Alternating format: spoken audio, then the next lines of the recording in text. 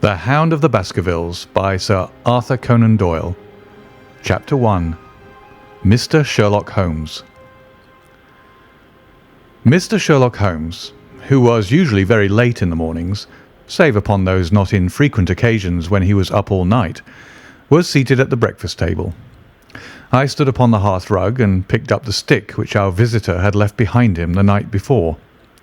It was a fine, thick piece of wood, bulbous-headed, of the sort which is known as a Penang lawyer. Just under the head was a broad silver band nearly an inch across. To James Mortimer, M.R.C.S., from his friends of the C.C.H., was engraved upon it, with the date 1884. It was just such a stick as the old-fashioned family practitioner used to carry, dignified, solid, and reassuring. Well, Watson, what do you make of it? Holmes was sitting with his back to me, and I had given him no sign of my occupation. How did you know what I was doing? I believe you have eyes in the back of your head. I have at least a well-polished, silver-plated coffee-pot in front of me, said he. But tell me, Watson, what do you make of our visitor's stick, since we have been so unfortunate as to miss him, and have no notion of his errand? This accidental souvenir becomes of importance. Let me hear you reconstruct the man by an examination of it. I think, said I, following as far as I could the methods of my companion, Dr. Mortimer is a successful elderly medical man, well esteemed, since those who know him give him his mark of their appreciation. Good, said Holmes. Excellent. I think also that the probability is in favour of his being a country practitioner who does a great deal of his visiting on foot. Why so? Because this stick, though originally a very handsome one, has been so knocked about that I can hardly imagine a town practitioner carrying it. The thick iron ferrule is worn down, so it is evident that he has done a great amount of walking with it. Perfectly sound, said Holmes. And then again, there is the Friends of the C.C.H. I should guess that to be the something hunt, the local hunt whose members he has possibly given some surgical assistance, and which has made him a small presentation in return. Really, Watson, you excel yourself, said Holmes, pushing back his chair and lighting a cigarette. I am bound to say that in all the accounts which you have been so good as to give of my own small achievements, you have habitually underrated your own abilities. It may be that you are not yourself luminous, but you are a conductor of light. Some people, without possessing genius, have a remarkable power of stimulating it. I confess, my dear fellow, that I am very much in your debt. He had never said as much before, and I must admit that his words gave me keen pleasure, for I had often been piqued by his indifference to my admiration and to the attempts which I had made to give publicity to his methods. I was proud, too, to think that I had so far mastered his system as to apply it in a way which earned his approval. He now took the stick from my hands and examined it for a few minutes with his naked eyes. Then, with an expression of interest, he laid down his cigarette, and carrying the cane to the window, he looked over it again with a convex lens. Interesting, though elementary, said he as he returned to his favourite corner of the settee. There are certainly one or two indications upon the stick. It gives us the basis for several deductions. Has anything escaped me?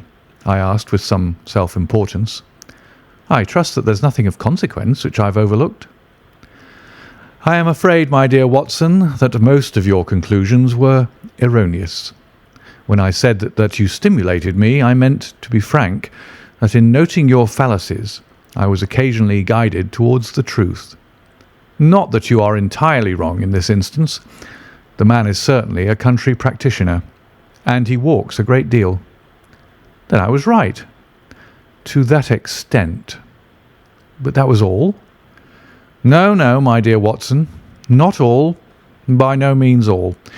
I would suggest, for example, that a presentation to a doctor is more likely to come from a hospital than from a hunt, and that when initials CC are placed before that hospital, the words Charing Cross very naturally suggest themselves. You may be right. The probability lies in that direction, and if we take this as a working hypothesis, we have a fresh basis from which to start our construction of this unknown visitor. Well then, supposing that CCH does stand for Charing Cross Hospital, what further inferences may we draw?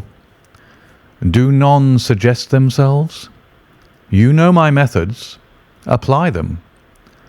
I can only think of the obvious conclusion that the man has practised in town before going to the country.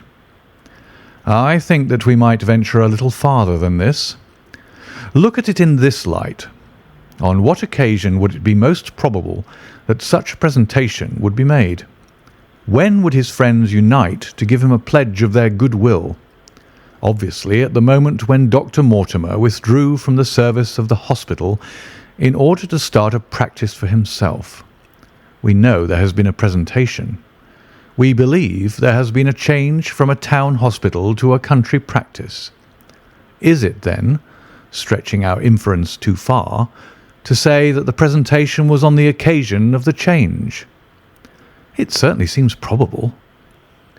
Now, you will observe that he could not have been on the staff of the hospital, since only a man well established in a London practice could hold such a position. And such a one would not drift into the country. What was he then? If he was in the hospital, and yet not on the staff, he could only have been a house surgeon or a house physician, little more than a senior student. And he left 5 years ago. The date is on the stick. So your grave, middle-aged family practitioner vanishes into thin air, my dear Watson, and there emerges a young fellow, under 30, amiable, unambitious, absent-minded, and the possessor of a favourite dog, which I should describe roughly as being larger than a terrier and smaller than a mastiff. I laughed incredulously as Sherlock Holmes leaned back in his settee and blew little wavering rings of smoke up to the ceiling. As to the latter part, I have no means of checking you, said I, but at least it is not difficult to find out a few particulars about the man's age and professional career. From my small medical shelf I took down the medical directory and turned up the name. There were several Mortimers, but only one could be our visitor. I read his record aloud. Mortimer James, MRCS, 1882, Grimpen, Dartmoor, Devon. House surgeon from 1882 to 1884 at Charing Cross Hospital. Winner of the Jackson Prize for Comparative Pathology, with essay entitled Is Disease a Reversion? Corresponding member of the Swedish Pathological Society, author of Some Freaks of Atavism, Lancet, 1882. Do We Progress? Journal of Psychology, March 1883. Medical officer for the parishes of Grimpen, Thorsley, and High Barrow. No mention of that local hunt, Watson, said Holmes with a mischievous smile. But a country doctor, as you very astutely observed. I think that I am fairly justified in my inferences. As to the adjectives, I said, if I remember right, amiable, unambitious, and absent-minded. It is my experience that it is only an amiable man in this world who receives testimonials, only an unambitious one who abandons a London career for the country, and only an absent-minded one who leaves his stick and not his visiting card after waiting an hour in your room. And the dog? Has been in the habit of carrying this stick behind his master. Being a heavy stick, the dog has held it tightly by the middle, and the marks of his teeth are very plainly visible. The dog's jaw, as shown in the space between these marks, is too broad, in my opinion, for a terrier, and not broad enough for a mastiff. It may have been, yes, by Jove, it is a curly-haired spaniel. He had risen and paced the room as he spoke. Now he halted in the recess of the window. There was such a ring of conviction in his voice that I glanced up in surprise. My dear fellow, how can you possibly be so sure of that? For the very simple reason that I see the dog himself on our very doorstep, and there is the ring of its owner. Don't move, I beg you, Watson. He is a professional brother of yours, and your presence may be of assistance to me. Now is the dramatic moment of fate, Watson, when you hear a step upon the stair which is walking into your life, and you know not whether for good or ill. What does Dr. James Mortimer, the man of science, ask of Sherlock Holmes, the specialist in crime? Come in! The appearance of our visitor was a surprise to me, since I had expected a typical country practitioner. He was a very tall, thin man with a long nose like a beak, which jutted out between two keen grey eyes, set closely together and sparkling brightly from behind a pair of gold-rimmed glasses. He was clad in a professional but rather slovenly fashion, for his frock coat was dingy and his trousers frayed. Though young, his long back was already bowed, and he walked with a forward thrust of his head and a general air of peering benevolence. As he entered, his eyes fell upon the stick in Holmes's hand, and he ran towards it with an exclamation of joy. "I'm so very glad," said he. "I was not so sure whether I had left it here or in the shipping office. I would not lose that stick for the world." "A presentation, I see," said Holmes. "Yes, sir." "From Charing Cross Hospital?" "From one or two friends there on the occasion of my marriage." "Dear, dear, that's bad," said Holmes, shaking his head. Dr. Mortimer blinked through his glasses in mild astonishment. "Why was it bad?" "Only that you have disarranged our little deductions. Your marriage, you say?" "Yes, sir. I married, and so left the hospital, and with it all hopes of a consulting practice. It was necessary to make a home of my own." "Come, come, we are not so far wrong after all," said Holmes. "And now, Dr. James Mortimer." "Mr., sir, Mr. A humble M.R.C.S."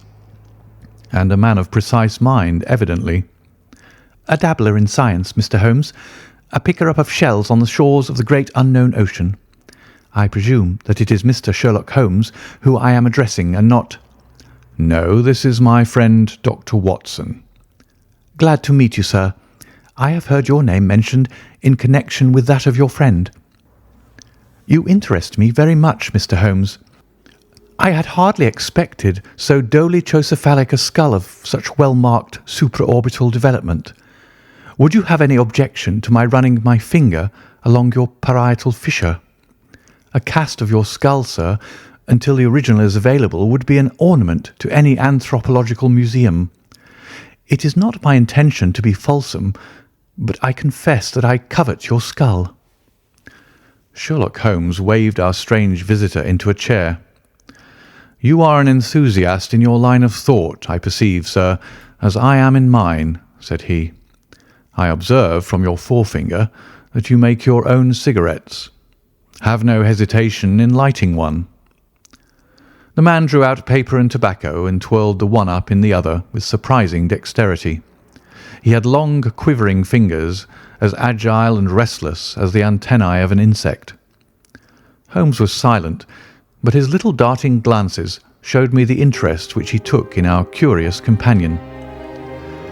"I presume, sir," said he at last, "that it was not merely for the purpose of examining my skull that you have done me the honour to call here last night and again to-day."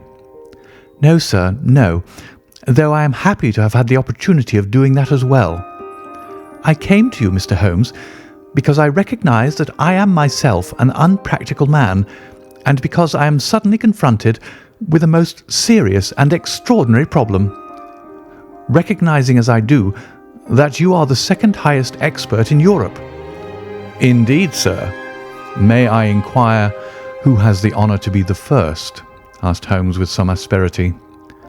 "To the man of precisely scientific mind, the work of Monsieur Bertillon must always appeal strongly." "Then had you not better consult him?" "I said, sir, to the precisely scientific mind. But as a practical man of affairs, it is acknowledged that you stand alone. I trust, sir, that I have not inadvertently—" "Just a little," said Holmes. "I think, Dr. Mortimer, you would do wisely if, without more ado, you would kindly tell me plainly what the exact nature of the problem is in which you demand my assistance. End of Chapter 1.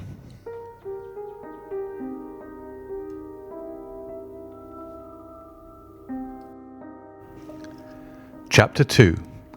The Curse of the Baskervilles. "I have in my pocket a manuscript," said Dr. James Mortimer. "I observed it as you entered the room," said Holmes. "It is an old manuscript?" "Early 18th century, unless it is a forgery." "How can you say that, sir?" "You have presented an inch or two of it to my examination all the time that you have been talking.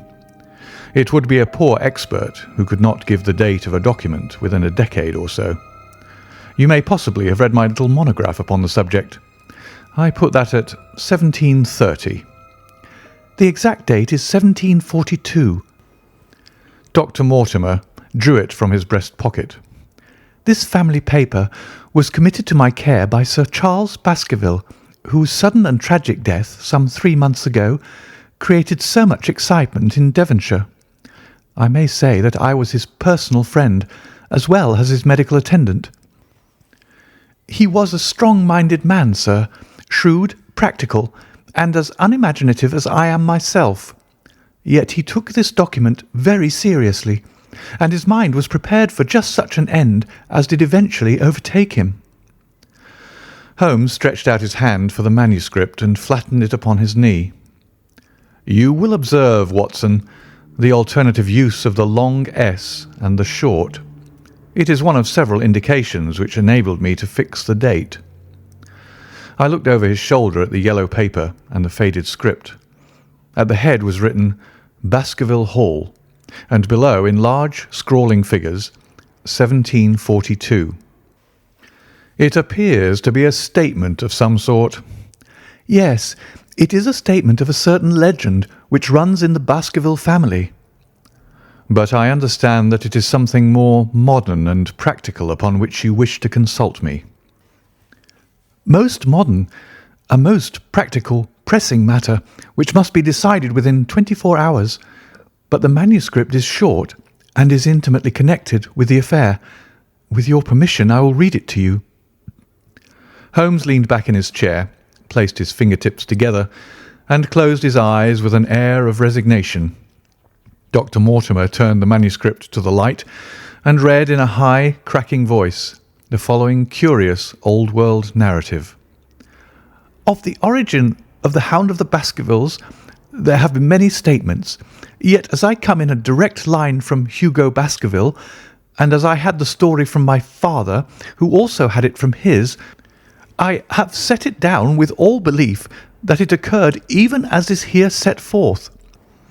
And I would have you believe, my sons, that the same justice which punishes sin may also most graciously forgive it, and that no ban is so heavy but that by prayer and repentance it may be removed. Learn then from this story not to fear the fruits of the past, but rather to be circumspect in the future, that those foul passions whereby our family has suffered so grievously may not again be loosed to our undoing. Know then that in the time of the Great Rebellion, the history of which by the learned Lord Clarendon I most earnestly commend to your attention, this manor of Baskerville was held by Hugo of that name, nor can it be gainsaid that he was a most wild, profane, and godless man. This, in truth, his neighbours might have pardoned, seeing that saints have never flourished in those parts, but there was in him a certain wanton and cruel humour, which made his name a byword through the West.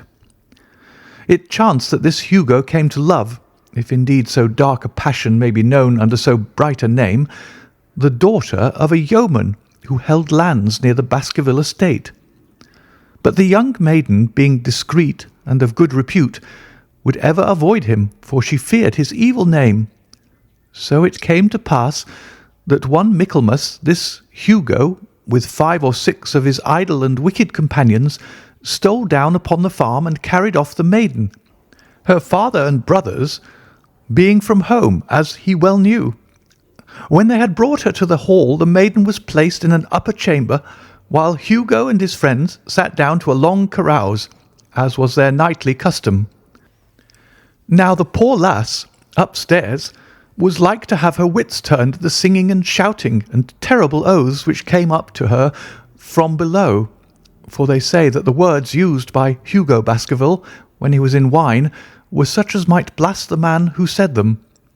At last, in the stress of her fear, she did that which might have daunted the bravest or most active man, for by the aid of the growth of ivy which covered, and still covers, the south wall, she came down from under the eaves, and so homeward across the moor, there being 3 leagues betwixt the hall and her father's farm. It chanced that some little time later, Hugo left his guests to carry food and drink, with other worse things perchance, to his captive, and so found the cage empty and the bird escaped.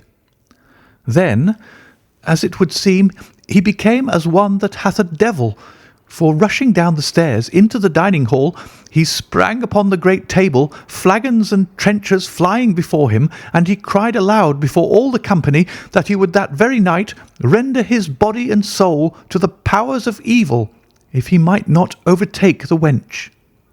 And while the revellers stood aghast at the fury of the man, one more wicked, or it may be more drunken than the rest, cried out that they should put the hounds upon her. Whereat Hugo ran from the house, crying to his grooms that they should saddle his mare and unkennel the pack, and giving the hounds a kerchief of the maid's, he swung them to the line, and so off full cry in the moonlight over the moor. Now, for some space the revellers stood agape, unable to understand all that had been done in such haste. But anon their bemused wits awoke to the nature of the deed which was like to be done upon the moorlands. Everything was now in an uproar, some calling for their pistols, some for their horses, and some for another flask of wine. But at length some sense came back to their crazed minds, and the whole of them, 13 in number, took horse and started in pursuit. The moon shone clear above them, and they rode swiftly abreast, taking that course which the maid must needs have taken if she were to reach her own home. They had gone a mile or 2 when they passed one of the night shepherds upon the moorlands, and they cried to him to know if he had seen the hunt. And the man, as the story goes, was so crazed with fear that he could scarce speak, but at last he said that he had indeed seen the unhappy maiden with the hounds upon her track.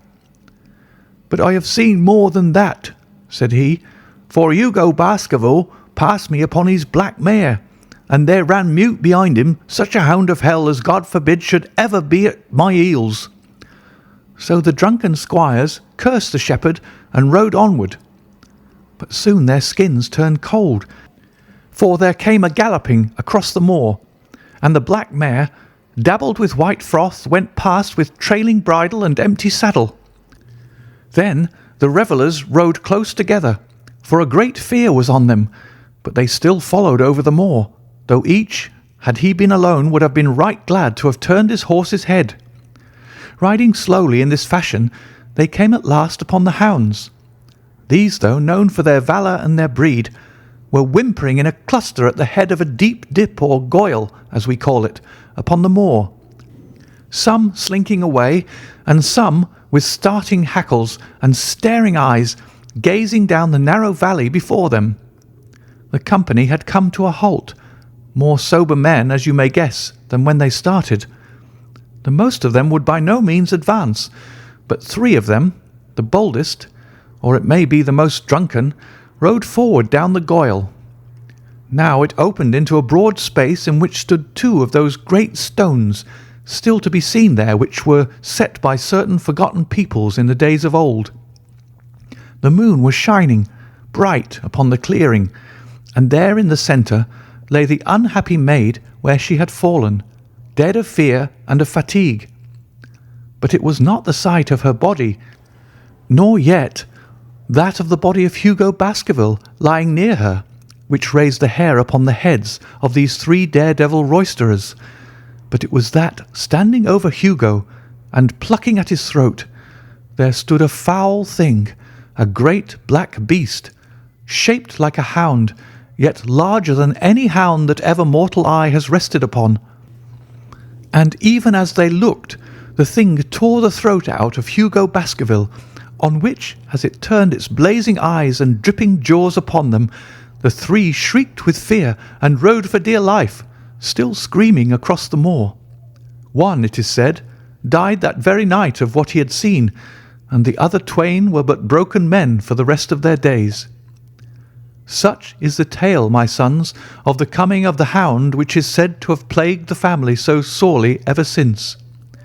If I have set it down, it is because that which is clearly known hath less terror than that which is but hinted at and guessed. Nor can it be denied that many of the family have been unhappy in their deaths, which have been sudden, bloody, and mysterious. Yet may we shelter ourselves in the infinite goodness of Providence, which would not forever punish the innocent beyond that third or fourth generation which is threatened in Holy Writ. To that Providence, my sons, I hereby commend you, and I counsel you by way of caution to forbear from crossing the moor in those dark hours when the powers of evil are exalted. This from Hugo Baskerville to his sons Roger and John, with instructions that they say nothing thereof to their sister Elizabeth. When Dr. Mortimer had finished reading this singular narrative, he pushed his spectacles up on his forehead and stared across at Mr. Sherlock Holmes. The latter yawned and tossed the end of his cigarette into the fire. "Well," said he, "do you not find it interesting?" "To a collector of fairy tales." Dr. Mortimer drew a folded newspaper out of his pocket. "Now, Mr. Holmes, we will give you something a little more recent. This is the Devon County Chronicle of May 14th of this year. It is a short account of the facts elicited at the death of Sir Charles Baskerville, which occurred a few days before that date." My friend leaned a little forward, and his expression became intent. Our visitor readjusted his glasses and began. "The recent sudden death of Sir Charles Baskerville, whose name has been mentioned as the probable Liberal candidate for Mid-Devon at the next election, has cast a gloom over the county. Though Sir Charles had resided at Baskerville Hall for a comparatively short period, his amiability of character and extreme generosity had won the affection and respect of all who had been brought into contact with him. In these days of nouveau riche, it is refreshing to find a case where the scion of an old county family which had fallen upon evil days is able to make his own fortune and to bring it back with him to restore the fallen grandeur of his line. Sir Charles, as is well known, made large sums of money in South African speculation. More wise than those who go on until the wheel turns against them, he realized his gains and returned to England with them. It is only 2 years since he took up his residence at Baskerville Hall, and it is common talk how large were those schemes of reconstruction and improvement which have been interrupted by his death.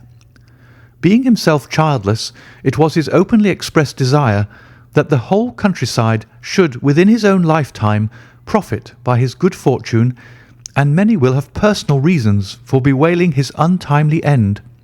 His generous donations to local and county charities have been frequently chronicled in these columns. The circumstances connected with the death of Sir Charles cannot be said to have been entirely cleared up by the inquest, but at least enough has been done to dispose of those rumours to which local superstition has given rise. There is no reason whatever to suspect foul play, or to imagine that death could be from any but natural causes. Sir Charles was a widower, and a man who may be said to have been in some ways of an eccentric habit of mind. In spite of his considerable wealth, he was simple in his personal tastes, and his indoor servants at Baskerville Hall consisted of a married couple named Barrymore, the husband acting as butler and the wife as housekeeper. Their evidence, corroborated by that of several friends, tends to show that Sir Charles' health has for some time been impaired, and points especially to some affection of the heart, manifesting itself in changes of colour, breathlessness, and acute attacks of nervous depression. Dr. James Mortimer, The friend and medical attendant of the deceased has given evidence to the same effect. The facts of the case are simple. Sir Charles Baskerville was in the habit every night before going to bed of walking down the famous yew alley of Baskerville Hall. The evidence of Barrymore's shows that this had been his custom. On the 4th of May, Sir Charles had declared his intention of starting next day for London, and had ordered Barrymore to prepare his luggage. That night he went out as usual for his nocturnal walk, in the course of which he was in the habit of smoking a cigar. He never returned. At 12 o'clock, Barrymore, finding the hall door still open, became alarmed, and lighting a lantern, went in search of his master. The day had been wet, and Sir Charles's footmarks were easily traced down the alley. Halfway down this walk there is a gate which leads out onto the moor. There were indications that Sir Charles had stood for some little time here. He then proceeded down the alley, and it was at the far end of it that his body was discovered. One fact which has not been explained is the statement of Barrymore that his master's footprints altered their character from the time that he passed the moor gate, that he appeared from thence onward to have been walking upon his toes. One Murphy, a gipsy horse dealer, was on the moor at no great distance at the time, but he appears by his own confession to have been the worse for drink. He declares that he heard cries, but is unable to state from what direction they came. No signs of violence were to be discovered upon Sir Charles's person, and though the doctor's evidence pointed to an almost incredible facial distortion, so great that Dr. Mortimer refused at first to believe that it was indeed his friend and patient who lay before him, it was explained that is a symptom which is not unusual in cases of dyspnea and death from cardiac exhaustion. This explanation was borne out by the post-mortem examination, which showed long-standing organic disease, and the coroner's jury returned a verdict in accordance with the medical evidence. It is well that this is so, for it is obviously of the utmost importance that Sir Charles's heir should settle at the Hall and continue the good work which has been so sadly interrupted. Had the prosaic finding of the coroner not finally put an end to the romantic stories which have been whispered in connection with the affair, it might have been difficult to find a tenant for Baskerville Hall. It is understood that the next of kin is Mr. Henry Baskerville, if he is still alive, the son of Sir Charles Baskerville's younger brother. The young man, when last heard of, was in America, and inquiries are being instituted with a view to informing him of his good fortune. Dr. Mortimer refolded his paper and replaced it in his pocket. Those are the public facts, Mr. Holmes, in connection with the death of Sir Charles Baskerville. I must thank you, said Sherlock Holmes, for calling my attention to a case which certainly presents some features of interest. I had observed some newspaper comment at the time, but I was exceedingly preoccupied by that little affair of the Vatican cameos, and in my anxiety to oblige the Pope, I lost touch with several interesting English cases. This article, you say, contains all the public facts? It does. Then let me have the private ones. He leaned back, put his fingertips together, and assumed his most impassive and judicial expression. In doing so, said Dr. Mortimer, who had begun to show signs of some strong emotion, I am telling that which I have not confided to anyone. My motive for withholding it from the coroner's inquiry is that a man of science shrinks from placing himself in the public position of seeming to endorse a popular superstition. I had the further motive that Baskerville Hall, as the paper says, would certainly remain untenanted if anything were done to increase its already rather grim reputation. For both these reasons, I thought that I was justified in telling rather less than I knew, since no practical good could result from it, but with you there is no reason why I should not be perfectly frank. The moor is very sparsely inhabited, and those who live near each other are thrown very much together. For this reason, I saw a good deal of Sir Charles Baskerville. With the exception of Mr. Frankland of Lafter Hall and Mr. Stapleton, the naturalist, There are no other men of education within many miles. Sir Charles was a retiring man, but the chance of his illness brought us together, and a community of interest in science kept us so. He had brought back much scientific information from South Africa, and many a charming evening we had spent together discussing the comparative anatomy of the Bushman and the Hottentot. Within the last few months it became increasingly plain to me that Sir Charles's nervous system was strained to the breaking point. He had taken this legend which I have read you exceedingly to heart, so much so that although he would walk in his own grounds, nothing would induce him to go out upon the moor at night. Incredible as it may appear to you, Mr. Holmes, he was honestly convinced that a dreadful fate overhung his family, and certainly the records which he was able to give of his ancestors were not encouraging. The idea of some ghastly presence constantly haunted him, and on more than one occasion he has asked me whether I had on my medical journeys at night ever seen any strange creature or heard the baying of a hound. The latter question he put to me several times, and always with a voice which vibrated with excitement. I can well remember driving up to his house in the evening some 3 weeks before the fatal event. He chanced to be at his hall door. I had descended from my gig and was standing in front of him when I saw his eyes fix themselves over my shoulder and stare past me with an expression of the most dreadful horror. I whisked round and had just time to catch a glimpse of something which I took to be a large black calf passing at the head of the drive. So excited and alarmed was he that I was compelled to go down to the spot where the animal had been and look around for it. It was gone, however, and the incident appeared to make the worst impression upon his mind. I stayed with him all the evening, and it was on that occasion, to explain the emotion which he had shown, that he confided to my keeping that narrative which I read to you when I first came in. I mention this small episode because it assumes some importance in view of the tragedy which followed, but I was convinced at the time that the matter was entirely trivial, and that his excitement had no justification. I was at my advice that Sir Charles was about to go to London. His heart was, I knew, affected, and the constant anxiety in which he lived, however chimerical the cause of it might be, was evidently having a serious effect upon his health. I thought that a few months among the distractions of town would send him back a new man.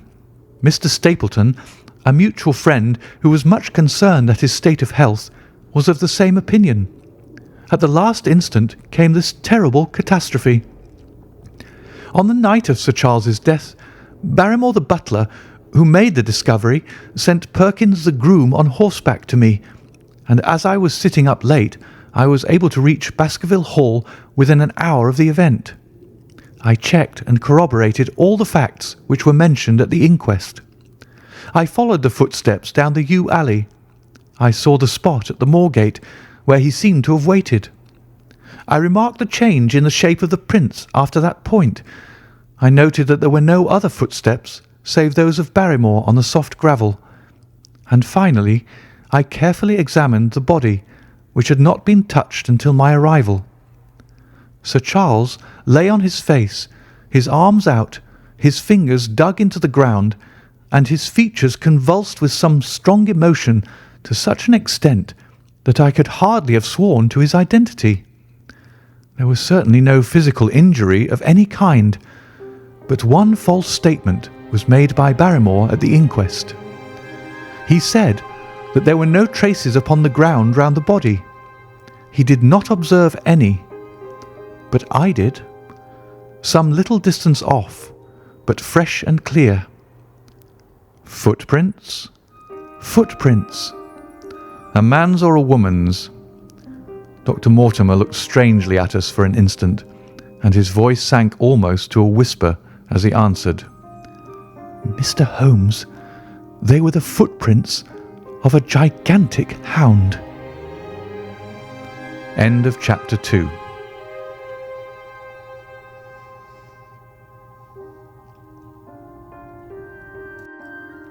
Chapter 3. The Problem. I confess at these words a shudder passed through me. There was a thrill in the doctor's voice which showed that he was himself deeply moved by that which he told us. Holmes leaned forward in his excitement, and his eyes had the hard, dry glitter which shot from them when he was keenly interested. "You saw this?" "As clearly as I see you." "And you said nothing?" "What was the use?" "How was it that no one else saw it?" "The marks were some 20 yards from the body, and no one gave them a thought. I don't suppose I should have done so had I not known this legend." "There are many sheepdogs on the moor." "No doubt, but this was no sheepdog." "You say it was large." "Enormous." "But it had not approached the body." "No." "What sort of night was it?" "Damp and raw." "But not actually raining?" "No." "What is the alley like?" "There are 2 lines of old yew hedge, 12 feet high and impenetrable. The walk in the centre is about 8 feet across." "Is there anything between the hedges and the walk?" "Yes, there is a strip of grass about 6 feet broad on either side." "I understand that the yew hedge is penetrated at one point by a gate." "Yes, the wicket gate which leads on to the moor." "Is there any other opening?" "None." "So that to reach the yew alley one either has to come down it from the house or else to enter it by the moor gate?" "There is an exit through a summer house at the far end." "Had Sir Charles reached this?" "No, he lay about 50 yards from it." "Now tell me, Dr. Mortimer, and this is important, the marks which you saw were on the path and not on the grass." "No marks could show on the grass." "Were they on the same side of the path as the moor gate?" "Yes, they were on the edge of the path on the same side as the moor gate." "You interest me exceedingly. Another point. Was the wicket gate closed?" "Closed and padlocked." "How high was it?" "About 4 feet high." "Then anyone could have got over it?" "Yes." "And what marks did you see by the wicket gate?" "None in particular." "Good heaven! Did no one examine?" "Yes, I examined myself." "And found nothing?" "It was all very confused. Sir Charles had evidently stood there for 5 or 10 minutes." "How do you know that?" "Because the ash had twice dropped from his cigar." "Excellent. This is a colleague, Watson, after our own heart. But the marks?" "He had left his own marks all over that small patch of gravel. I could discern no others." Sherlock Holmes struck his hand against his knee with an impatient gesture. "If I had only been there!" he cried. "It is evidently a case of extraordinary interest, and one which presented immense opportunities to the scientific expert. That gravel page upon which I might have read so much has been long ere this smudged by the rain and defaced by the clogs of curious peasants. Oh, Dr. Mortimer, Dr. Mortimer, to think that you should not have called me in! You have indeed much to answer for." "I could not call you in, Mr. Holmes, without disclosing these facts to the world, and I have already given my reasons for not wishing to do so. Besides—" "Why do you hesitate?" "There is a realm in which the most acute and most experienced of detectives is helpless." "You mean that the thing is supernatural?" "I did not positively say so." "No, but you evidently think it." "Since the tragedy, Mr. Holmes, there have come to my ears several incidents which are hard to reconcile with the settled order of nature." "For example?" "I find that before the terrible event occurred, several people had seen a creature upon the moor which corresponds with this Baskerville demon, and which could not possibly be any animal known to science. They all agreed that it was a huge creature, luminous, ghastly, and spectral. I have cross-examined these men, one of them a hard-headed countryman, one a farrier, and one a moorland farmer, who all tell the same story of this dreadful apparition, exactly corresponding to the hell-hound of the legend. I assure you that there is a reign of terror in the district, and that it is a hardy man who will cross the moor at night." "And you, a trained man of science, believe it to be supernatural?" "I do not know what to believe." Holmes shrugged his shoulders. "I have hitherto confined my investigations to this world," said he. "In a modest way I have combated evil, but to take on the father of evil himself would, perhaps, be too ambitious a task. Yet you must admit that the footmark is material." "The original hound was material enough to tug a man's throat out, and yet he was diabolical as well." "I see that you have quite gone over to the supernaturalists. But now, Dr. Mortimer, tell me this. If you hold these views, why have you come to consult me at all? You tell me in the same breath that it is useless to investigate Sir Charles's death, and that you desire me to do it." "I did not say that I desired you to do it." "Then how can I assist you?" "By advising me as to what I should do with Sir Henry Baskerville, who arrives at Waterloo Station." Dr. Mortimer looked at his watch. "In exactly 1 hour and a quarter." "He being the heir?" "Yes. On the death of Sir Charles, we inquired for this young gentleman, and found that he had been farming in Canada. From the accounts which have reached us, he is an excellent fellow in every way. I speak now not as a medical man, but as a trustee and executor of Sir Charles's will." "There is no other claimant, I presume?" "None. The only other kinsman whom we have been able to trace was Roger Baskerville, the youngest of 3 brothers, of whom poor Sir Charles was the elder. The second brother, who died young, is the father of this lad Henry. The third, Roger, was the black sheep of the family. He came of the old masterful Baskerville strain, and was the very image, they tell me, of the family picture of old Hugo. He made England too hot to hold him, fled to Central America, and died there in 1876 of yellow fever. Henry is the last of the Baskervilles. In 1 hour and 5 minutes I meet him at Waterloo Station. I have had a wire that he arrived at Southampton this morning. Now, Mr. Holmes, what would you advise me to do with him?" "Why should he not go to the home of his fathers?" "It seems natural, does it not? And yet consider that every Baskerville who goes there meets with an evil fate.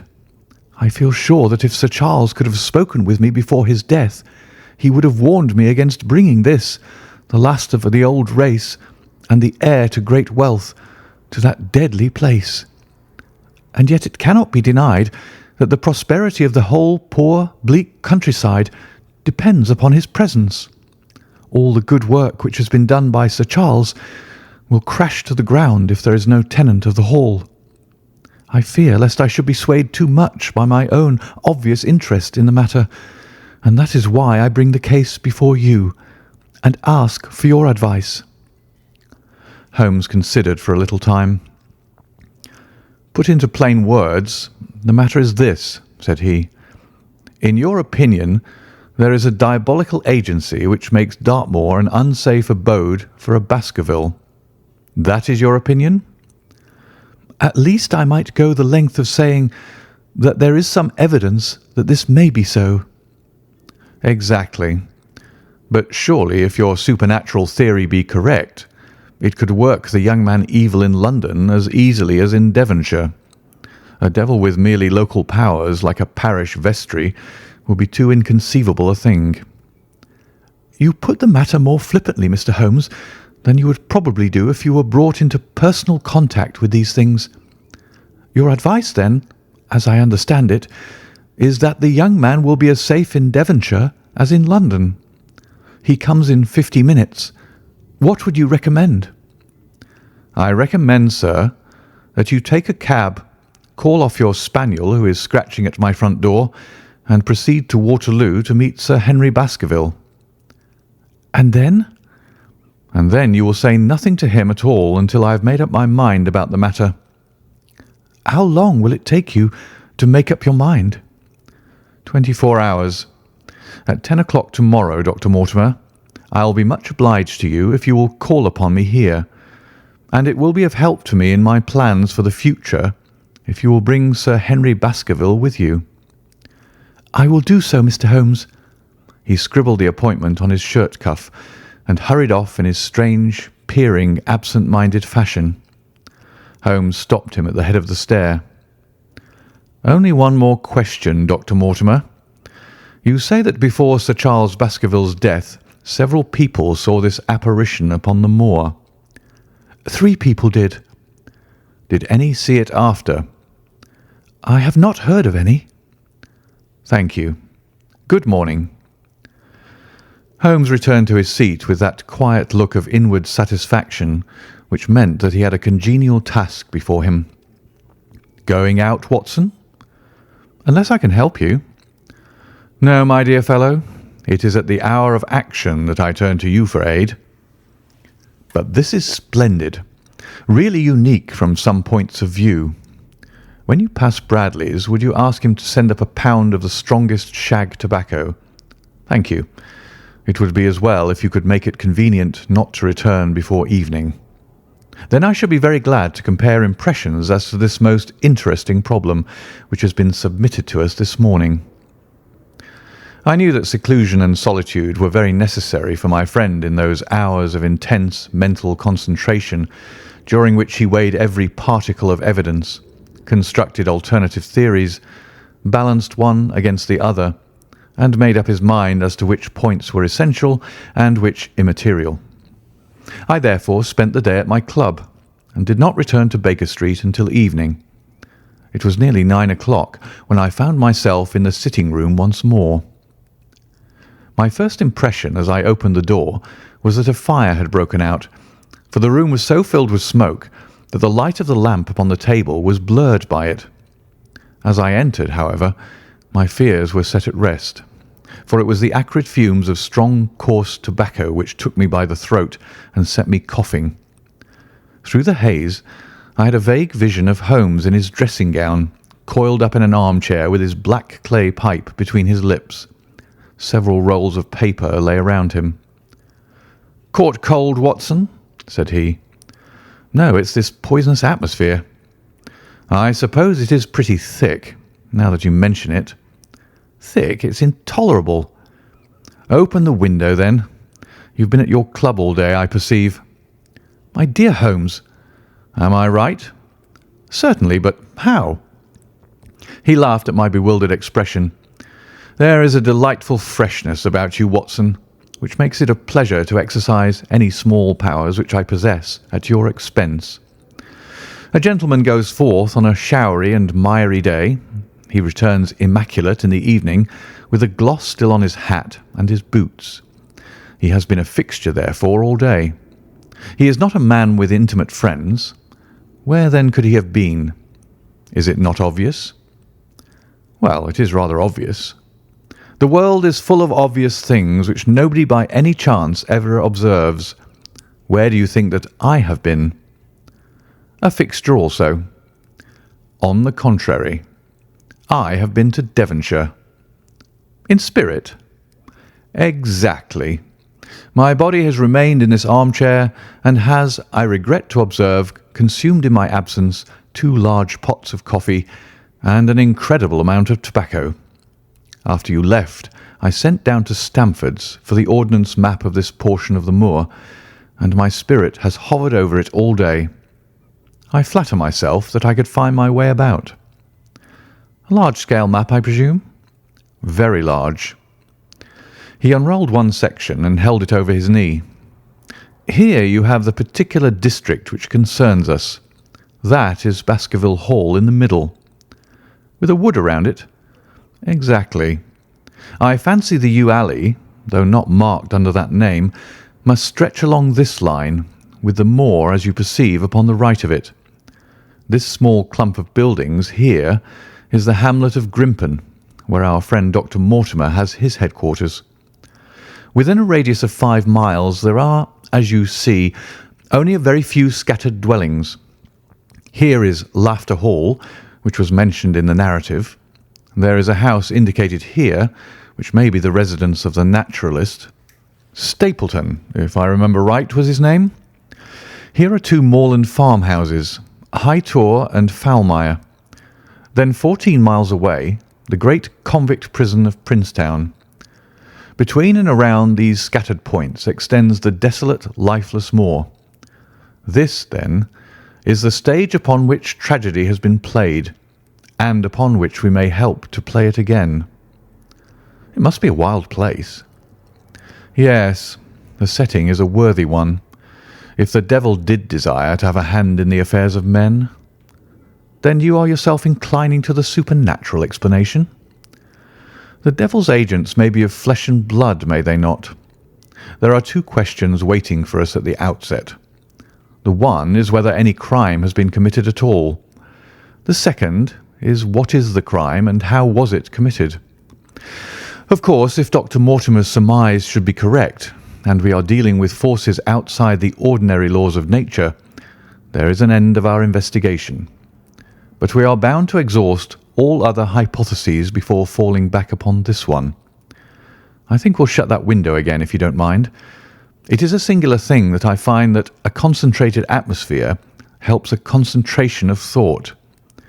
I have not pushed it to the length of getting into a box to think, but that is the logical outcome of my convictions. Have you turned the case over in your mind? Yes, I've thought a good deal of it in the course of the day. What do you make of it? It is very bewildering. It has certainly a character of its own. There are points of distinction about it. That change in the footprints, for example. What do you make of that? Mortimer said that the man had walked on tiptoe down that portion of the alley.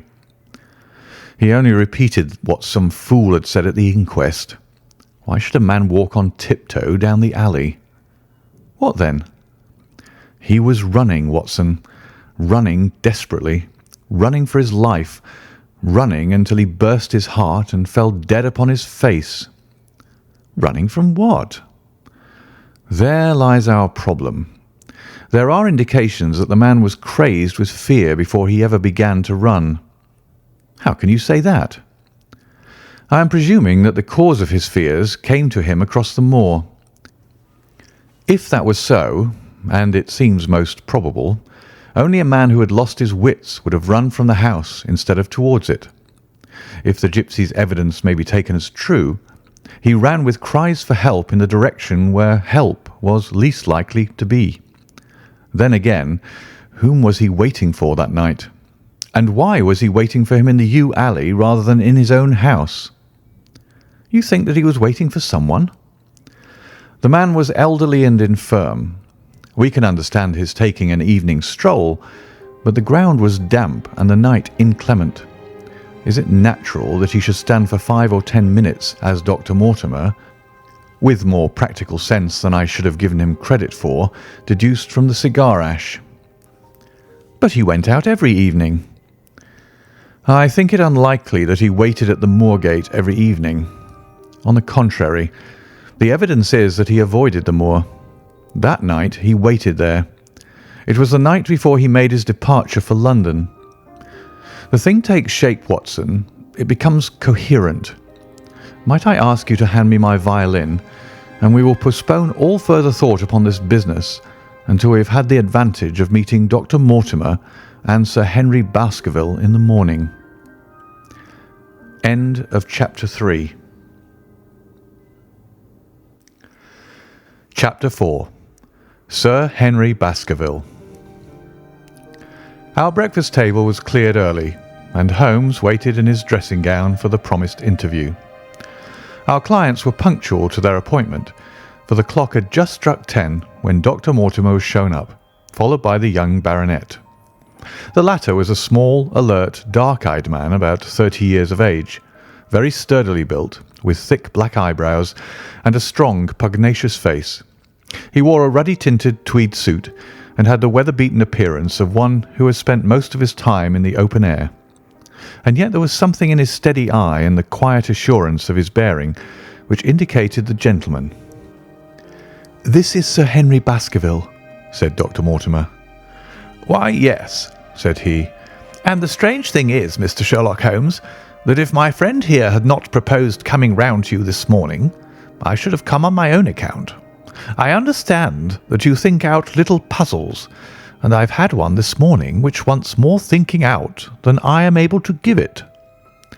"Pray take a seat, Sir Henry. Do I understand you to say that you have yourself had some remarkable experience since you arrived in London?" "Nothing of much importance, Mr. Holmes. Only a joke, as like as not.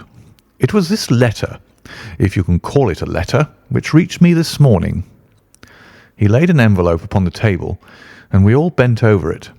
It was of common quality, greyish in colour. The address, Sir Henry Baskerville, Northumberland Hotel, was printed in rough characters.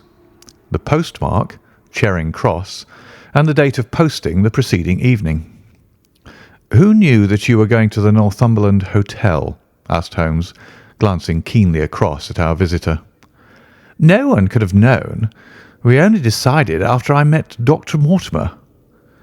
"But Dr. Mortimer was no doubt already stopping there." "No, I had been staying with a friend," said the doctor. "There was no possible indication that we intended to go to this hotel." Someone seems to be very deeply interested in your movements." Out of the envelope he took a half sheet of foolscap paper folded into four.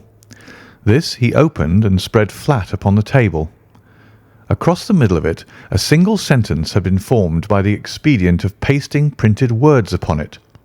It ran, "As you value your life or your reason, keep away from the moor." The word moor only was printed in ink. "Now," said Sir Henry Baskerville, "perhaps you will tell me, Mr. Holmes, what in thunder is the meaning of that, and who it is that takes so much interest in my affairs?" "What do you make of it, Dr. Mortimer? You must allow that there is nothing supernatural about this, at any rate."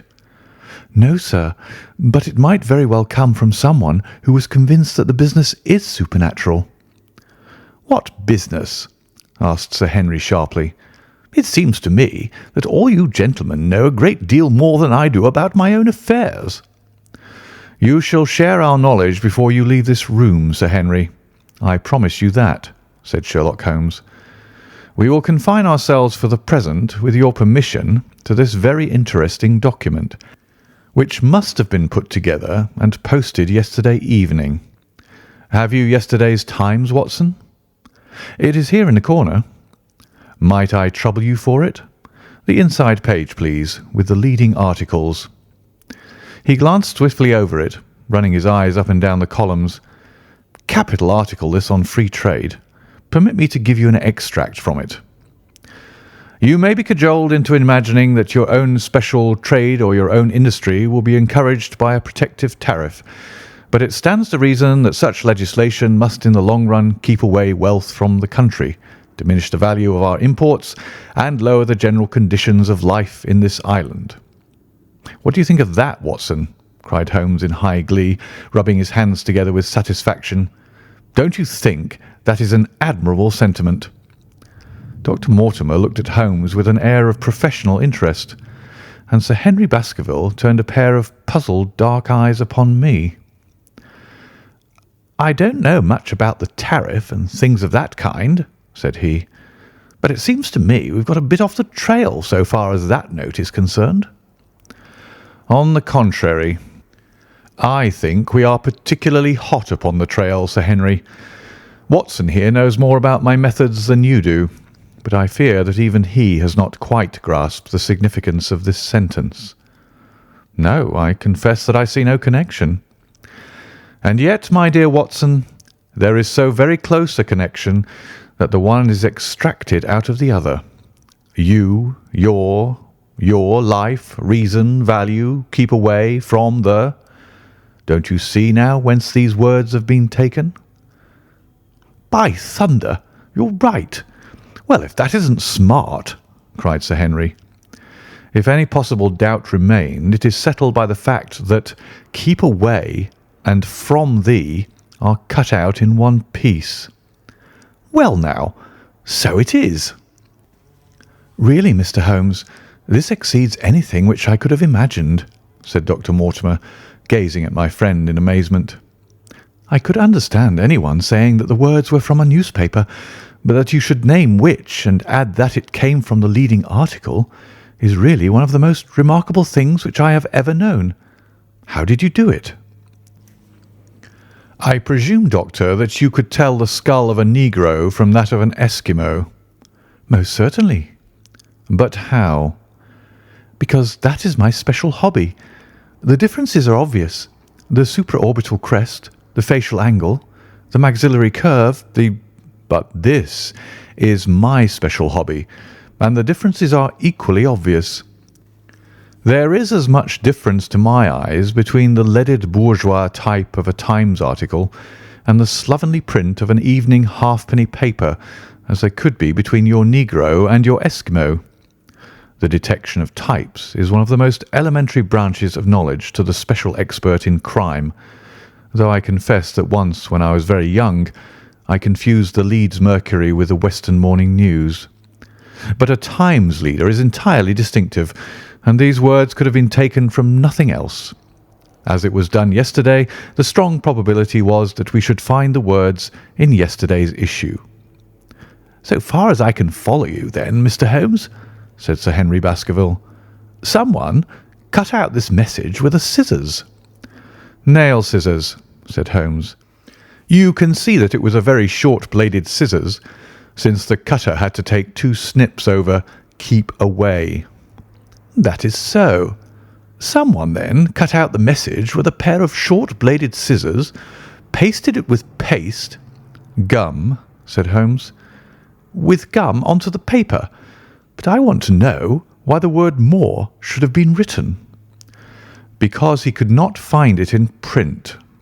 The other words were all simple and might be found in any issue, but 'more' would be less common." "Why, of course, that would explain it. Have you read anything else in this message, Mr. Holmes?" "There are 1 or 2 indications, and yet the utmost pains have been taken to remove all clues. The address, you observe, is printed in rough characters. But the Times is a paper which is seldom found in any hands but those of the highly educated. We may take it, therefore, that the letter was composed by an educated man who wished to pose as an uneducated one, and his effort to conceal his own writing suggests that the writing might be known or come to be known by you. Again, you will observe that the words are not gummed on in an accurate line, but that some are much higher than others. Life, for example, is quite out of its proper place. That may point to carelessness, or it may point to agitation and hurry upon the part of the cutter. On the whole, I incline to the latter view, since the matter was evidently important, and it is unlikely that the composer of such a letter would be careless. If he were in a hurry, it opens up the interesting question why he should be in a hurry, since any letter posted up to early morning would reach Sir Henry before he would leave his hotel. Did the composer fear an interruption? And from whom?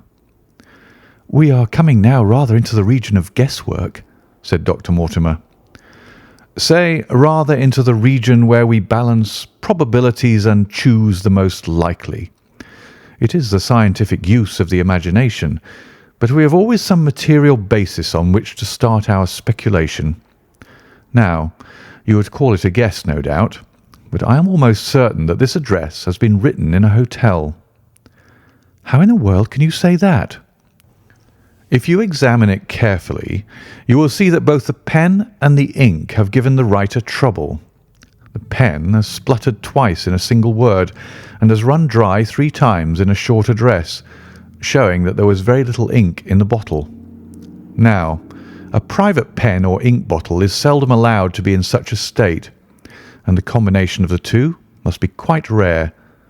But you know the hotel ink and the hotel pen, where it is rare to get anything else.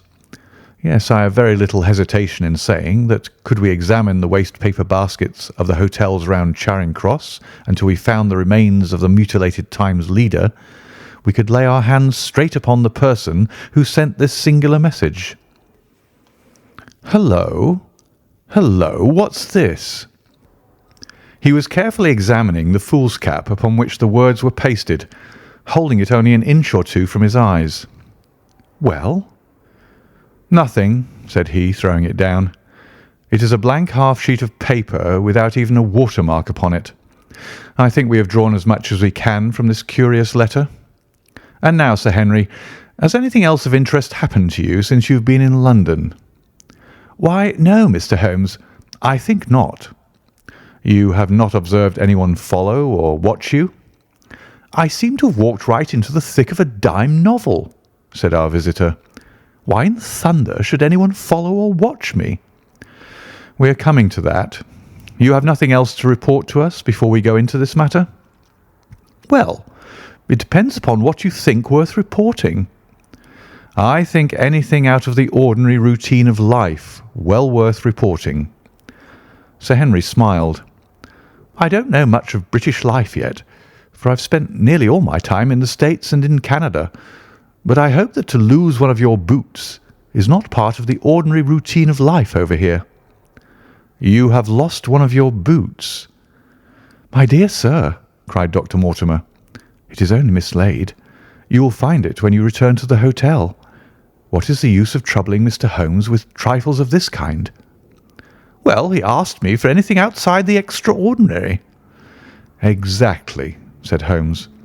"However foolish the incident may seem, you have lost one of your boots, you say?"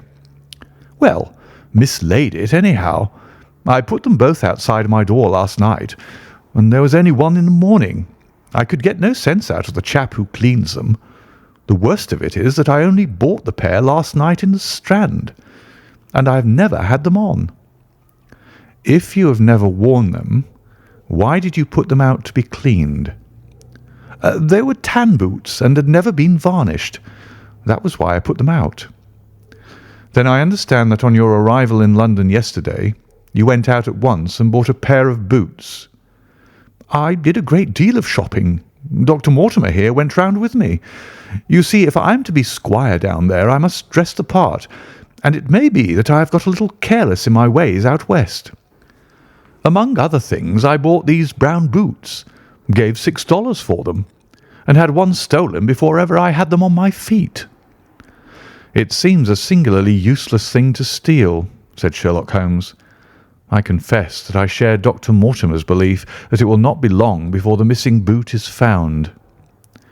"And now, gentlemen," said the baronet with decision, "it seems to me that I have spoken quite enough about the little that I know. It is time that you kept your promise and gave me a full account of what we are all driving at." "Your request is a very reasonable one," Holmes answered. "Dr. Mortimer, I think you could not do better than to tell your story as you told it to us." Thus encouraged, our scientific friend drew his papers from his pocket and presented the whole case as he had done upon the morning before. Sir Henry Baskerville listened with the deepest attention and with an occasional exclamation of surprise.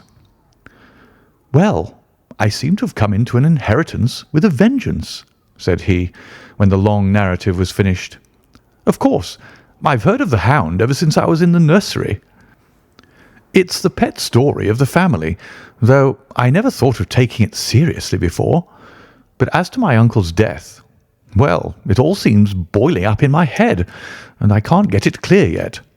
You don't seem quite to have made up your mind whether it's a case for a policeman or a clergyman." "Precisely." "And now there's this affair of the letter to me at the hotel. I suppose that fits into its place." "It seems to show that someone knows more than we do about what goes on upon the moor," said Dr. Mortimer. "And also," said Holmes, "that someone is not ill-disposed towards you, since they warn you of danger. Or it may be that they wish, for their own purposes, to scare me away." "Well, of course, that is possible also. I am very much indebted to you, Dr. Mortimer, for introducing me to a problem which presents several interesting alternatives. But the practical point which we now have to decide, Sir Henry, is whether it is or is not advisable for you to go to Baskerville Hall." "Why should I not go?" "There seems to be danger. Do you mean danger from this family fiend, or do you mean danger from human beings?" "Well, that is what we have to find out." "Whichever it is, my answer is fixed. There is no devil in hell, Mr. Holmes, and there is no man upon earth who can prevent me from going to the home of my own people, and you may take that to be my final answer." His dark brows knitted and his face flushed to a dusky red as he spoke. It was evident that the fiery temper of the Baskervilles was not extinct in this their last representative. "Meanwhile," said he, "I have hardly had time to think over all that you've told me. It's a big thing for a man to have to understand and to decide at one sitting. I should like to have a quiet hour by myself to make up my mind. Now look here, Mr. Holmes, it's 11:30 now, and I'm going back right away to my hotel. Suppose you and your friend Dr. Watson come round and lunch with us at 2. I'll be able to tell you more clearly then how this thing strikes me." "Is that convenient to you, Watson?" "Perfectly." "Then you may expect us. Shall I have a cab called?" "I'd prefer to walk, for this affair has flurried me rather." "I'll join you in walk with pleasure," said his companion. "Then we meet again at 2 o'clock. Au revoir and good morning." We heard the steps of our visitors descend the stair and the bang of the front door. In an instant Holmes had changed from the languid dreamer to the man of action. "Your hat and boots, Watson. Quick, not a moment to lose." He rushed into his room in his dressing gown and was back again in a few seconds in a frock coat. We hurried together down the stairs and into the street. Dr. Mortimer and Baskerville were still visible about 200 yards ahead of us in the direction of Oxford Street. Shall I run and stop them? Not for the world, my dear Watson. I am perfectly satisfied with your company if you will tolerate mine. Our friends are wise, for it is certainly a very fine morning for a walk. He quickened his pace until we had decreased the distance which divided us by about half. Then, still keeping 100 yards behind, we followed into Oxford Street and so down Regent Street. Once our friend stopped and stared into a shop window, upon which Holmes did the same. An instant afterwards he gave a little cry of satisfaction, and following the direction of his eager eyes, I saw that a hansom cab with a man inside, which had halted on the other side of the street, was now proceeding slowly onward again. "There's our man, Watson. Come along. We'll have a good look at him, even if we can do no more." At that instant I was aware of a bushy black beard and a pair of piercing eyes turned upon us through the side window of the cab. Instantly the trap door at the top flew up. Something was screamed to the driver, and the cab flew madly off down Regent Street. Holmes looked eagerly around for another, but no empty one was in sight. Then he dashed in wild pursuit amid the stream of the traffic, but the start was too great, and already the cab was out of sight. "There now," said Holmes bitterly as he emerged panting and white with vexation from the tide of vehicles. "Was ever such bad luck and such bad management too? Watson, Watson, if you're an honest man you will record this also and set it against my successes." "Who was the man?" "I have not an idea." "A spy?" "Well, it was evident from what we have heard that Baskerville has been very closely shadowed by someone since he has been in town. How else could it be known so quickly that it was the Northumberland Hotel which he had chosen? If they had followed him the first day, I argued that they would follow him also the second. You may have observed that I twice strolled over to the window while Dr. Mortimer was reading his legend." "Yes, I remember." "I was looking out for loiterers in the street, but I saw none. We are dealing with a clever man, Watson. This matter cuts very deep, and though I have not finally made up my mind whether it is a benevolent or a malevolent agency which is in touch with us, I am conscious always of power and design. When our friends left, I at once followed them in the hopes of marking down their invisible attendant. So wily was he that he had not trusted himself upon foot, but he had availed himself of a cab so that he could loiter behind or dash past them and so escape their notice. His method had the additional advantage that if they were to take a cab, he was all ready to follow them. It has, however, one obvious disadvantage. It puts him in the power of the cabman? Exactly. What a pity we didn't get the number. My dear Watson, clumsy as I have been, you surely do not seriously imagine that I neglected to get the number. No, 2704 is our man, but that is no use to us for the moment. I fail to see how you could have done more. On observing the cab, I should have instantly turned and walked in the other direction. I should then, at my leisure, have hired a second cab and followed the first at a respectful distance, or, better still, have driven to the Northumberland Hotel and waited there. When our unknown had followed Baskerville home, we should have had the opportunity of playing his own game upon himself and seeing where he made for. As it is, by an indiscreet eagerness, which was taken advantage of with extraordinary quickness and energy by our opponent, we have betrayed ourselves and lost our man. We had been sauntering slowly down Regent Street during this conversation, and Dr. Mortimer with his companion had long vanished in front of us. "There is no object in our following them," said Holmes. "The shadow has departed and will not return. We must see what further cards we have in our hands and play them with decision. Could you swear to that man's face within the cab?" "I could swear only to the beard." "And so could I, from which I gather that in all probability it was a false one. A clever man upon so delicate an errand has no use for a beard save to conceal his features. Come in here, Watson."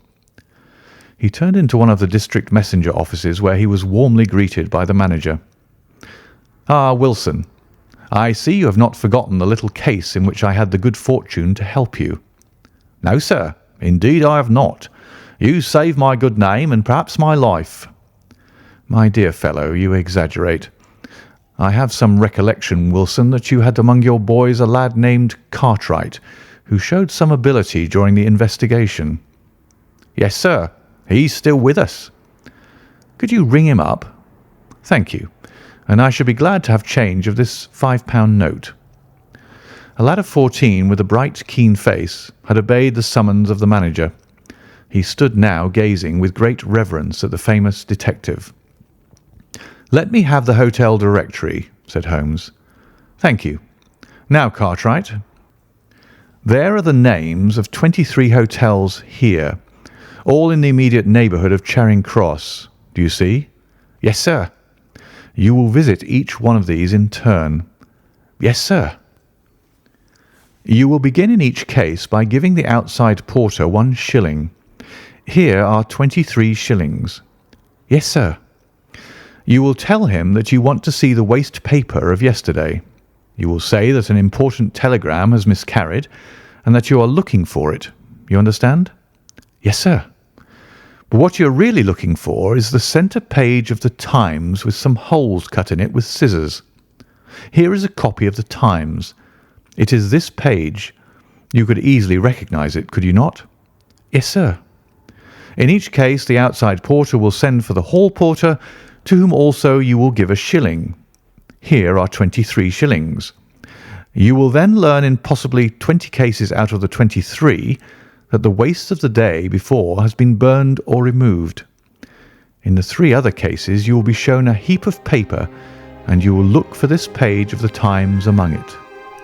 The odds are enormously against your finding it. There are 10 shillings over in case of emergencies.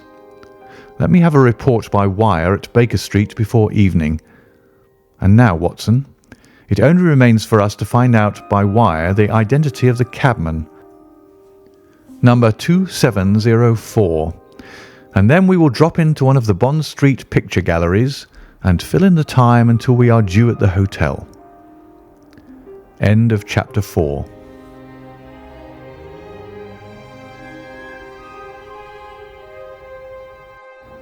Chapter 5. 3 Broken Threads. Sherlock Holmes had, in a very remarkable degree, the power of detaching his mind at will. For 2 hours the strange business in which we had been involved appeared to be forgotten, and he was entirely absorbed in the pictures of the modern Belgian masters.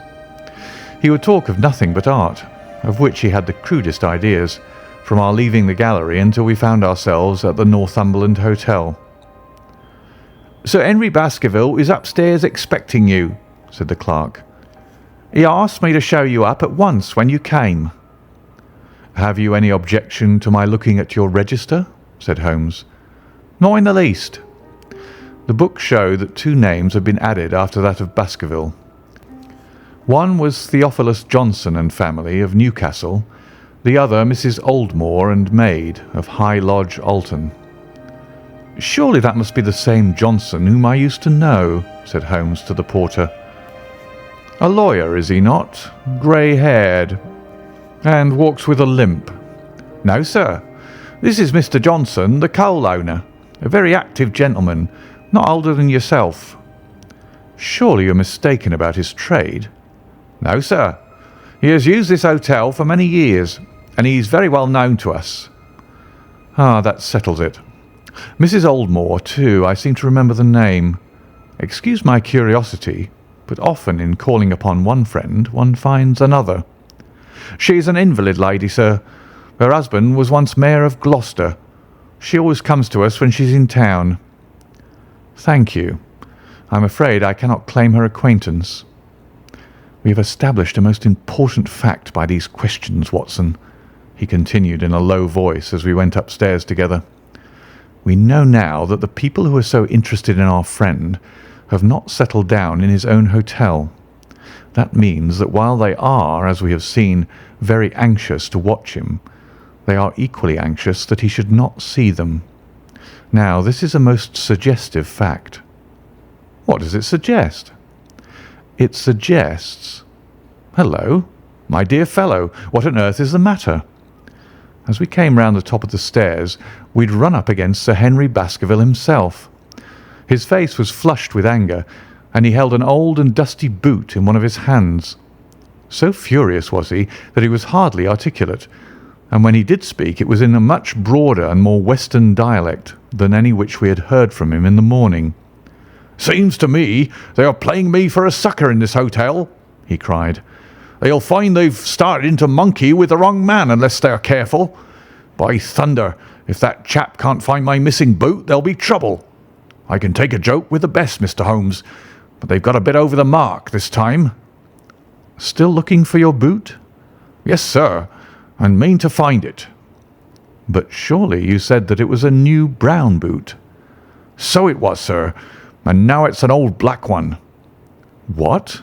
You don't mean to say—" "That's just what I do mean to say. I only had 3 pairs in the world, the new brown, the old black, and the patent leathers, which I'm wearing.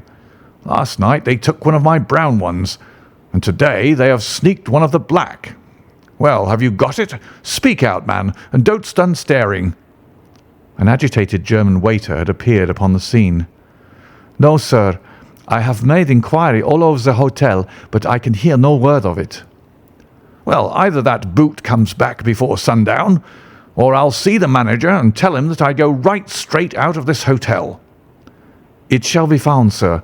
I promise you that if you'll have a little patience, it will be found." "Mind it is, for it's the last thing of mine that I'll lose in this den of thieves. Well, well, Mr. Holmes, you'll excuse my troubling you about such a trifle." "I think it's well worth troubling about." "Why? You look very serious over it." "How do you explain it?" "I just don't attempt to explain it. It seems the very maddest, queerest thing that ever happened to me." "The queerest, perhaps," said Holmes thoughtfully. "What do you make of it yourself?" "Well, I don't profess to understand it yet. This case of yours is very complex, Sir Henry. When taken in conjunction with your uncle's death, I'm not sure that of all the 500 cases of capital importance which I've handled, there is one which cuts so deep. But we hold several threads in our hands, and the odds are that one or other of them guides us to the truth. We may waste time in following the wrong one, but sooner or later we must come upon the right." We had a pleasant luncheon in which little was said of the business which had brought us together. It was in the private sitting-room to which we afterwards repaired that Holmes asked Baskerville what were his intentions. "To go to Baskerville Hall." "And when?" "At the end of the week." "On the whole," said Holmes, "I think that your decision is a wise one. I have ample evidence that you are being dogged in London, and amid the millions of this great city it is difficult to discover who these people are or what their object can be. If their intentions are evil, they might do you mischief, and we should be powerless to prevent it. You did not know, Dr. Mortimer, that you were followed this morning from my house." Dr. Mortimer started violently. "Followed? By whom?" "That, unfortunately, is what I cannot tell you. Have you among your neighbours or acquaintances on Dartmoor any man with a black, full beard?" "No, or let me see. Why, yes, Barrymore, Sir Charles's butler, is a man with a full black beard." "Ha! Where is Barrymore?" "He is in charge of the hall." "We had best ascertain if he is really there, or if by any possibility he might be in London." "How can you do that?" "Give me a telegraph form. Is all ready for Sir Henry? That will do. Addressed to Mr. Barrymore, Baskerville Hall. What is the nearest telegraph office?" "Grimpen? Very good. We will send a second wire to the postmaster, Grimpen. Telegram to Mr. Barrymore to be delivered into his own hand. If absent, please return wire to Sir Henry Baskerville, Northumberland Hotel." That should let us know before evening whether Barrymore is at his post in Devonshire or not. "That's so," said Baskerville. "By the way, Dr. Mortimer, who is this Barrymore, anyhow?" "He is the son of the old caretaker, who is dead. They have looked after the hall for 4 generations now. So far as I know, he and his wife are as respectable a couple as any in the county." "At the same time," said Baskerville, "it's clear enough that so long as there are none of the family at the hall, these people have a mighty fine home and nothing to do." "That is true." "Did Barrymore profit at all by Sir Charles's will?" asked Holmes. "He and his wife had £500 each." "Ha! Did they know that they would receive this?" "Yes. Sir Charles was very fond of talking about the provisions of his will." "That is very interesting." "I hope," said Dr. Mortimer, "that you do not look with suspicious eyes upon everyone who received a legacy from Sir Charles, for I also had £1,000 left to me." "Indeed. And anyone else?" "There were many insignificant sums to individuals, and a large number of public charities. The residue all went to Sir Henry." "And how much was the residue?" £740,000. Holmes raised his eyebrows in surprise. "I had no idea that so gigantic a sum was involved," said he. "Sir Charles had the reputation of being rich, but we did not know how very rich he was until we came to examine his securities. The total value of the estate was close on to £1 million. Dear me, it is a stake for which a man might well play a desperate game. And one more question, Dr. Mortimer. Supposing that anything happened to our young friend here, you will forgive the unpleasant hypothesis, who would inherit the estate?" "Since Roger Baskerville, Sir Charles's youngest brother, died unmarried, the estate would descend to the Desmonds, who are distant cousins. James Desmond is an elderly clergyman in Westmoreland." "Thank you. These details are all of great interest. Have you met Mr. James Desmond?" "Yes. He once came down to visit Sir Charles. He is a man of venerable appearance and of saintly life. I remember that he refused to accept any settlement from Sir Charles, though he pressed it upon him." "And this man of simple tastes would be the heir to Sir Charles's thousands?" "He would be the heir to the estate, because that is entailed. He would also be the heir to the money unless it were willed otherwise by the present owner, who can, of course, do what he likes with it." "And have you made your will, Sir Henry?" "No, Mr. Holmes, I have not. I have had no time. for it was only yesterday that I learned how matters stood. But in any case, I feel that the money should go with the title and estate.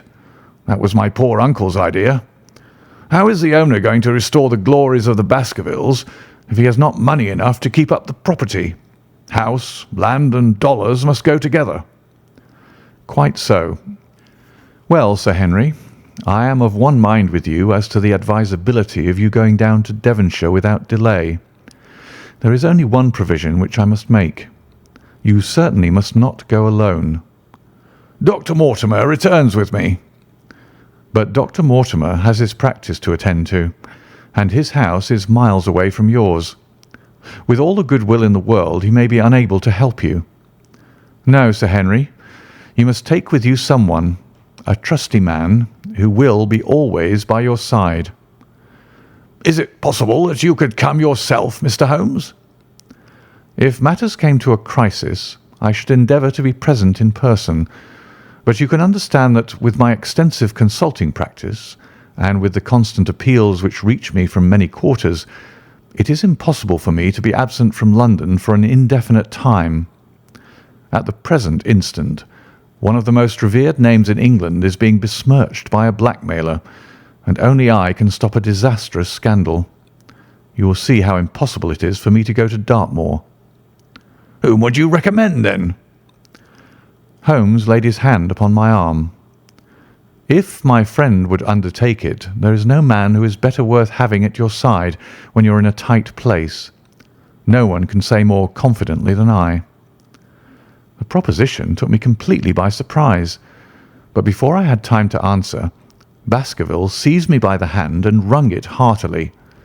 "Well, now, that is real kind of you, Dr. Watson," said he. "You see how it is with me, and you know just as much about the matter as I do. If you will come down to Baskerville Hall and see me through, I'll never forget it." The promise of adventure had always a fascination for me, and I was complimented by the words of Holmes and by the eagerness with which the baronet hailed me as a companion. "I'll come with pleasure," said I. "I do not know how I could employ my time better." "And you will report very carefully to me," said Holmes. "When a crisis comes, as it will do, I will direct how you shall act. I suppose that by Saturday all might be ready." "Would that suit Dr. Watson?" "Perfectly." "Then on Saturday, unless you hear to the contrary, we shall meet at the 10:30 train from Paddington." We had risen to depart when Baskerville gave a cry of triumph, and diving into one of the corners of the room, he drew a brown boot from under a cabinet. "My missing boot!" he cried. "May all our difficulties vanish as easily," said Sherlock Holmes. "But it is a very singular thing," Dr. Mortimer remarked. "I searched this room carefully before lunch." "And so did I," said Baskerville. "Every inch of it." "There was certainly no boot in it then." "In that case, the waiter must have placed it there while we were lunching." The German was sent for, but professed to know nothing of the matter, nor could any inquiry clear it up. Another item had been added to that constant and apparently purposeless series of small mysteries which had succeeded each other so rapidly. Setting aside the whole grim story of Sir Charles's death, we had a line of inexplicable incidents all within the limits of 2 days, which included the receipt of the printed letter, the black-bearded spy in the hansom, the loss of the new brown boot, the loss of the old black boot, and now the return of the new brown boot. Holmes sat in silence in the cab as we drove back to Baker Street, and I knew from his drawn brows and keen face that his mind, like my own, was busy in endeavouring to frame some scheme into which all these strange and apparently disconnected episodes could be fitted. All afternoon and late into the evening he sat lost in tobacco and thought. Just before dinner 2 telegrams were handed in. The first ran, "Have just heard that Barrymore is at the Hall, Baskerville." The second, "Visited 23 hotels as directed, but sorry to report unable to trace cut sheet of Times, Cartwright." There go 2 of my threads, Watson. There is nothing more stimulating than a case where everything goes against you. We must cast around for another scent. We still have the cabman who drove the spy. Exactly. I have wired to get his name and address from the official registry. I should not be surprised if this were an answer to my question. The ring at the bell proved to be something even more satisfactory than an answer, however, for the door opened and a rough-looking fellow entered who was evidently the man himself. "I got a message from the head office that a gent at this address had been inquiring for number 2704, said he. "I've driven my cab this 7 years and never a word of complaint. I came here straight from the yard to ask you to your face what you had against me." "I have nothing in the world against you, my good man," said Holmes. "On the contrary, I have half a sovereign for you if you will give me a clear answer to my questions." "Well, I've had a good day, and no mistake," said the cabman with a grin. "What was it you wanted to ask, sir?" "First of all, your name and address, in case I want you again." "John Clayton, 3 Turpey Street, the Borough. My cab is out of Shipley's Yard near Waterloo Station." Sherlock Holmes made a note of it. "Now, Clayton, tell me all about the fare who came and watched this house at 10 o'clock this morning and afterwards followed the 2 gentlemen down Regent Street." The man looked surprised and a little embarrassed. "Why, there's no good my telling you things, for you seem to know as much as I do already," said he. "The truth is that the gentleman told me that he was a detective, and I was to say nothing about him to anyone." "My good fellow, this is a very serious business, and you may find yourself in a pretty bad position if you try to hide anything from me. You say that your fare told you that he was a detective." "Yes, he did." "When did he say this?" "When he left me." "Did he say anything more?" "He mentioned his name." Holmes cast a swift glance of triumph at me. "Oh, he mentioned his name, did he? That was imprudent. What was the name that he mentioned?" "His name," said the cabman, "was Mr. Sherlock Holmes." Never have I seen my friend more completely taken aback than by the cabman's reply. For an instant he sat in silent amazement. Then he burst into a hearty laugh. "A touch, Watson, an undeniable touch," said he. "I feel a foil as quick and supple as my own. He got home upon me very prettily that time. So his name was Sherlock Holmes, was it?" "Yes, sir. That was the gentleman's name." "Excellent. Tell me where you picked him up and all that occurred." "He hailed me at 9:30 in Trafalgar Square. He said that he was a detective, and he offered me 2 guineas if I would do exactly what he wanted all day and ask no questions. I was glad enough to agree. First we drove down to the Northumberland Hotel and waited there until 2 gentlemen came out and took a cab from the rank. We followed their cab until it pulled up somewhere near here." "This very door?" said Holmes. "Well, I couldn't be sure of that, but I dare say my fare knew all about it. We pulled up halfway down the street and waited an hour and a half. Then the 2 gentlemen passed us walking, and we followed down Baker Street and along—" "I know," said Holmes. "Until we got 3/4 down Regent Street. And my gentleman threw up the trap, and he cried that I should drive right away to Waterloo Station as hard as I could go. I whipped up the mare, and we were there under the 10 minutes. Then he paid up his 2 guineas, like a good one, and away he went into the station. Only just as he was leaving, he turned round and he said, 'It might interest you to know that you've been driving Mr. Sherlock Holmes.' That's how I came to know the name." "I see. And you saw no more of him?" "Not after he went into the station." "And how would you describe Mr. Sherlock Holmes?" The cabman scratched his head. "Well, he wasn't altogether such an easy gentleman to describe. I put him at 40 years of age, and he was of a middle height, 2 or 3 inches shorter than you, sir. He was dressed like a toff, and he had a black beard cut square at the end and a pale face. I don't know as I could say any more than that." "Colour of his eyes?" "No, I can't say that." "Nothing more that you can remember?" "No, sir, nothing." "Well, then, here is your half-sovereign. There's another one waiting for you if you can bring any more information. Good night." "Good night, sir, and thank you." John Clayton departed chuckling, and Holmes turned to me with a shrug of his shoulders and a rueful smile. "Snap goes our third thread, and we end where we began," said he. "The cunning rascal.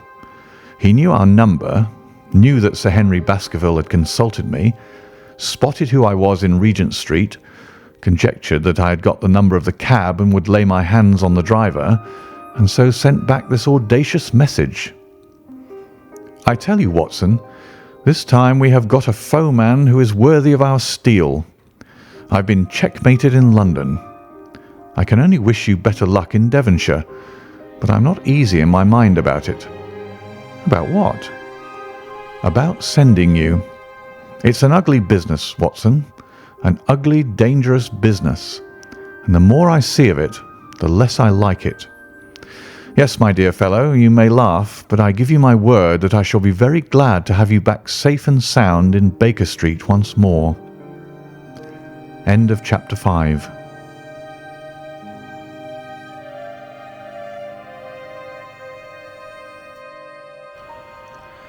Chapter 6. Baskerville Hall. Sir Henry Baskerville and Dr. Mortimer were ready upon the appointed day, and we started as arranged for Devonshire. Mr. Sherlock Holmes drove with me to the station and gave me his last parting injunctions and advice. "I will not bias your mind by suggesting theories or suspicions, Watson," said he. "I wish you simply to report facts in the fullest possible manner to me, and you can leave me to do the theorizing." "What sort of facts?" I asked.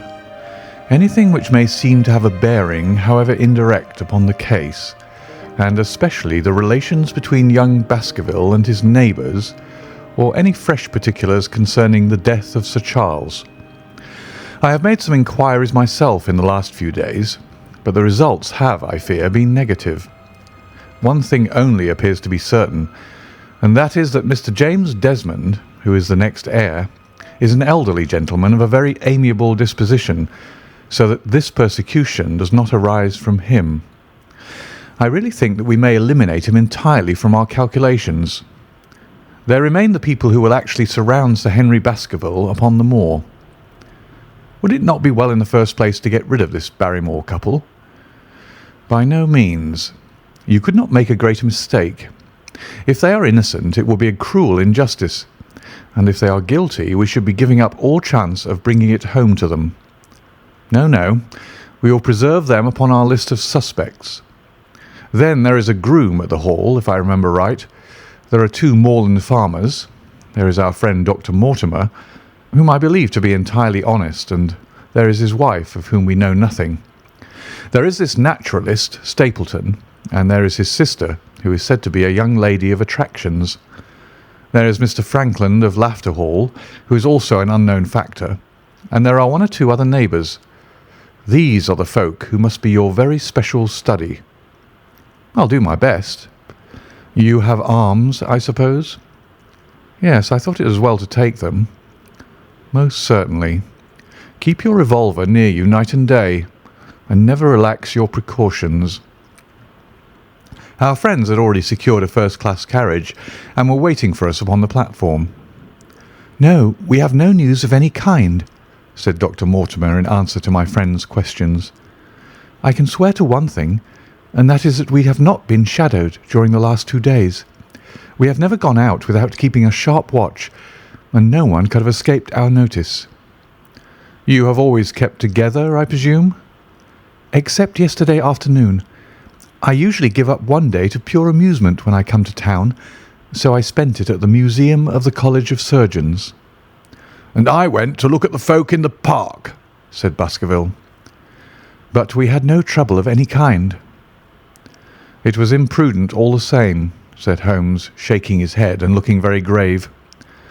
"I beg, Sir Henry, that you will not go about alone. Some great misfortune will befall you if you do. Did you get your other boot?" "No, sir. It is gone forever." "Indeed. That is very interesting. Well, good-bye. he added as the train began to glide down the platform. "Bear in mind, Sir Henry, one of the phrases in that queer old legend which Dr. Mortimer has read to us, and avoid the moor in those hours of darkness when the powers of evil are exalted." I looked back at the platform when we had left it far behind, and saw the tall, austere figure of Holmes standing motionless and gazing after us.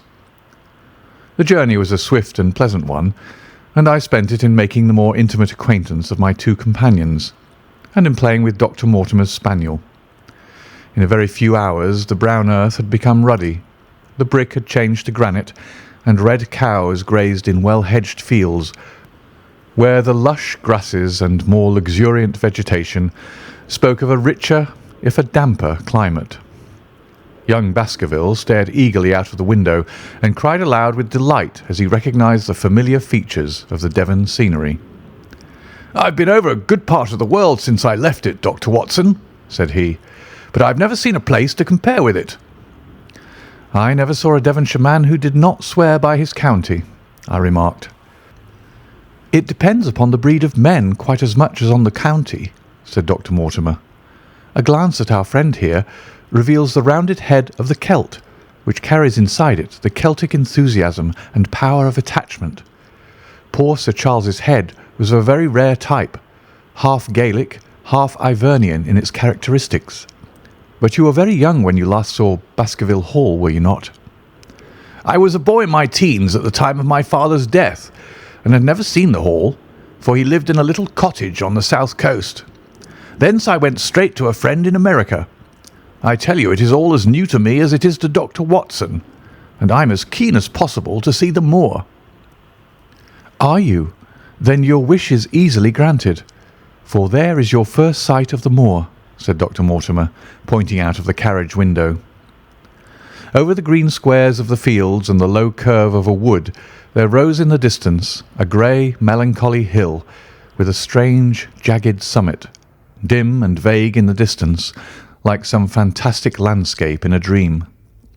Baskerville sat for a long time, his eyes fixed upon it, and I read upon his eager face how much it meant to him, this first sight of that strange spot where the men of his blood had held sway so long and left their mark so deep.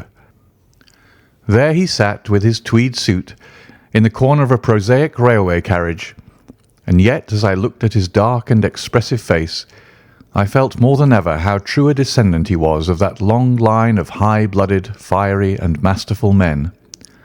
There were pride, valour and strength in his thick brows, his sensitive nostrils and his large hazel eyes. If on that forbidding moor a difficult and dangerous quest should lie before us, this was at least a comrade for whom one might venture to take a risk with the certainty that he would bravely share it. The train pulled up at a small wayside station, and we all descended. Outside, beyond the low white fence, a wagonette with a pair of cobs was waiting. Our coming was evidently a great event, for station master and porters clustered round us to carry out our luggage. It was a sweet, simple country spot, but I was surprised to observe that by the gate there stood two soldierly men in dark uniforms, who leaned upon their short rifles and glanced keenly at us as we passed. The coachman, a hard-faced, gnarled little fellow, saluted Sir Henry Baskerville, and in a few minutes we were flying swiftly down the broad white road. Rolling pasture lands curved upward on either side of us, and old gabled houses peeped out from amid the thick green foliage. But behind the peaceful and sunlit countryside there rose ever, dark against the evening sky, the long, gloomy curve of the moor, broken by the jagged and sinister hills. The wagonette swung round into a side road, and we curved upward through deep lanes worn by centuries of wheels. High banks on either side, heavy with dripping moss and fleshy hart's-tongue ferns. Bronzing bracken and mottled bramble gleamed in the light of the sinking sun. Still steadily rising, we passed over a narrow granite bridge and skirted a noisy stream which gushed swiftly down, foaming and roaring amid the grey boulders. Both road and stream wound up through a valley dense with scrub oak and fir. At every turn, Baskerville gave an exclamation of delight, looking eagerly about him and asking countless questions. To his eyes all seemed beautiful, but to me a tinge of melancholy lay upon the countryside, which bore so clearly the mark of the waning year. Yellow leaves carpeted the lanes and fluttered down upon us as we passed. The rattle of our wheels died away as we drove through drifts of rotting vegetation, sad gifts, as it seemed to me, for nature to throw before the carriage of the returning heir of the Baskervilles. "Hello!" cried Dr. Mortimer. "What is this?" A steep curve of heath-clad land, an outlying spur of the moor, lay in front of us. On the summit, hard and clear like an equestrian statue upon its pedestal, was a mounted soldier, dark and stern, his rifle poised ready over his forearm. He was watching the road along which we travelled. "What is this, Perkins?" asked Dr. Mortimer. Our driver half turned in his seat. "Here's a convict escaped from Princetown, sir. He's been out here 3 days now, and the warders watch every road and every station, but they've had no sight of him yet. The farmers about here don't like it, sir, and that's a fact." "Well, I understand that they get £5 if they can give information." "Yes, sir, but the chance of £5 is but a poor thing compared to the chance of having your throat cut. You see, it isn't like any ordinary convict. This is a man who would stick at nothing." "Who is he, then?"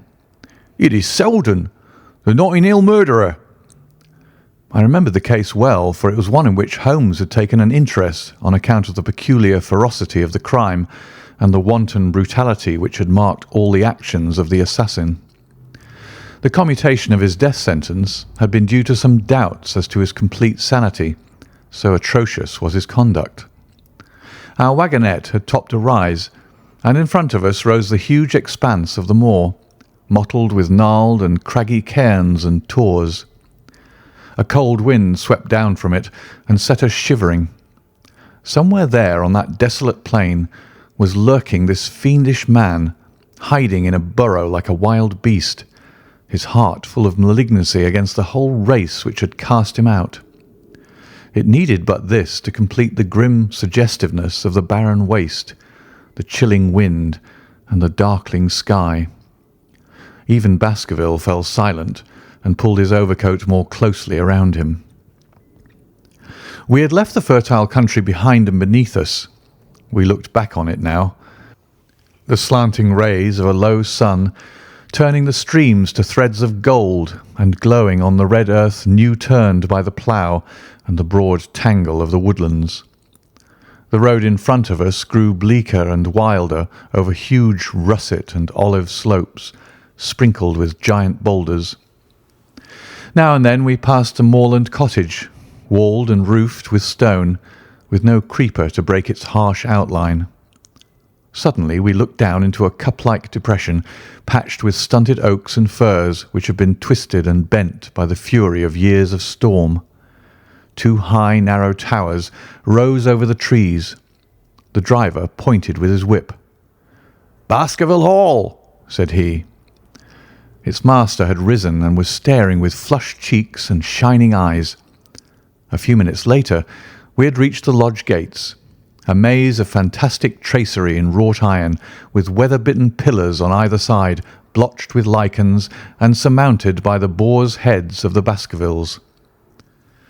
The lodge was a ruin of black granite and bared ribs of rafters, but facing it was a new building, half constructed, the first fruit of Sir Charles's South African gold. Through the gateway we passed into the avenue, where the wheels were again hushed amid the leaves, and the old trees shot their branches in a sombre tunnel over our heads. Baskerville shuddered as we looked up the long, dark drive to where the house glimmered like a ghost at the farther end. "Was it here?" he asked in a low voice.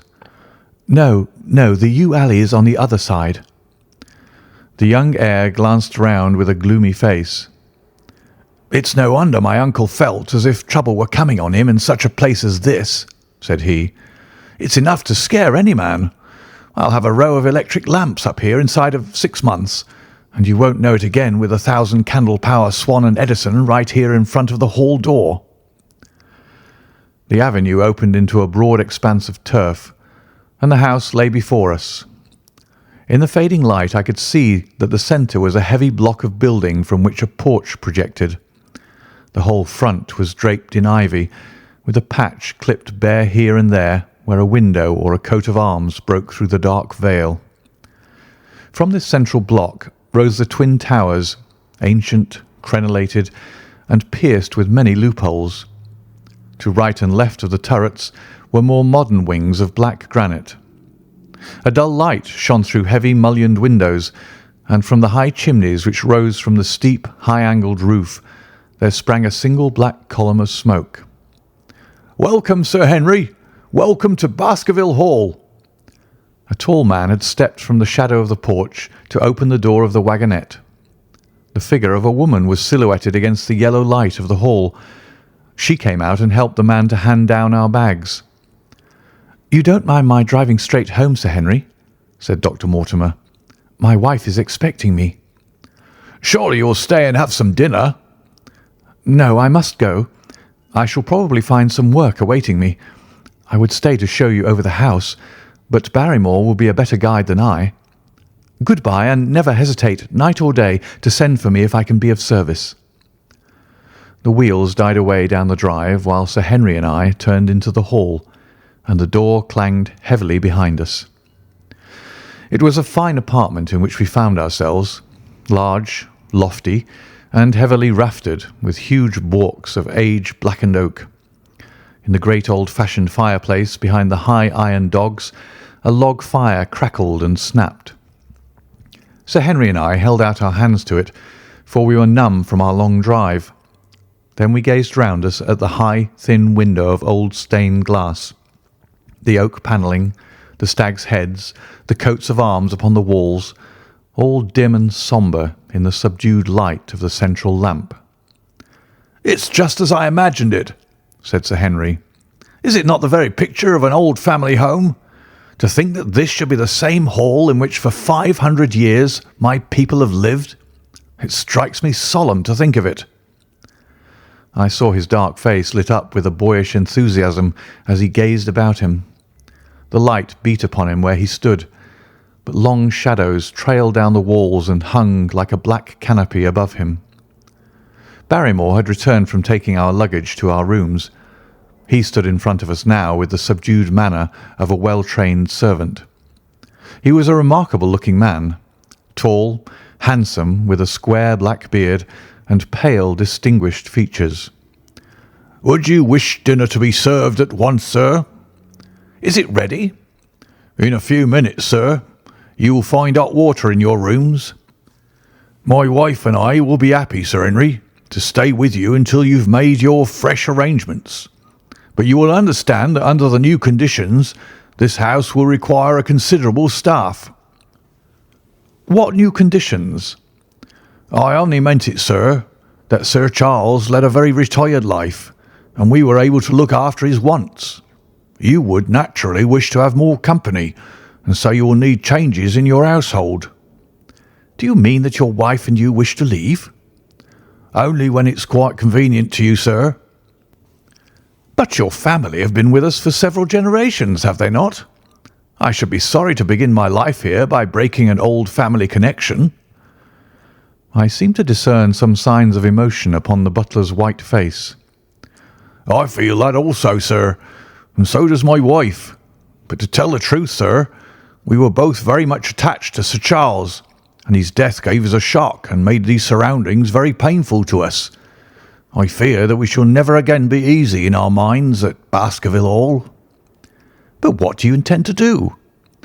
"I have no doubt, sir, that we shall succeed in establishing ourselves in some business. Sir Charles's generosity has given us the means to do so. And now, sir, perhaps I'd best show you to your rooms." A square balustraded gallery ran round the top of the old hall, approached by a double stair. From this central point, two long corridors extended the whole length of the building, from which all the bedrooms opened. My own was in the same wing as Baskerville's, and almost next door to it. these rooms appeared to be much more modern than the central part of the house, and the bright paper and numerous candles did something to remove the sombre impression which our arrival had left upon my mind. But the dining room, which opened out of the hall, was a place of shadow and gloom. It was a long chamber with a step separating the dais where the family sat from the lower portion reserved for their dependents. At one end, a minstrel's gallery overlooked it. Black beams shot across above our heads, with a smoke-darkened ceiling beyond them. With rows of flaring torches to light it up, and the colour and rude hilarity of an old-time banquet, it might have softened. But now, when two black-clothed gentlemen sat in the little circle of light thrown by a shaded lamp, one's voice became hushed and one's spirit subdued. A dim line of ancestors in every variety of dress, from the Elizabethan knight to the buck of the Regency, stared down upon us and daunted us by their silent company. We talked little, and I for one was glad when the meal was over and we were able to retire into the modern billiard room and smoke a cigarette. "My word, it isn't a very cheerful place," said Sir Henry. "I suppose one can tone down to it, but I feel a bit out of the picture at present. I don't mind that my uncle got a little jumpy if he lived all alone in such a house as this. However, if it suits you, we will retire early tonight, and perhaps things may seem more cheerful in the morning." I drew aside my curtains before I went to bed and looked out from my window. It opened up upon the grassy space which lay in front of the hall door. Beyond, two copses of trees moaned and swung in a rising wind. A half-moon broke through the rifts of racing clouds. In its cold light, I saw beyond the trees a broken fringe of rocks and the long, low curve of the melancholy moor. I closed the curtain, feeling that my last impression was in keeping with the rest. And yet it was not quite the last. I found myself weary and yet wakeful, tossing restlessly from side to side, seeking for the sleep which would not come.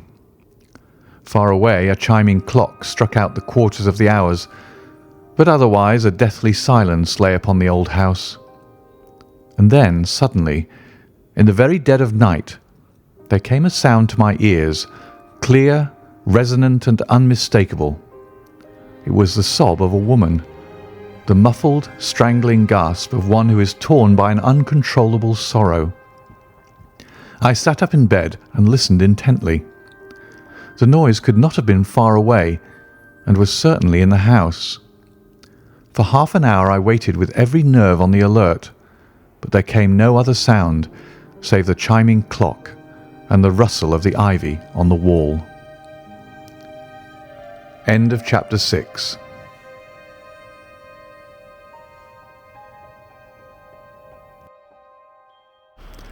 Chapter 7. The Stapletons of Merripit House. The fresh beauty of the following morning did something to efface from our minds the grim and grey impression which had been left upon both of us by our first experience of Baskerville Hall. As Sir Henry and I sat at breakfast, the sunlight flooded in through the high mullioned windows, throwing watery patches of colour from the coats of arms which covered them. The dark panelling glowed like bronze in the golden rays, and it was hard to realise that this was indeed the chamber which had struck such a gloom into our souls upon the evening before. "I guess it is ourselves and not the house that we have to blame," said the baronet.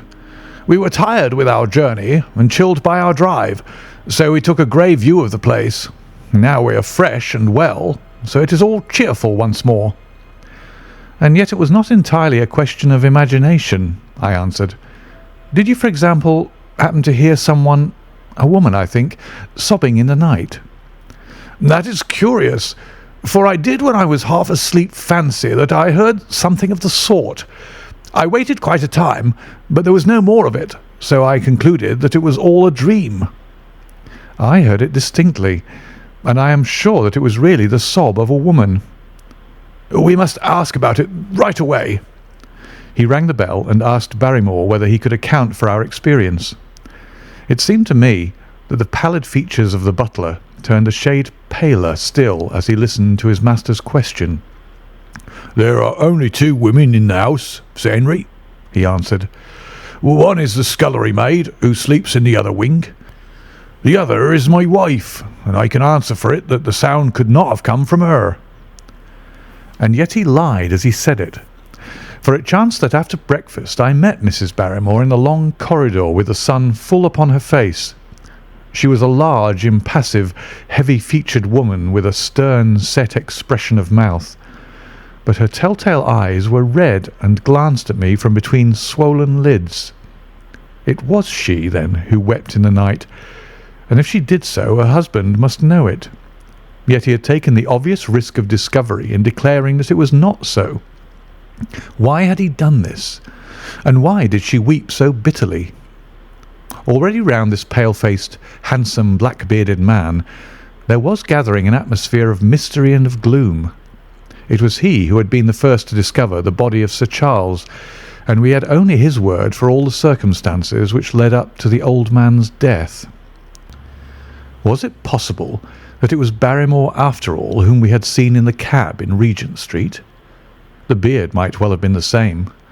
The cabman had described a somewhat shorter man, but such an impression might easily have been erroneous.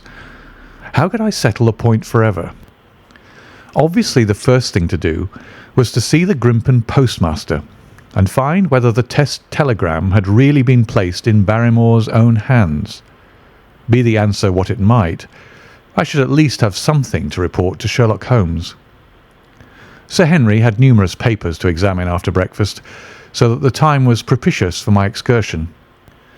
It was a pleasant walk of 4 miles along the edge of the moor, leading me at last to a small grey hamlet in which 2 larger buildings, which proved to be the inn and the house of Dr. Mortimer, stood high above the rest. The postmaster, who was also the village grocer, had a clear recollection of the telegram. "Certainly, sir," said he. "I had the telegram delivered to Mr. Barrymore exactly as directed." "Who delivered it?" "My boy here, James. You delivered that telegram to Mr. Barrymore at the Hall last week, did you not?" "Yes, father, I delivered it." "Into his own hands?" I asked. "Well, he was up in the loft at the time, so that he could not put it into his own hands, but I gave it into Mrs. Barrymore's hands, and she promised to deliver it at once." "Did you see Mr. Barrymore?" "No, sir. I tell you he was in the loft." "If you didn't see him, how do you know he was in the loft?" "Well, surely his own wife ought to know where he is," said the postmaster testily. "Didn't he get the telegram? If there's any mistake, it is for Mr. Barrymore himself to complain." It seemed hopeless to pursue the inquiry any farther, but it was clear that in spite of Holmes's ruse we had no proof that Barrymore had not been in London all the time. Suppose that it were so. Suppose that the same man had been the last who had seen Sir Charles alive, and the first to dog the new heir when he returned to England. What then? Was he the agent of others, or had he some sinister design of his own? What interest could he have in persecuting the Baskerville family? I thought of the strange warning clipped out of the leading article of the Times. Was that his work, or was it possibly the doing of someone who was bent upon counteracting his schemes? The only conceivable motive was that which had been suggested by Sir Henry, that if the family could be scared away, a comfortable and permanent home would be secured for the Barrymores. But surely such an explanation as that would be quite inadequate to account for the deep and subtle scheming which seemed to be weaving an invisible net around the young baronet. Holmes himself had said that no more complex case had come to him in all the long series of his sensational investigations. I prayed as I walked back along the grey, lonely road that my friend might soon be freed from his preoccupations and able to come down to take his heavy burden of responsibility from my shoulders. Suddenly my thoughts were interrupted by the sound of running feet behind me and by a voice which called me by name. I turned, expecting to see Dr. Mortimer, but to my surprise it was a stranger who was pursuing me. He was a small, slim, clean-shaven, prim-faced man, flaxen-haired and lean-jawed, between 30 and 40 years of age, dressed in a grey suit and wearing a straw hat. A tin box for botanical specimens hung over his shoulder, and he carried a green butterfly net in one of his hands. "You will, I am sure, excuse my presumption, Dr. Watson," said he as he came panting up to where I stood. "Here on the moor we are a homely folk, and do not wait for formal introductions. You may possibly have heard my name from our mutual friend Mortimer. I am Stapleton of Merripit House."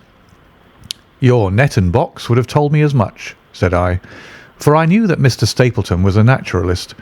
"But how did you know me?" "I have been calling on Mortimer, and he pointed you out to me from the window of his surgery as you passed. As our road lay the same way, I thought that I could overtake you and introduce myself. I trust that Sir Henry is none the worse for his journey." "He's very well, thank you." "We were all rather afraid that after the sad death of Sir Charles, the new baronet might refuse to live here. It is asking much of a wealthy man to come down and bury himself in a place of this kind. But I need not tell you that it means a very great deal to the countryside. Sir Henry has, I suppose, no superstitious fears in the matter?" "I do not think that it is likely." "Of course you know the legend of the fiend dog which haunts the family?" "I have heard of it." "It is extraordinary how credulous the pheasants are about here. Any number of them are ready to swear that they have seen such a creature upon the moor." He spoke with a smile, but I seemed to read in his eyes that he took the matter more seriously. "The story took a great hold upon the imagination of Sir Charles, and I have no doubt that it led to his tragic end." "But how?"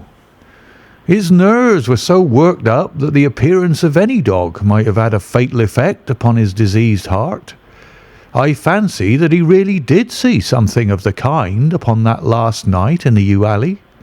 I feared that some disaster might occur, for I was very fond of the old man, and I knew that his heart was weak." "How did you know that?" "My friend Mortimer told me." "You think, then, that some dog pursued Sir Charles, and that he died of fright in consequence?" "Have you any better explanation?" "I have not come to any conclusion." "Has Mr. Sherlock Holmes?" The words took away my breath for an instant, but a glance at the placid face and steadfast eyes of my companion showed that no surprise was intended. "It is useless for us to pretend that we do not know you, Dr. Watson," said he. "The records of your detective have reached us here, and you could not celebrate him without being known yourself. When Mortimer told me your name, he could not deny your identity. If you are here, then it follows that Mr. Sherlock Holmes is interesting himself in the matter, and I am naturally curious to know what view he may take." "I'm afraid that I cannot answer that question." "May I ask him if he is going to honour us with a visit himself?" "He cannot leave town at present. He has other cases which engage his attention." "What a pity! He might throw some light on that which is so dark to us. But as to your own researches, if there is any possible way in which I can be of service to you, I trust that you will command me. If I had any indication of the nature of your suspicions, or how you propose to investigate the case, I might perhaps even now give you some aid or advice." "I assure you that I am simply here upon a visit to my friend Sir Henry, and that I need no help of any kind." "Excellent," said Stapleton. "You are perfectly right to be wary and discreet. I am justly reproved for what I feel was an unjustifiable intrusion, and I promise you that I will not mention the matter again."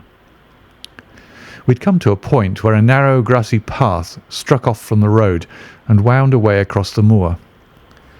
A steep, boulder-sprinkled hill lay upon the right, which had in bygone days been cut into a granite quarry. The face which was turned towards us formed a dark cliff with ferns and brambles growing in its niches. From over a distant rise there floated a grey plume of smoke. "A moderate walk along this moor path brings us to Merrypit House," said he. "Perhaps you will spare an hour that I may have the pleasure of introducing you to my sister." My first thought was that I should be by Sir Henry's side, but then I remembered the pile of papers and bills with which his study table was littered. It was certain that I could not help with those, and Holmes had expressly said that I should study the neighbours upon the moor. I accepted Stapleton's invitation, and we turned together down the path. "It is a wonderful place, the moor," said he, looking round over the undulating downs, long green rollers with crests of jagged granite foaming up into fantastic surges. "You never tire of the moor. You cannot think the wonderful secrets which it contains. It is so vast and so barren and so mysterious." "You know it well, then?" "I have only been here 2 years. The residents would call me a newcomer. We came shortly after Sir Charles settled, but my tastes led me to explore every part of the country round, and I should think that there are few men who know it better than I do."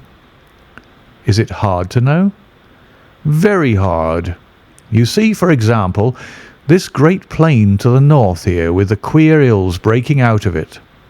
Do you observe anything remarkable about that?" "It would be a rare place for a gallop." "You would naturally think so, and the thought has cost several their lives before now. You notice those bright green spots scattered thickly over it?" "Yes, they seem more fertile than the rest."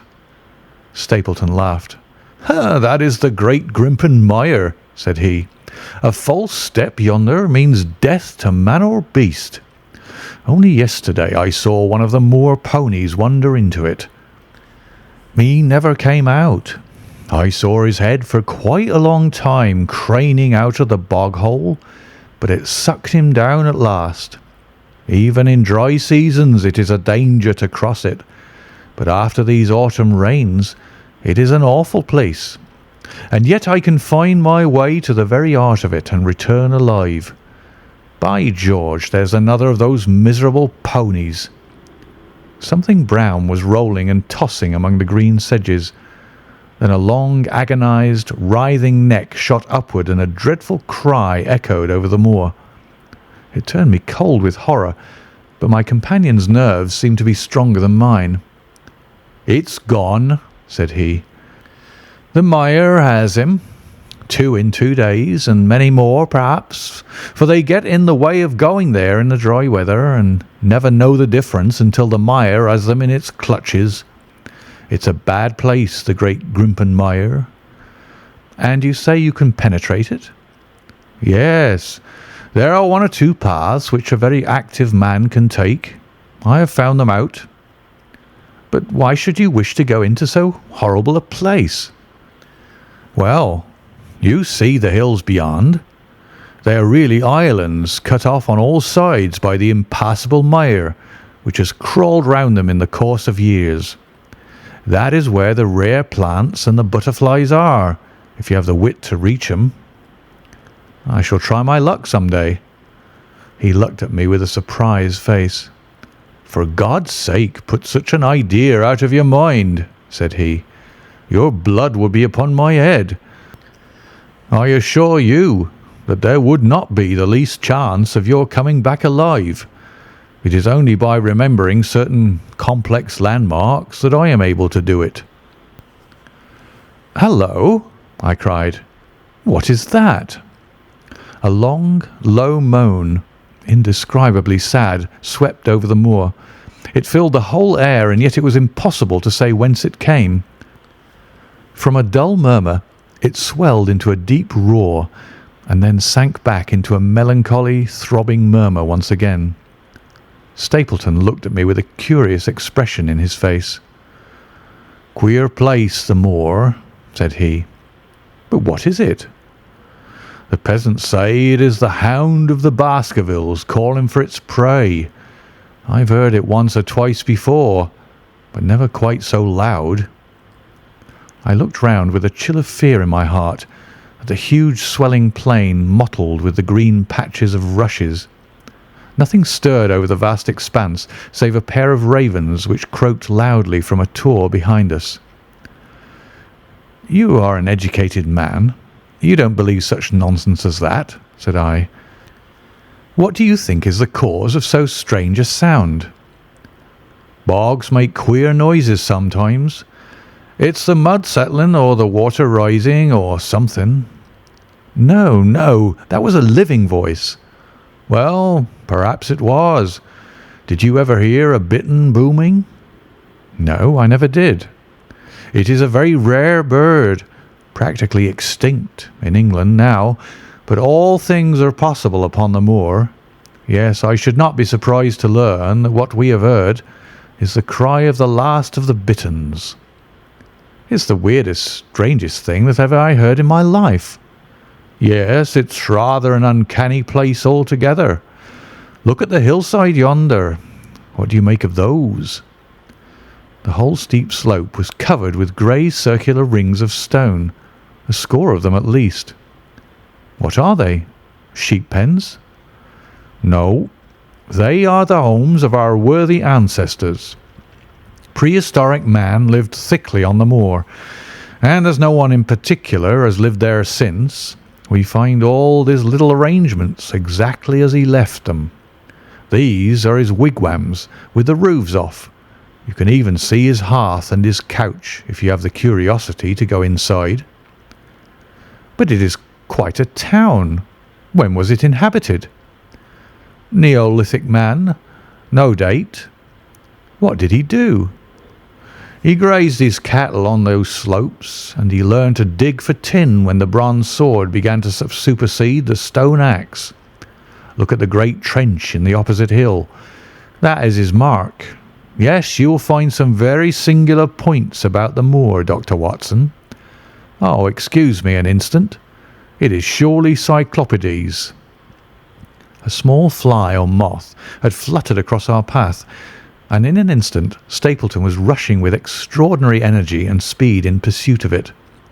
To my dismay, the creature flew straight for the great mire, and my acquaintance never paused for an instant, bounding from tuft to tuft behind it, his green net waving in the air. His grey clothes and jerky, zigzag, irregular progress made him not unlike some huge moth himself. I was standing watching his pursuit with a mixture of admiration for his extraordinary activity and fear lest he should lose his footing in the treacherous mire, when I heard the sound of steps, and turning round found a woman near me upon the path. She had come from the direction in which the plume of smoke indicated the position of Merripit House, but the dip of the moor had hid her until she was quite close. I could not doubt that this was the Miss Stapleton of whom I had been told, since ladies of any sort must be few upon the moor, and I remembered that I had heard someone describe her as being a beauty. The woman who approached me was certainly that, and of a most uncommon type.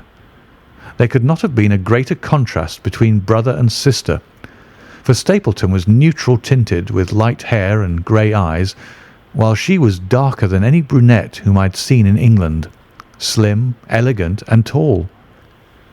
She had a proud, finely cut face, so regular that it might have seemed impassive were it not for the sensitive mouth and the beautiful, dark, eager eyes. With her perfect figure and elegant dress, she was indeed a strange apparition upon a lonely moorland path. Her eyes were on her brother as I turned, and then she quickened her pace towards me. I had raised my hat, and was about to make some explanatory remark, when her own words turned all my thoughts into a new channel. "Go back," she said. "Go straight back to London instantly." I could only stare at her in stupid surprise. Her eyes blazed at me, and she tapped the ground impatiently with her foot. "Why should I go back?" I asked. "I cannot explain." She spoke in a low, eager voice, with a curious lisp in her utterance. "But for God's sake, do what I ask you. Go back and never set foot upon the moor again." "But I've only just come." Man," she cried, "can you not tell when a warning is for your own good? Go back to London. Start tonight. Get away from this place at all costs. Hush, my brother's coming. not a word of what I've said. Would you mind getting that orchid for me among the mare's tails yonder? We're very rich in orchids on the moor, though of course you are rather late to see the beauties of the place." Stapleton had abandoned the chase and come back to us breathing hard and flushed with his exertions. "Hello, Beryl," said he, and it seemed to me that the tone of his greeting was not altogether a cordial one. "Well, Jack, you're very hot." "Yes, I was chasing a cyclopedes. He is very rare and seldom found in the late autumn. What a pity that I should have missed him." He spoke unconcernedly, but his small light eyes glanced incessantly from the girl to me. "You have introduced yourselves, I can see." "Yes, I was telling Sir Henry that it was rather late for him to see the true beauties of the moor." "Why, who do you think this is?" "I imagine that it must be Sir Henry Baskerville." "No, no," said I. "Only a humble commoner, but his friend. My name is Dr. Watson." A flush of vexation passed over her expressive face. "We have been talking at cross purposes," said she. "Why, you had not very much time for talk," her brother remarked with the same questioning eyes. "I talked as if Dr. Watson were a resident instead of being merely a visitor," said she. "It cannot much matter to him whether it is early or late for the orchids. But you will come on, will you not, and see Merripit House?" A short walk brought us to it, a bleak moorland house, once the farm of some grazier in the old prosperous days, but now put into repair and turned into a modern dwelling. An orchard surrounded it, but the trees, as is usual upon the moor, were stunted and nipped, and the effect of the whole place was mean and melancholy. We were admitted by a strange, wizened, rusty-coated old manservant, who seemed in keeping with the house. Inside, however, there were large rooms furnished with an elegance in which I seemed to recognise the taste of the lady. As I looked from their windows at the interminable granite-flecked moor, rolling unbroken to the farthest horizon, I could not but marvel at what could have brought this highly educated man and this beautiful woman to live in such a place. "Queer spot to choose, is it not?" said he, as if in answer to my thought. "And yet we manage to make ourselves fairly happy, do we not, Beryl?" "Quite happy," said she, but there was no ring of conviction in her words. "I had a school," said Stapleton. "It was in the North Country. The work to a man of my temperament was mechanical and uninteresting, but the privilege of living with youth, of helping to mould those young minds, and of impressing them with one's own character and ideals was very dear to me. However, the fates were against us. A serious epidemic broke out in the school, and 3 of the boys died. It never recovered from the blow, and much of my capital was irretrievably swallowed up. And yet, if it were not for the loss of the charming companionship of the boys, I could rejoice over my own misfortune. For with my strong taste for botany and zoology, I find an unlimited field of work here, and my sister is as devoted to nature as I am. All this, Dr. Watson, has been brought upon your head by your expression as you surveyed the moor out of our window. It certainly did cross my mind that it might be a little dull, less for you perhaps than for your sister." "No, no, I'm never dull," said she quickly. "We have books, we have our studies, and we have interesting neighbours. Dr. Mortimer is a most learned man in his own line. Poor Sir Charles was also an admirable companion. We knew him well and miss him more than I can tell. Do you think that I should intrude if I were to call this afternoon and make the acquaintance of Sir Henry?" "I am sure that he would be delighted." "Then perhaps you would mention that I propose to do so. We may, in our humble way, do something to make things more easy for him, until he becomes accustomed to his new surroundings. Will you come upstairs, Dr. Watson, and inspect my collection of Lepidoptera? I think it is the most complete one in the southwest of England. By the time that you have looked through them, lunch will be almost ready." But I was eager to get back to my charge. The melancholy of the moor, the death of the unfortunate pony, the weird sound which had been associated with the grim legend of the Baskervilles, all these things tinged my thoughts with sadness. Then, on top of these more or less vague impressions, there had come the definite and distinct warning of Miss Stapleton, delivered with such intense earnestness that I could not doubt that some grave and deep reason lay behind it. I resisted all pressure to stay for lunch, and I set off at once upon my return journey, taking the grass-grown path by which we had come. It seems, however, that there must have been some short-cut for those who knew it, for before I had reached the road I was astounded to see Miss Stapleton sitting upon a rock by the side of the track. Her face was beautifully flushed with her exertions, and she held her hand to her side. "I have run all the way in order to cut you off, Dr. Watson," said she. "I had not even time to put on my hat. I must not stop, or my brother may miss me. I wanted to say to you how sorry I am about the stupid mistake I made in thinking that you were Sir Henry. Please forget the words I said, which have no application whatever to you." "But I can't forget them, Miss Stapleton," said I. "I am Sir Henry's friend, and his welfare is a very close concern of mine. Tell me why it was that you were so eager that Sir Henry should return to London." "A woman's whim, Dr. Watson. When you know me better you will understand that I cannot always give reasons for what I say or do." No, I remember the thrill in your voice. I remember the look in your eyes.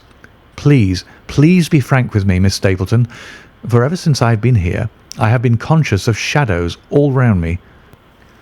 Life has become like that great Grimpen mire, with little green patches everywhere into which one may sink, and with no guide to point the track. Tell me then what it was that you meant, and I will promise to convey your warning to Sir Henry." An expression of irresolution passed for an instant over her face, but her eyes had hardened again when she answered me.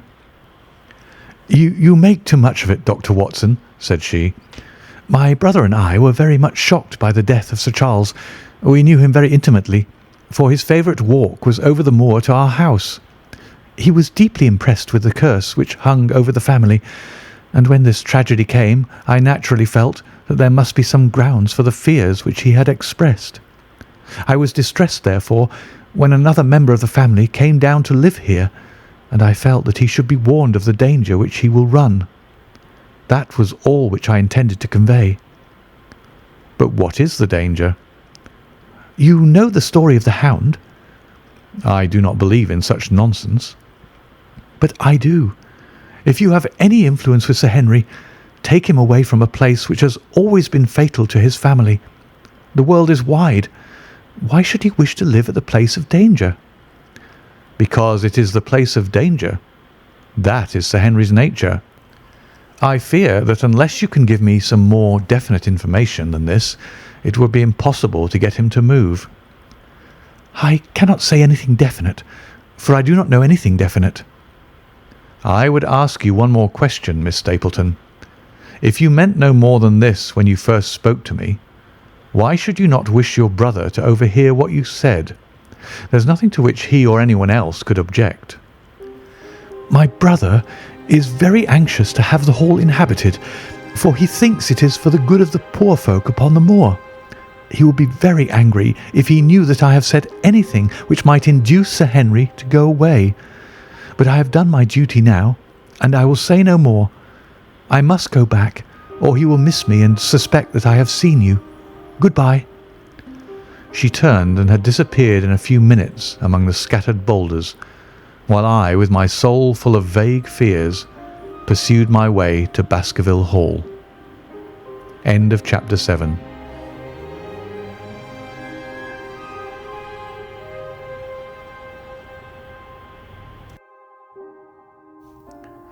Chapter 8. First Report of Dr. Watson.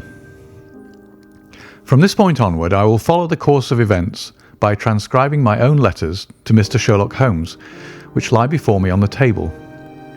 One page is missing, but otherwise they are exactly as written, and show my feelings and suspicions of the moment more accurately than my memory, clear as it is upon these tragic events, can possibly do.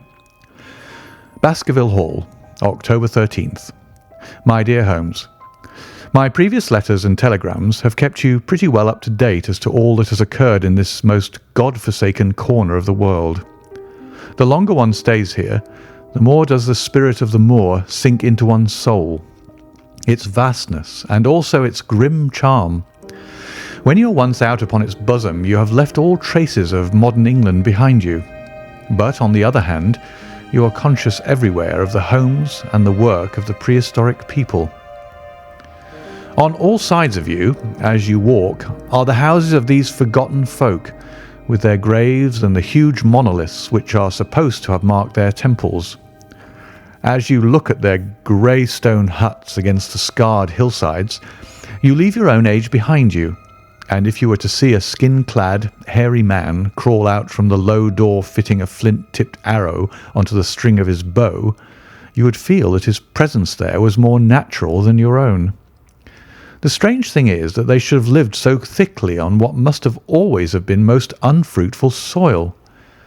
I am no antiquarian, but I could imagine that they were some unwarlike and harried race who were forced to accept that which none other would occupy. All this, however, is foreign to the mission on which you sent me, and will probably be very uninteresting to your severely practical mind.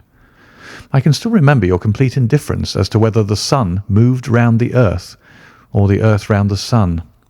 Let me therefore return to the facts concerning Sir Henry Baskerville. If you have not had any report within the last few days, it is because up to today there was nothing of importance to relate. Then a very surprising circumstance occurred, which I shall tell you in due course. But first of all, I must keep you in touch with some of the other factors in the situation.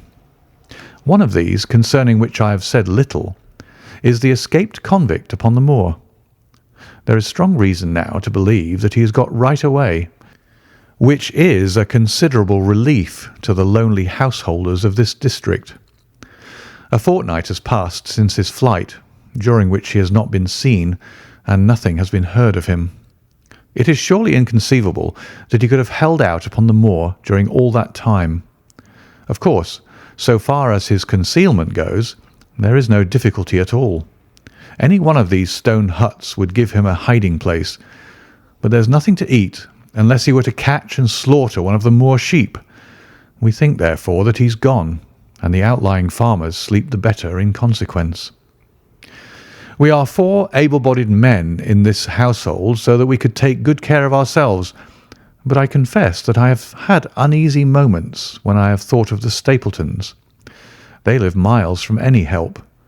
There are one maid, an old manservant, the sister and the brother, the latter not a very strong man. They would be helpless in the hands of a desperate fellow like this Notting Hill criminal if he could once effect an entrance. Both Sir Henry and I were concerned at their situation, and it was suggested that Perkins, the groom, should go over to sleep there, but Stapleton would not hear of it. The fact is that our friend the baronet begins to display a considerable interest in our fair neighbour. It is not to be wondered at, for time hangs heavily in this lonely spot to an active man like him, and she is a very fascinating and beautiful woman. There is something tropical and exotic about her which forms a singular contrast to her cool and unemotional brother, yet he also gives the idea of hidden fires. He has certainly a very marked influence over her, for I have seen her continually glance at him as she talked as if seeking approbation for what she said. I trust that he is kind to her.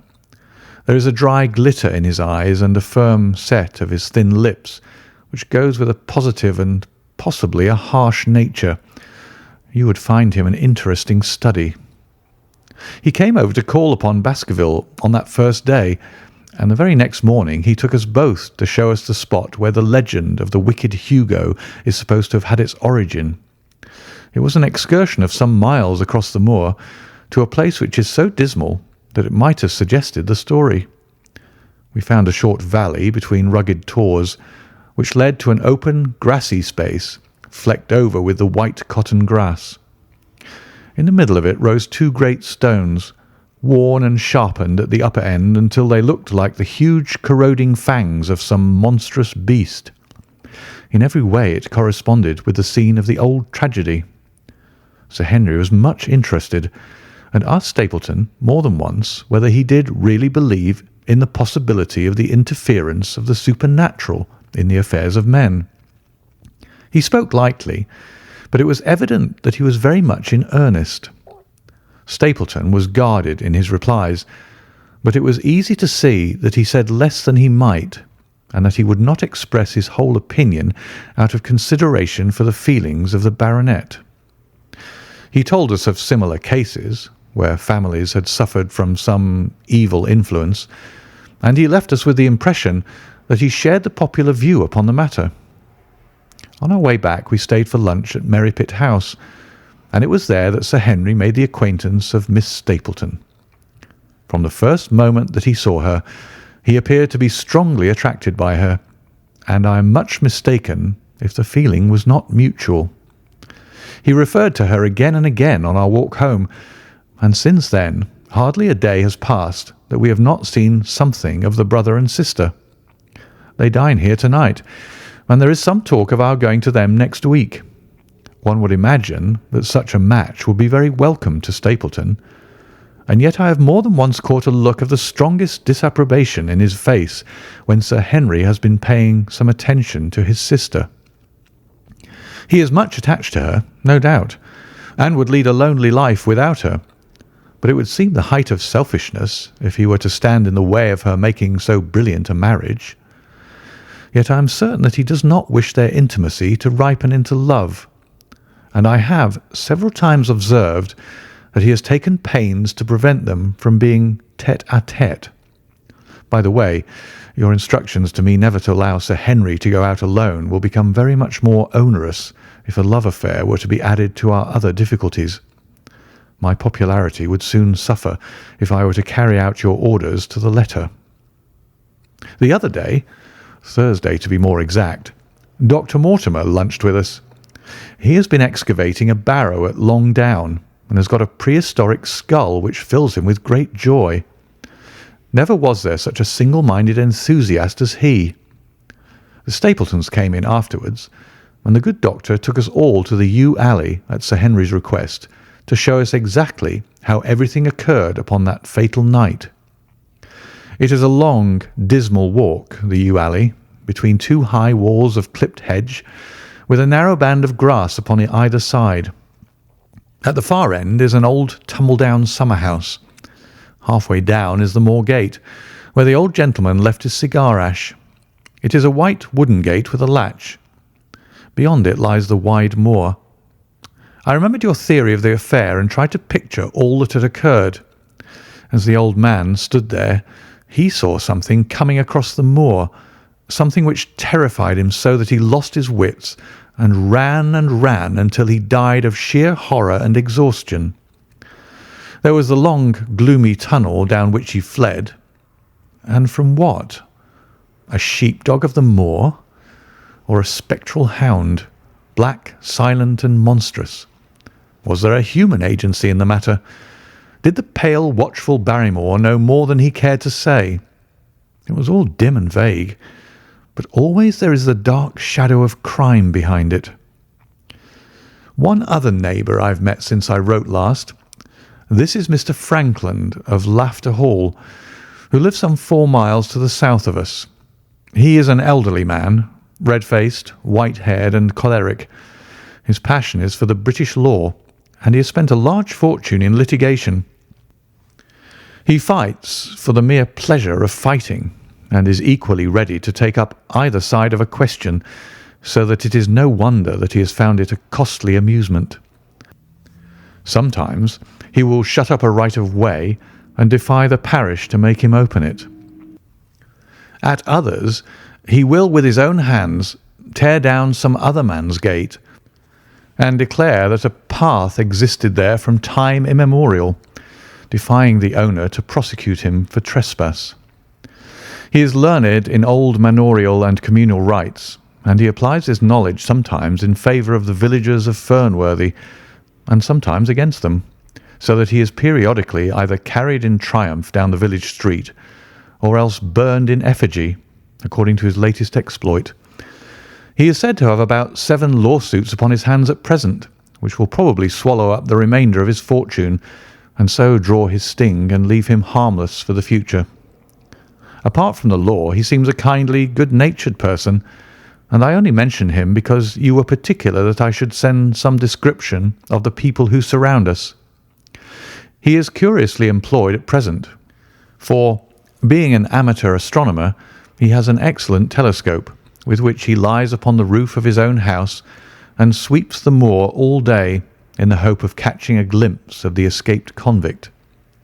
If he would confine his energies to this, all would be well, but there are rumours that he intends to prosecute Dr. Mortimer for opening a grave without the consent of the next of kin, because he dug up the Neolithic skull in the barrow on Longdown. He helps to keep our lives from being monotonous, and gives a little comic relief where it is badly needed. And now, having brought you up to date in the escaped convict, the Stapletons, Dr. Mortimer, and Frankland of Laughter Hall, let me end on that which is most important and tell you more about the Barrymores, and especially about the surprising development of last night. First of all, about the test telegram which you sent from London in order to make sure that Barrymore was really here. I have already explained that the testimony of the postmaster shows that the test was worthless, and that we have no proof one way or the other. I told Sir Henry how the matter stood, and he at once, in his downright fashion, had Barrymore up and asked him whether he had received the telegram himself. Barrymore said that he had. "Did the boy deliver it into your own hands?" asked Sir Henry. Barrymore looked surprised and considered for a little time. "No," said he. "I was in the box room at the time, and my wife brought it up to me." "Did you answer it yourself?" "No, I told my wife what to answer, and she went down to write it." In the evening he recurred to the subject of his own accord. "I could not quite understand the object of your questions this morning, Sir Henry," said he. "I trust that they do not mean that I've done anything to forfeit your confidence." Sir Henry had to assure him that it was not so, and pacify him by giving him a considerable part of his old wardrobe, the London outfit having now all arrived. Mrs. Barrymore is of interest to me. She is a heavy, solid person, very limited, intensely respectable, and inclined to be puritanical. You could hardly conceive a less emotional subject. Yet I have told you how, on the first night here, I heard her sobbing bitterly, and since then I have more than once observed traces of tears upon her face. Some deep sorrow gnaws ever at her heart. Sometimes I wonder if she has a guilty memory which haunts her, and sometimes I suspect Barrymore of being a domestic tyrant. I have always felt that there was something singular and questionable in this man's character, but the adventure of last night brings all my suspicions to a head. And yet it may seem a small matter in itself. You are aware that I'm not a very sound sleeper, and since I have been on guard in this house, my slumbers have been lighter than ever. Last night, about 2 in the morning, I was aroused by a stealthy step passing my room. I rose, opened my door, and peeped out. A long black shadow was trailing down the corridor. It was thrown by a man who walked softly down the passage with a candle held in his hand. He was in shirt and trousers with no covering to his feet. I could merely see the outline, but his height told me that it was Barrymore.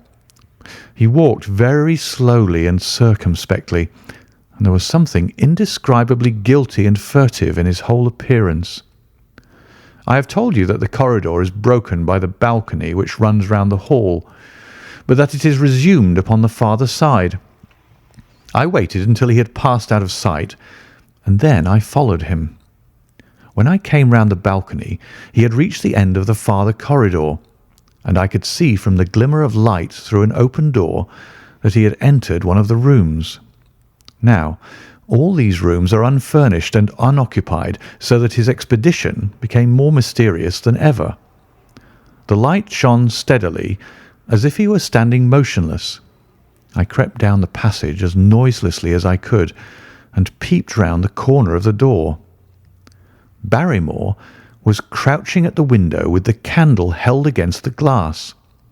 His profile was half turned towards me, and his face seemed to be rigid with expectation as he stared out into the blackness of the moor. For some minutes he stood watching intently. Then he gave a deep groan, and with an impatient gesture he put out the light. Instantly I made my way back to my room, and very shortly came the stealthy steps, passing once more upon their return journey. Long afterwards, when I had fallen into a light sleep, I heard a key turn somewhere in a lock, but I could not tell whence the sound came. What it all means I cannot guess, but there is some secret business going on in this house of gloom, which sooner or later we shall get to the bottom of. I do not trouble you with my theories, for you asked me to furnish you only with facts. I have had a long talk with Sir Henry this morning, and we have made a plan of campaign founded upon my observations of last night. I will not speak about it just now, but it should make my next report interesting reading. End of Chapter 8.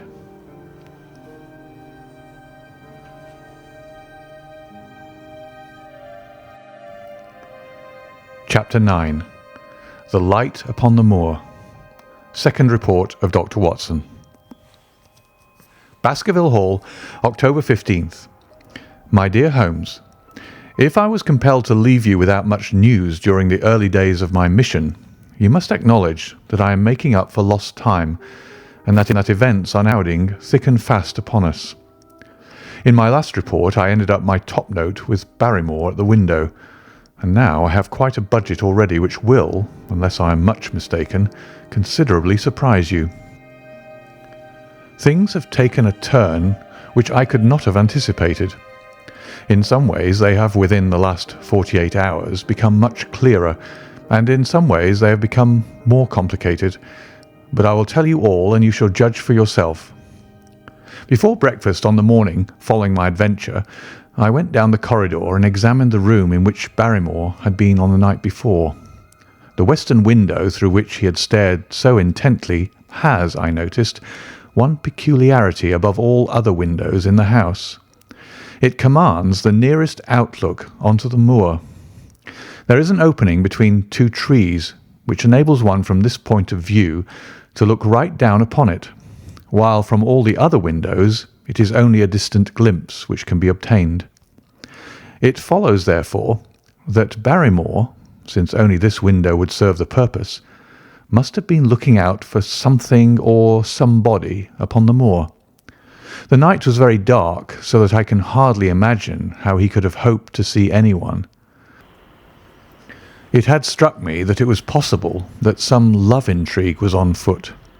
That would have accounted for his stealthy movements, and also for the uneasiness of his wife.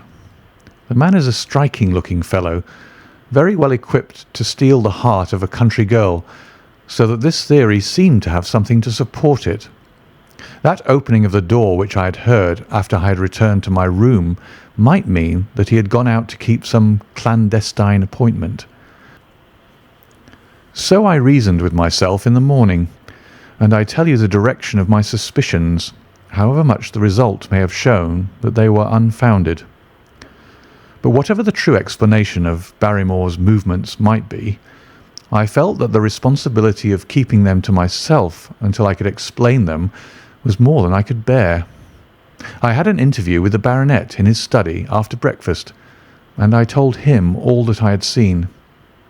He was less surprised than I had expected. "I knew that Barrymore walked about nights, and I had a mind to speak to him about it," said he. "2 or 3 times I've heard his steps in the passage, coming and going just about the hour you name." "Perhaps, then, he pays a visit every night to that particular window," I suggested. "Perhaps he does. If so, we should be able to shadow him and see what it is that he's after. I wonder what your friend Holmes would do if he were here." "I believe that he would do exactly what you now suggest," said I. "He would follow Barrymore and see what he did." "Then we shall do it together. but surely he would hear us. "The man is rather deaf, and in any case we must take our chance of that. We'll sit up in my room tonight and wait until he passes." Sir Henry rubbed his hands with pleasure, and it was evident that he hailed the adventure as a relief to his somewhat quiet life upon the moor. The baronet has been in communication with the architect who prepared the plans for Sir Charles, and with a contractor from London, so that we may expect great changes to begin here soon. There have been decorators and furnishers up from Plymouth, and it is evident that our friend has large ideas and means to spare no pains or expense to restore the grandeur of his family. When the house is renovated and refurnished, all that he will need will be a wife to make it complete. Between ourselves, there are pretty clear signs that this will not be wanting if the lady is willing, for I have seldom seen a man more infatuated with a woman than he is with our beautiful neighbour, Miss Stapleton. And yet, the course of true love does not run quite as smoothly as one would, under these circumstances, expect. Today, for example, its surface was broken by a very unexpected ripple, which has caused our friend considerable perplexity and annoyance. After the conversation which I have quoted about Barrymore, Sir Henry put on his hat and prepared to go out. As a matter of course, I did the same. "What, are you coming, Watson?" he asked, looking at me in a curious way. "It depends on whether you're going on the moor," said I. "Yes, I am." "Well, you know what my instructions are. I am sorry to intrude, but you heard how earnestly Holmes insisted that I should not leave you, and especially that you should not go alone upon the moor." Sir Henry put his hand upon my shoulder with a pleasant smile. "My dear fellow," said he, "Holmes, with all his wisdom, did not foresee some things which have happened since I have been on the moor. You understand me? I am sure that you are the last man in the world who would wish to be a spoil-sport. I must go out alone." It put me in a most awkward position. I was at a loss what to say or what to do, and before I had made up my mind, he picked up his cane and was gone. But when I came to think the matter over, my conscience reproached me bitterly for having on any pretext allowed him to go out of my sight. I imagined what my feelings would be if I had to return to you and to confess that some misfortune had occurred through my disregard for your instructions. I assure you my cheeks flushed at the very thought. It might not even now be too late to overtake him, so I set off at once in the direction of Merripit House. I hurried along the road at the top of my speed without seeing anything of Sir Henry until I came to the point where the moor path branches off. There, fearing that perhaps I had come in the wrong direction after all, I mounted a hill from which I could command a view, the same hill which is cut into the dark quarry. Thence I saw him at once. He was on the moor path about a quarter of a mile off, and a lady was by his side, who could only be Miss Stapleton. It was clear that there was already an understanding between them, and that they had met by appointment. They were walking slowly along in deep conversation, and I saw her making quick little movements of her hands as if she were very earnest in what she was saying, while he listened intently, and once or twice shook his head in strong dissent. I stood among the rocks watching them, very much puzzled as to what I should do next. To follow them and break into their intimate conversation seemed to be an outrage, and yet my clear duty was never for an instant to let him out of my sight. To act the spy upon a friend was a hateful task. Still, I could see no better course than to observe him from the hill, and to clear my conscience by confessing to him afterwards what I had done. It is true that if any sudden danger had threatened him, I was too far away to be of use, and yet I am sure that you will agree with me that the position was very difficult, and that there was nothing more which I could do. Our friend Sir Henry and the lady had halted on the path, and were standing deeply absorbed in their conversation, when I was suddenly aware that I was not the only witness of their interview. a wisp of green floating in the air caught my eye, and another glance showed me that it was carried on a stick by a man who was moving among the broken ground. It was Stapleton with his butterfly net. He was very much closer to the pair than I was, and he appeared to be moving in their direction. At this instant, Sir Henry suddenly drew Miss Stapleton to his side. His arm was around her, but it seemed to me that she was straining away from him with her face averted. He stooped his head to hers, and she raised one hand as if in protest. Next moment I saw them spring apart and turn hurriedly around. Stapleton was the cause of the interruption. He was running wildly towards them, his absurd net dangling behind him. He gesticulated and almost danced with excitement in front of the lovers. What the scene meant I could not imagine, but it seemed to me that Stapleton was abusing Sir Henry, who offered explanations, which became more angry as the other refused to accept them. The lady stood by in haughty silence. Finally, Stapleton turned upon his heel and beckoned in a peremptory way to his sister, who, after an irresolute glance at Sir Henry, walked off by the side of her brother.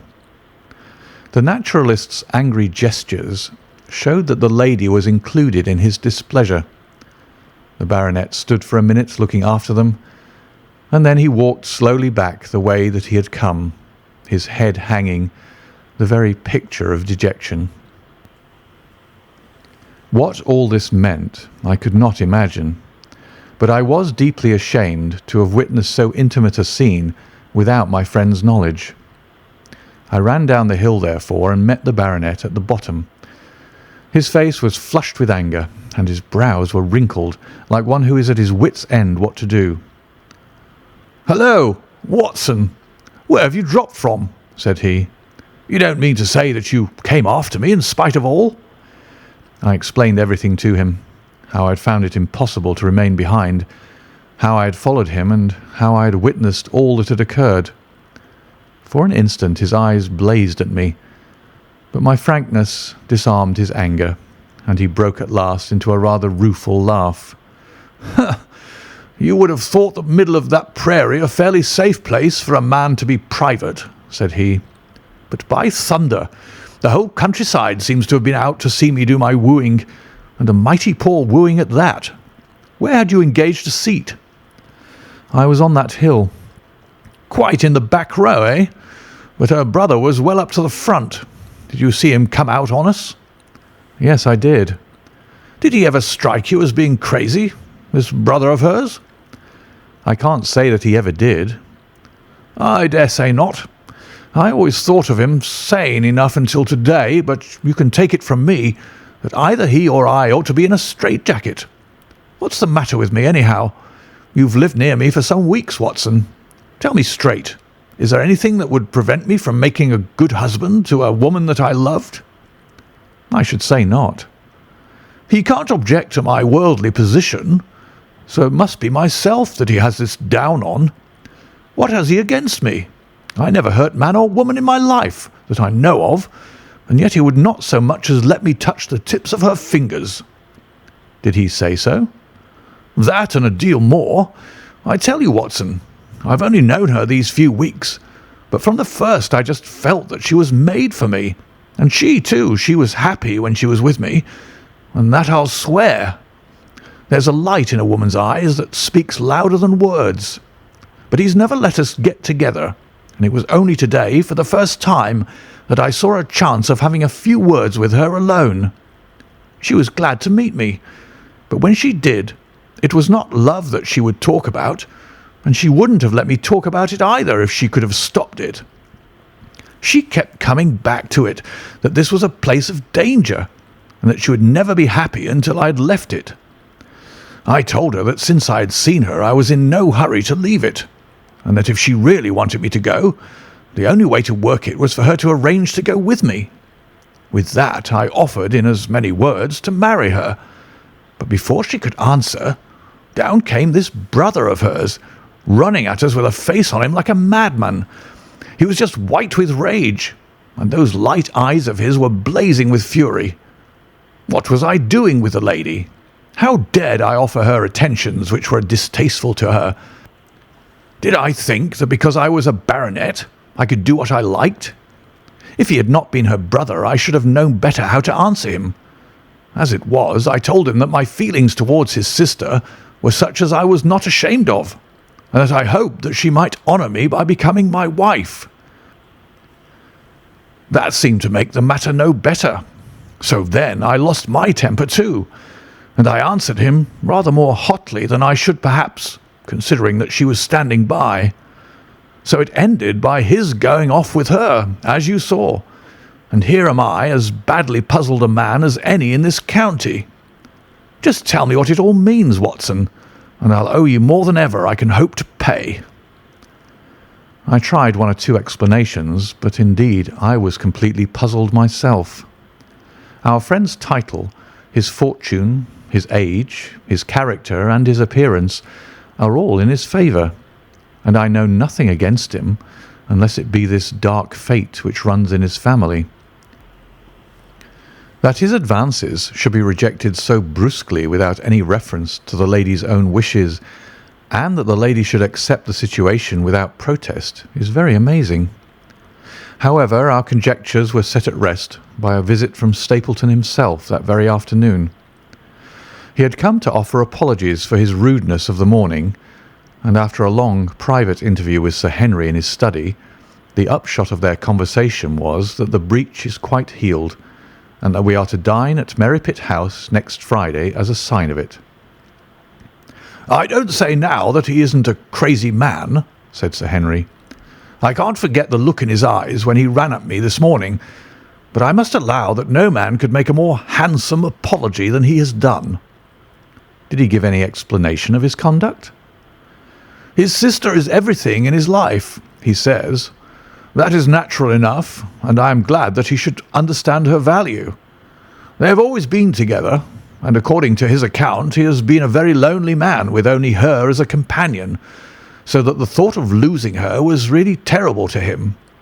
He had not understood, he said, that I was becoming attached to her, but when he saw with his own eyes that it was really so, and that she might be taken away from him, it gave him such a shock that for a time he was not responsible for what he said or did.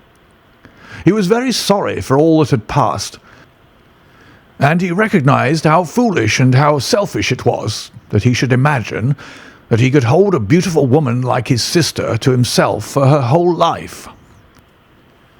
If she had to leave him, he had rather it was to a neighbour like myself than to anyone else. But in any case it was a blow to him, and it would take him some time before he could prepare himself to meet it.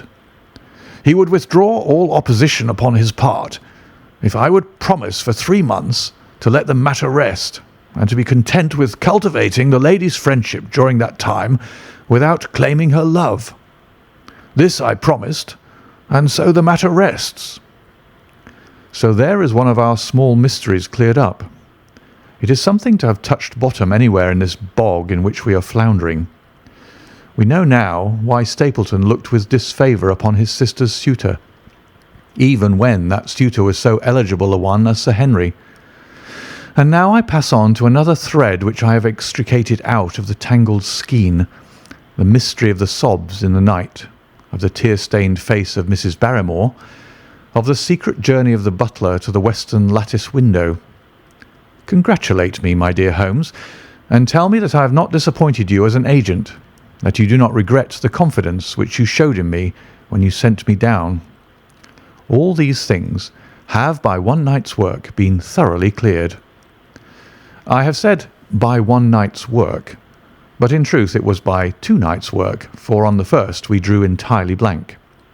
I sat up with Sir Henry in his rooms until nearly 3 o'clock in the morning, but no sound of any sort did we hear except the chiming clock upon the stairs. It was a most melancholy vigil, and ended by each of us falling asleep in our chairs. Fortunately, we were not discouraged, and we determined to try again. The next night we lowered the lamp and sat smoking cigarettes without making the least sound.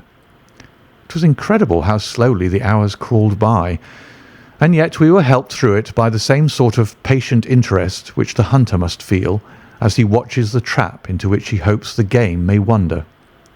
1 struck, and 2, and we had almost for the second time given it up in despair, when in an instant we both sat bolt upright in our chairs, with all our weary senses keenly on the alert once more.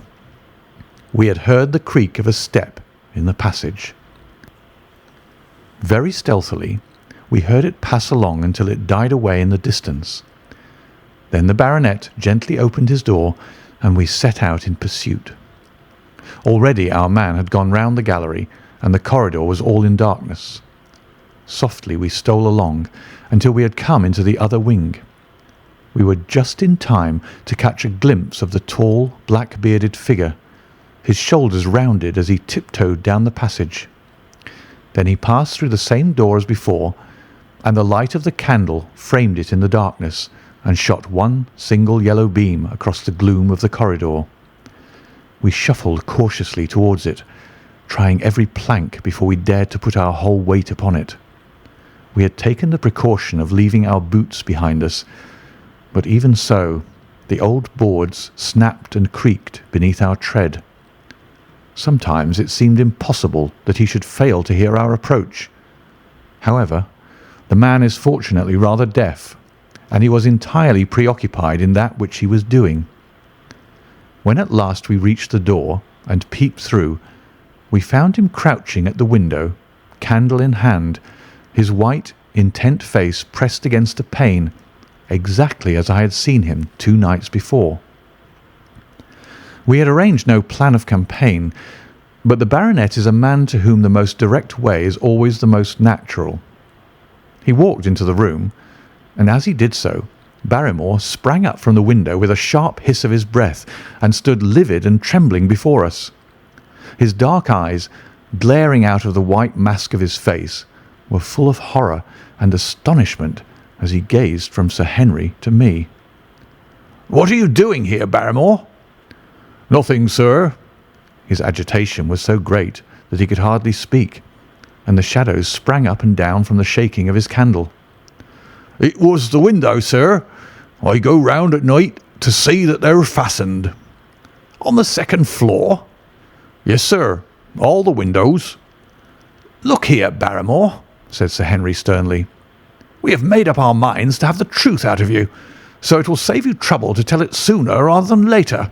Come now, no lies. What were you doing at that window?" The fellow looked at us in a helpless way, and he wrung his hands together like one who is in the last extremity of doubt and misery. "I was doing no harm, sir.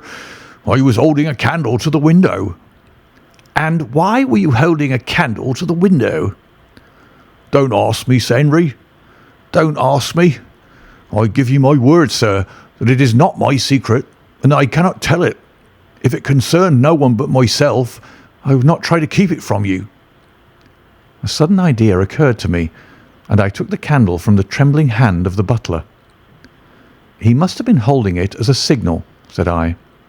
"Let us see if there is any answer." I held it as he had done, and stared out into the darkness of the night. Vaguely I could discern the black bank of the trees and the lighter expanse of the moor, for the moon was behind the clouds. And then I gave a cry of exultation, for a tiny pinpoint of yellow light had suddenly transfixed the dark veil and glowed steadily in the centre of the black square framed by the window. "There it is!" I cried. "No, no, sir, it is nothing. Nothing at all," the butler broke in. "I assure you, sir." "Move your light across the window, Watson," cried the baronet. "See the other moves also. Now, you rascal, do you deny that it is a signal? Come, speak up. Who is your confederate out yonder, and what is this conspiracy that is going on?" The man's face became openly defiant. "It is my business, and not yours. I will not tell." "Then you leave my employment right away." "Very good, sir. If I must, I must." "And you go in disgrace. By thunder, you may well be ashamed of yourself.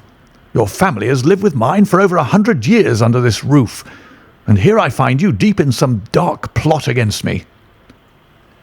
No, no, sir, not against you." It was a woman's voice, and Mrs. Barrymore, paler and more horror-struck than her husband, was standing at the door. Her bulky figure in a shawl and skirt might have been comic were it not for the intensity of feeling upon her face. "We have to go, Eliza. This is the end of it. You can pack our things," said the butler. "Oh, John, John, have I brought you to this? It is my doing, Sir Henry, all mine. He has done nothing except for my sake, and because I asked him." "Speak out, then. What does it mean?" "My unhappy brother is starving on the moor. We cannot let him perish at our very gates. The light is a signal to him that food is ready for him, and his light out yonder is to show the spot to which to bring it." "Then your brother is—" "The escaped convict, sir. Selden, the criminal." "That's the truth, sir," said Barrymore. "I said that it was not my secret, and I could not tell it to you. But now you've heard it, and you'll see that if there was a plot, it was not against you." This, then, was the explanation of the stealthy expeditions at night, and the light at the window. Sir Henry and I both stared at the woman in amazement.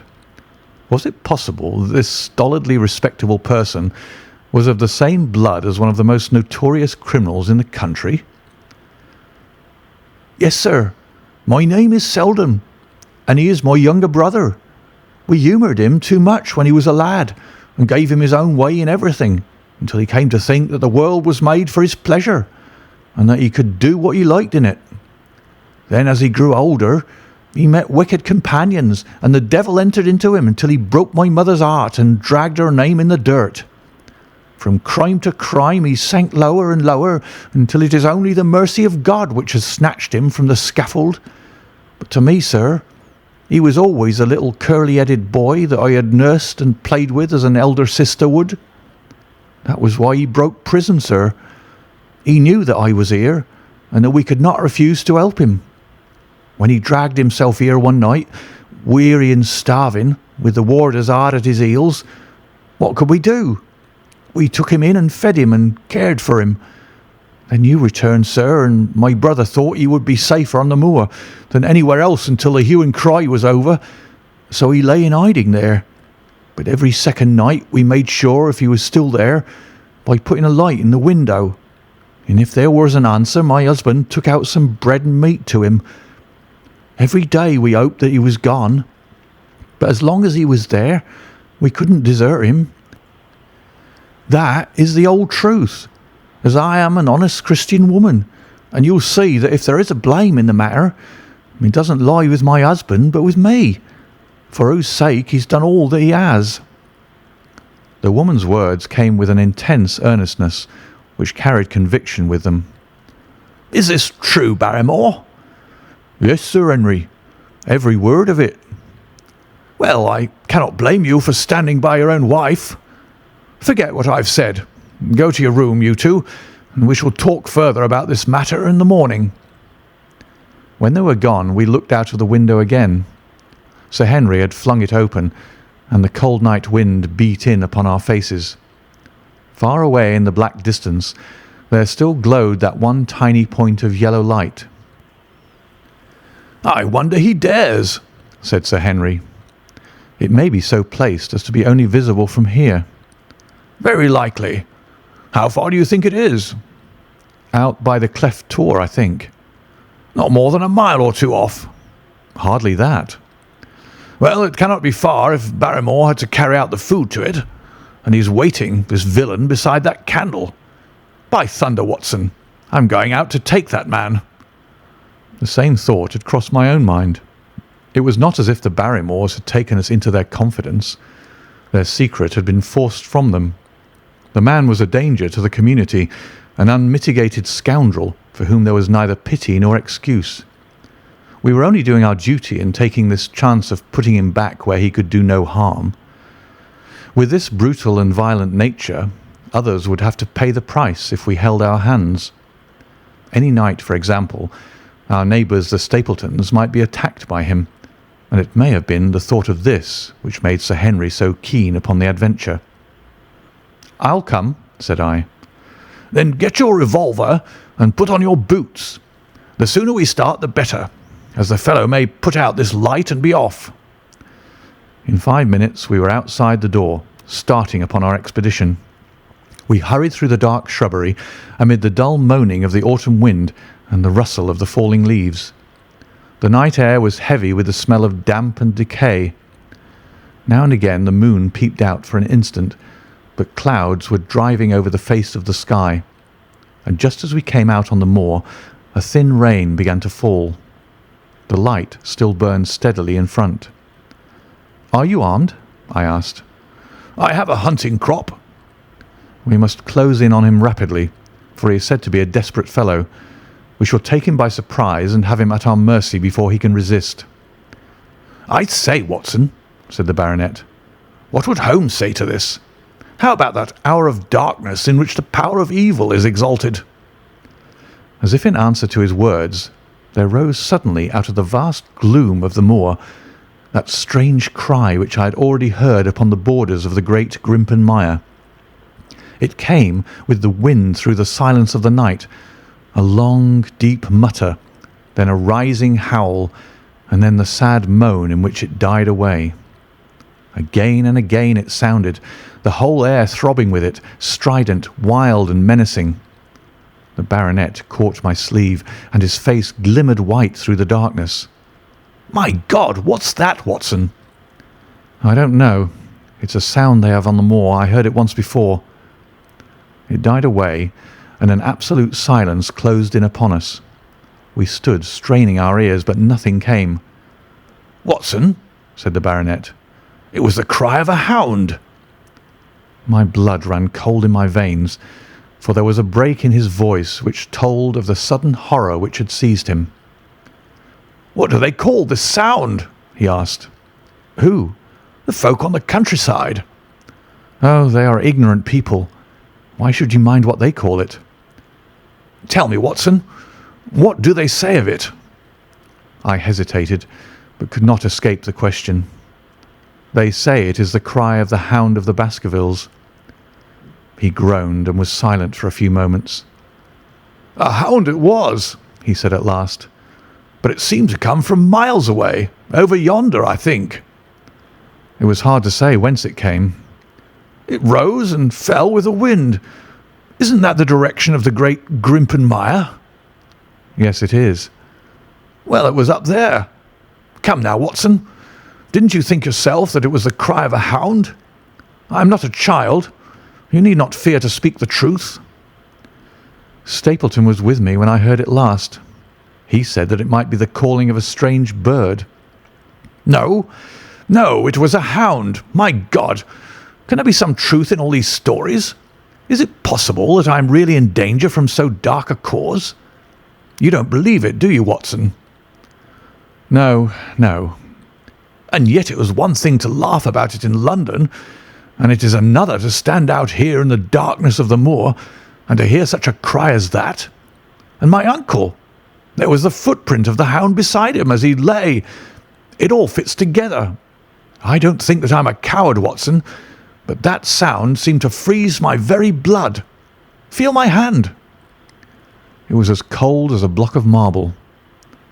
"You'll be all right tomorrow." "I don't think I'll get that cry out of my head. What do you advise that we do now?" "Shall we turn back?" "No, by thunder! We've come out to get our man, and we will do it. We after the convict and a hellhound as likely as not after us. Come on, we'll see it through if all the fiends of the pit were loose upon the moor." We stumbled slowly along in the darkness, with the black loom of the craggy hills around us and the yellow speck of light burning steadily in front. There is nothing so deceptive as the distance of a light upon a pitch-dark night, and sometimes the glimmer seemed to be far away upon the horizon, and sometimes it might have been within a few yards of us. But at last we could see whence it came, and then we knew that we were indeed very close. A guttering candle was stuck in a crevice of the rocks which flanked it on each side, so as to keep the wind from it, and also to prevent it from being visible, save in the direction of Baskerville Hall. A boulder of granite concealed our approach, and crouching behind it, we gazed over it at the signal light. It was strange to see this single candle burning there in the middle of the moor, with no sign of life near it. Just the one straight yellow flame and the gleam of the rock on each side of it. "What shall we do now?" whispered Sir Henry. "Wait here. He must be near his light. Let us see if we can get a glimpse of him." The words were hardly out of my mouth when we both saw him. Over the rocks, in the crevice of which the candle burned, there was thrust out an evil yellow face, a terrible animal face, all seamed and scored with vile passions, foul with mire, with a bristling beard and hung with matted hair. It might well have belonged to one of those old savages who dwelt in the burrows on the hillsides. The light beneath him was reflected in his small, cunning eyes, which peered fiercely to right and left through the darkness, like a crafty and savage animal who's heard the steps of the hunters. Something had evidently aroused his suspicions. It may have been that Barrymore had some private signal which we had neglected to give, or the fellow may have had some other reason for thinking that all was not well. But I could read his fears upon his wicked face. Any instant he might dash out the light and vanish in the darkness. I sprang forward, therefore, and Sir Henry did the same. At the same moment the convict screamed out a curse at us and hurled a rock which splintered up against the boulder which had sheltered us. I caught one glimpse of his short, squat, strongly built figure as he sprang to his feet and turned to run. At the same moment, by a lucky chance, the moon broke through the clouds. We rushed over the brow of the hill, and there was our man running with great speed down the other side, springing over the stones in his way with the activity of a mountain goat. A lucky long shot of my revolver might have crippled him, but I brought it only to defend myself if attacked, and not to shoot an unarmed man who was running away.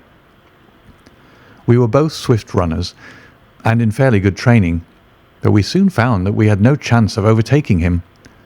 We saw him for a long time in the moonlight, until he was only a small speck moving swiftly among the boulders upon the side of a distant hill. We ran and ran until we were completely blown, but the space between us grew ever wider.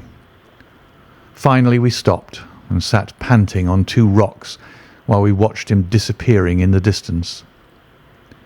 And it was at this moment that there occurred a most strange and unexpected thing. We had risen from our rocks and were turning to go home, having abandoned the hopeless chase. The moon was low upon the right, and the jagged pinnacle of a granite tor stood up against the lower curve of its silver disk. There, outlined as black as any ebony statue on that shining background, I saw the figure of a man upon the tor. Do you think that it was a delusion, Holmes? I assure you that I have never in my life seen anything more clearly. As far as I could judge, the figure was that of a tall, thin man. He stood with his legs a little separated, his arms folded, his head bowed, as if he were brooding over that enormous wilderness of peat and granite which lay before him. He might have been the very spirit of that terrible place. It was not the convict. This man was far from the place where the latter had disappeared. Besides, he was a much taller man. With a cry of surprise, I pointed him out to the baronet, but in the instant during which I had turned to grasp his arm, the man was gone. There was the sharp pinnacle of granite still cutting the lower edge of the moon, but its peak bore no trace of that silent and motionless figure. I wished to go in that direction and to search the tor, but it was some distance away. The baronet's nerves were still quivering from that cry, which recalled the dark story of his family, and he was not in the mood for fresh adventures. He had not seen this lonely man upon the tor, and could not feel the thrill which his strange presence and his commanding attitude had given to me. "A warder, no doubt," said he. "The moor has been thick with them since this fellow escaped." Well, perhaps his explanation may be the right one, but I should like to have some further proof of it. Today we mean to communicate to the Princetown people where they should look for their missing man, but it is hard lines that we have not actually had the triumph of bringing him back as our own prisoner. Such are the adventures of last night, and you must acknowledge, my dear Holmes, that I have done you very well in the matter of a report. Much of what I tell you is no doubt quite irrelevant, but still I feel that it is best that I should let you have all the facts and leave you to select for yourself those which will be of most service to you in helping you to your conclusions. We're certainly making some progress. So far as the Barrymores go, we have found the motive of their actions, and that has cleared up the situation very much. But the moor, with its mysteries and its strange inhabitants, remains as inscrutable as ever. Perhaps in my next I may be able to throw some light upon this also. Best of all would it be if you could come down to us. In any case, you will hear from me again in the course of the next few days. End of Chapter 9.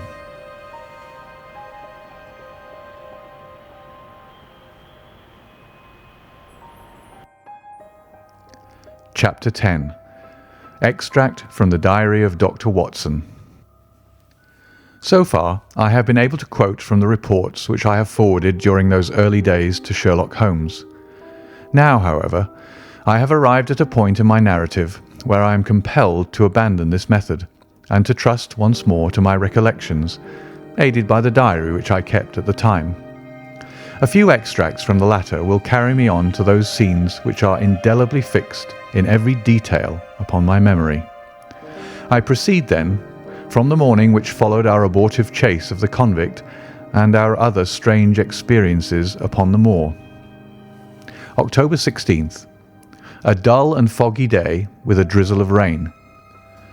The house is banked in with rolling clouds, which rise now and then to show the dreary curves of the moor, with thin silver veins upon the sides of the hills, and the distant boulders gleaming where the light strikes upon their wet faces. It is melancholy outside and in. The baronet is in a black reaction after the excitements of the night. I am conscious myself of a weight at my heart and a feeling of impending danger, ever-present danger, which is the more terrible because I am unable to define it. And have I not cause for such a feeling? Consider the long sequence of incidents which have all pointed to some sinister influence which is at work around us. There is the death of the last occupant of the hall, fulfilling so exactly the conditions of the family legend, and there are the repeated reports from peasants of the appearance of a strange creature upon the moor. Twice I have with my own ears heard the sound which resembled the distant baying of a hound. It is incredible, impossible, that it should really be outside the ordinary laws of nature. A spectral hound, which leaves material footmarks and fills the air with its howling, is surely not to be thought of. Stapleton may fall in with such a superstition, and Mortimer also. But if I have one quality upon earth, it is common sense, and nothing will persuade me to believe in such a thing. To do so would be to descend to the level of these poor peasants, who are not content with a mere fiend dog, but must needs describe him with hellfire shooting from his mouth and eyes. Holmes would not listen to such fancies, and I am his agent. But facts are facts, and I have twice heard this crying upon the moor. Suppose that there were really some huge hound loose upon it. That would go far to explain everything. But where could such a hound lie concealed? Where did it get its food? Where did it come from? How was it that no one saw it by day? It must be confessed that the natural explanation offers almost as many difficulties as the other. And always, apart from the hound, there is the fact of the human agency in London, the man in the cab, and the letter which warned Sir Henry against the moor. This at least was real. But it might have been the work of a protecting friend as easily as of an enemy. Where is that friend or enemy now? Has he remained in London? Or has he followed us down here? Could he be the stranger whom I saw upon the tour? It is true that I have had only the one glance at him, and yet there are some things to which I am ready to swear. He is no one whom I have seen down here, and I have now met all the neighbours. The figure was far taller than that of Stapleton, far thinner than that of Frankland. Barrymore it might possibly have been, but we had left him behind us, and I am certain that he could not have followed us. A stranger, then, is still dogging us, just as a stranger dogged us in London. We've never shaken him off. If I could lay my hands upon that man, then at last we might find ourselves at the end of all our difficulties. To this one purpose I must now devote all my energies. My first impulse was to tell Sir Henry all my plans. My second and wisest one is to play my own game and speak as little as possible to anyone. He is silent and distrait. His nerves have been strangely shaken by that sound upon the moor. I will say nothing to add to his anxieties, but I will take my own steps to attain my own end. We had a small scene this morning after breakfast. Barrymore asked leave to speak with Sir Henry, and they were closeted in his study some little time. Sitting in the billiard room, I more than once heard the sound of voices raised, and I had a pretty good idea what the point was which was under discussion. After a time, the baronet opened his door and called for me. "Barrymore considers that he has a grievance," he said. "He thinks that it was unfair on our part to hunt his brother-in-law down when he, of his own free will, had told us the secret." The butler was standing very pale, but very collected before us. "I may have spoken too warmly, sir," said he, "and if I have, I am sure that I beg your pardon. At the same time, I was very much surprised when I heard you two gentlemen come back this morning and learned that you had been chasing Selden. The poor fellow has enough to fight against without my putting more upon his track." "If you told us of your own free will, well, it would have been a different thing," said the baronet. "You only told us, or rather your wife only told us when it was forced from you, and you could not help yourself." "I didn't think you would have taken advantage of it, Sir Henry. Indeed, I didn't." "The man is a public danger. There are lonely houses scattered over the moor, and he is a fellow who would stick at nothing. You would only want to get a glimpse of his face to see that. Look at Mr. Stapleton's house, for example, with no one but himself to defend it. There's no safety for anyone until he's under lock and key." "He'll break into no house, sir. I give you my solemn word upon it. But he will never trouble anyone in this country again. I assure you, Sir Henry, that in a very few days the necessary arrangements will have been made, and he will be on his way to South America. For God's sake, sir, I beg of you not to let the police know that he's still on the moor. They've given up the chase there, and he can lie quiet until the ship is ready for him. You can't tell on him without getting my wife and me into trouble. I beg you, sir, to say nothing to the police." "What do you say, Watson?" I shrugged my shoulders. If he was safely out of the country, it would relieve the taxpayer of a burden. "But how about the chance of his holding someone up before he goes?" "He would not do anything so mad, sir. We have provided him with all that he can want. To commit a crime would be to show where he was hiding." "That is true," said Sir Henry. "Well, Barrymore." "God bless you, sir, and thank you for my heart. It would have killed my poor wife had he been taken again." "I guess we are aiding and abetting a felony, Watson. But after what we've heard, I don't feel as if I could give the man up. So there's an end to it. All right, Barrymore, you can go." With a few broken words of gratitude, the man turned, but he hesitated and then came back. "You've been so kind to us, sir, that I should like to do the best I can for you in return. I know something, Sir Henry, and perhaps I should have said it before, but it was long after the inquest that I found it out. I've never breathed a word about it yet to mortal man. It's about poor Sir Charles's death." The baronet and I were both upon our feet. "Do you know how he died?" "No, sir, I don't know that." "What then?" "I know why he was at the gate at the hour. It was to meet a woman." "To meet a woman? He?" "Yes, sir." "And the woman's name?" I can't give you the name, sir, but I can give you the initials. Her initials were L.L. How do you know this, Barrymore? Well, Sir Henry, your uncle had a letter that morning. He had usually a great many letters, but he was a public man and well known for his kind heart, so that everyone who was in trouble was glad to turn to him. But that morning, as it chanced, there was only this one letter, so I took the more notice of it. It was from Coombe Tracy, and it was addressed in a woman's hand. Well? Well, sir, I thought no more of the matter, and never would have done that had it not been for my wife.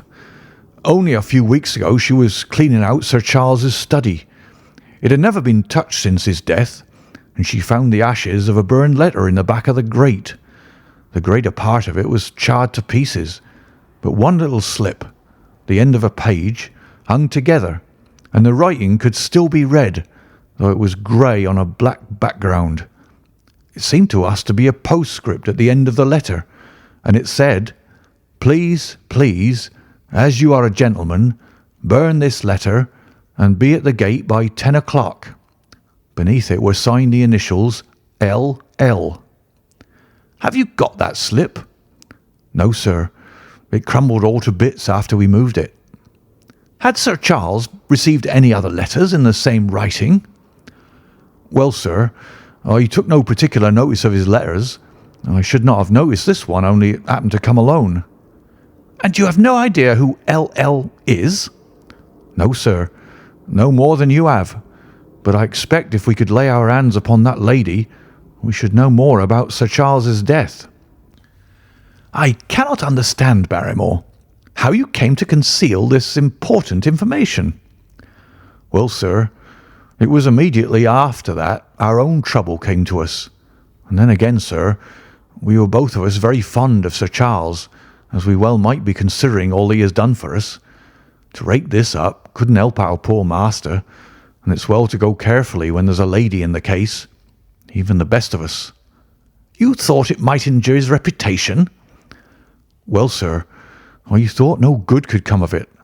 But now you've been kind to us, and I feel as if it would be treating you unfairly not to tell you all that I know about the matter. Very good, Barrymore. You can go.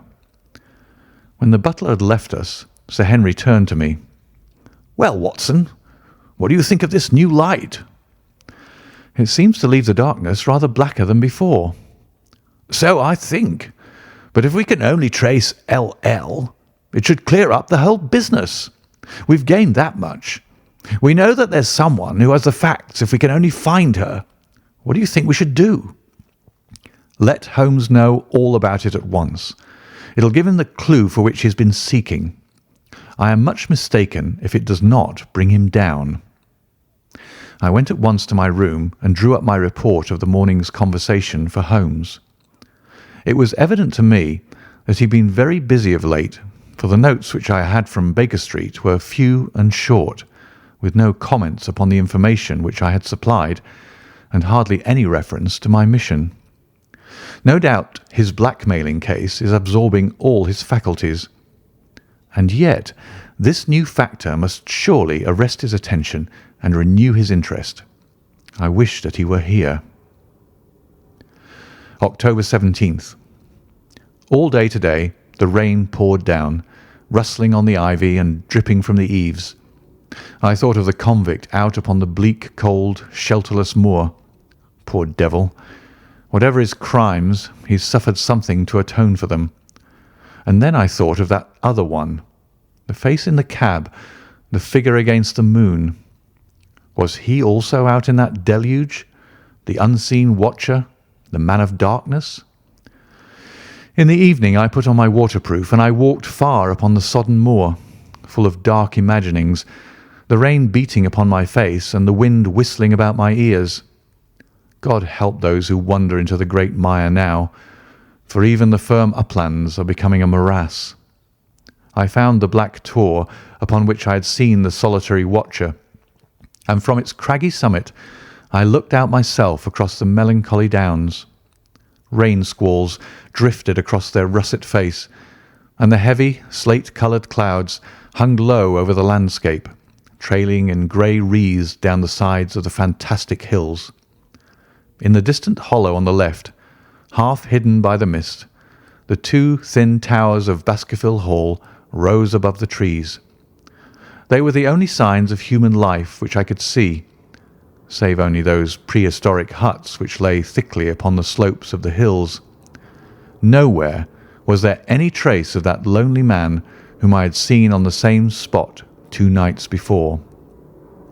As I walked back, I was overtaken by Dr. Mortimer, driving in his dog-cart over a rough moorland track which led from the outlying farmhouse of Foulmire. He's been very attentive to us, and hardly a day has passed that he has not called at the Hall to see how we're getting on. He insisted upon my climbing into his dog-cart, and he gave me a lift homeward. I found him much troubled over the disappearance of his little spaniel. It had wandered onto the moor and had never come back. I gave him such consolation as I might, but I thought of the pony on the Grimpen Mire, and I do not fancy that he will see his little dog again. "By the way, Mortimer," said I, as we jolted along the rough road, "I suppose there are few people living within driving distance of this whom you do not know?" "Hardly any, I think." "Can you then tell me the name of any woman whose initials are L.L.?" He thought for a few minutes. "No," said he. "There are a few gypsies and labouring folk for whom I can't answer, but among the farmers or gentry there is no one whose initials are those. Wait a bit, though," he added after a pause. "There is Laura Lyons. Her initials are L.L., but she lives in Coombe Tracey." "Who is she?" I asked. "She is Franklin's daughter." "What? Old Franklin the Crank?" "Exactly. She married an artist named Lyons, who came sketching on the moor. He proved to be a blackguard and deserted her. The fault, from what I hear, may not have been entirely on one side. Her father refused to have anything to do with her because she had married without his consent, and perhaps for one or two other reasons as well. So between the old sinner and the young one, the girl has had a pretty bad time." "How does she live?" "I fancy old Franklin allows her a pittance, but it cannot be more, for his own affairs are considerably involved. Whatever she may have deserved, one could not allow her to go hopelessly to the bad. Her story got about, and several of the people here did something to enable her to earn an honest living. Stapleton did for one, and Sir Charles for another. I gave a trifle myself. It was to set her up in a typewriting business." He wanted to know the object of my inquiries, but I managed to satisfy his curiosity without telling him too much, for there is no reason why we should take anyone into our confidence. Tomorrow morning I shall find my way to Coombe Tracey, and if I can see this Mrs. Laura Lyons, of equivocal reputation, a long step will have been made towards clearing one incident in this chain of mysteries. I am certainly developing the wisdom of the serpent, for when Mortimer pressed his questions to an inconvenient extent, I asked him casually to what type Franklin's skull belonged, and so heard nothing but craniology for the rest of our drive. I have not lived for years with Sherlock Holmes for nothing. I have only one other incident to record upon this tempestuous and melancholy day. This was my conversation with Barrymore just now, which gives me one more strong card which I can play in due time. Mortimer had stayed to dinner, and he and the baronet played écarté afterwards. The butler brought me my coffee into the library, and I took the chance to ask him a few questions. "Well," said I, "has this precious relation of yours departed, or is he still lurking out yonder?" "I don't know, sir. I hope to heaven that he's gone, for he's brought nothing but trouble here. I've not heard of him since I left our food for him last, and that was 3 days ago." "Did you see him then?" "No, sir, but the food was gone when next I went that way." "Then he was certainly there." "So you would think, sir, unless it was the other man who took it." I sat with my coffee cup halfway to my lips and stared at Barrymore. "You know that there is another man, then?" "Yes, sir. There is another man upon the moor." "Have you seen him?" "No, sir." "How do you know of him, then?" "Selden told me of him, sir, a week ago or more. He's in hiding too, but he's not a convict as far as I can make out. I don't like it, Dr. Watson. I tell you straight, sir, that I don't like it." He spoke with a sudden passion of earnestness. "Now listen to me, Barrymore. I have no interest in this matter but that of your master. I have come here with no object except to help him. Tell me frankly, what is it that you don't like?" Barrymore hesitated for a moment, as if he regretted his outburst, or found it difficult to express his own feelings in words. "It's all these goings-on, sir," he cried at last, waving his hand towards the rain-lashed window which faced the moor. "There's foul play somewhere, and there's black villainy brewing. To that I'll swear.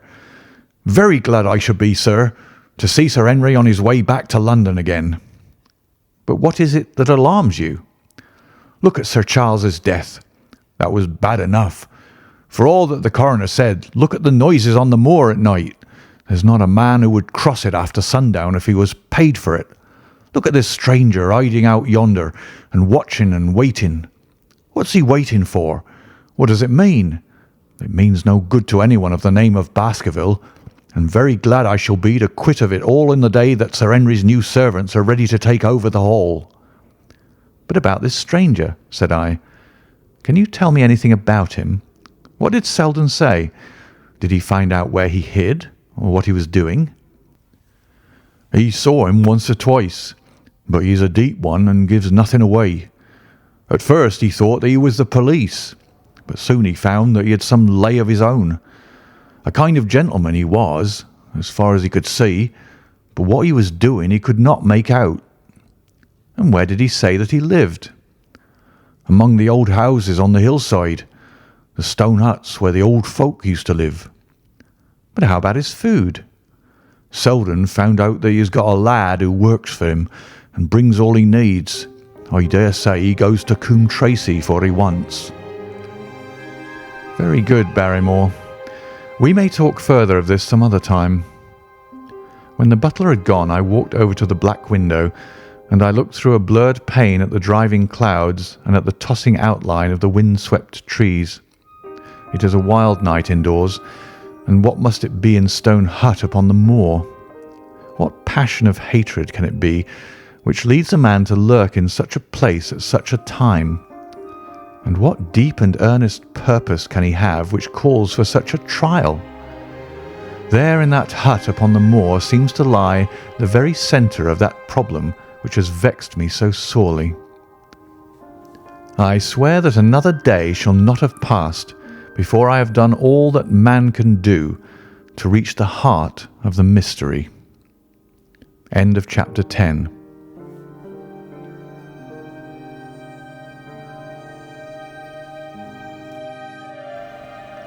Chapter 11.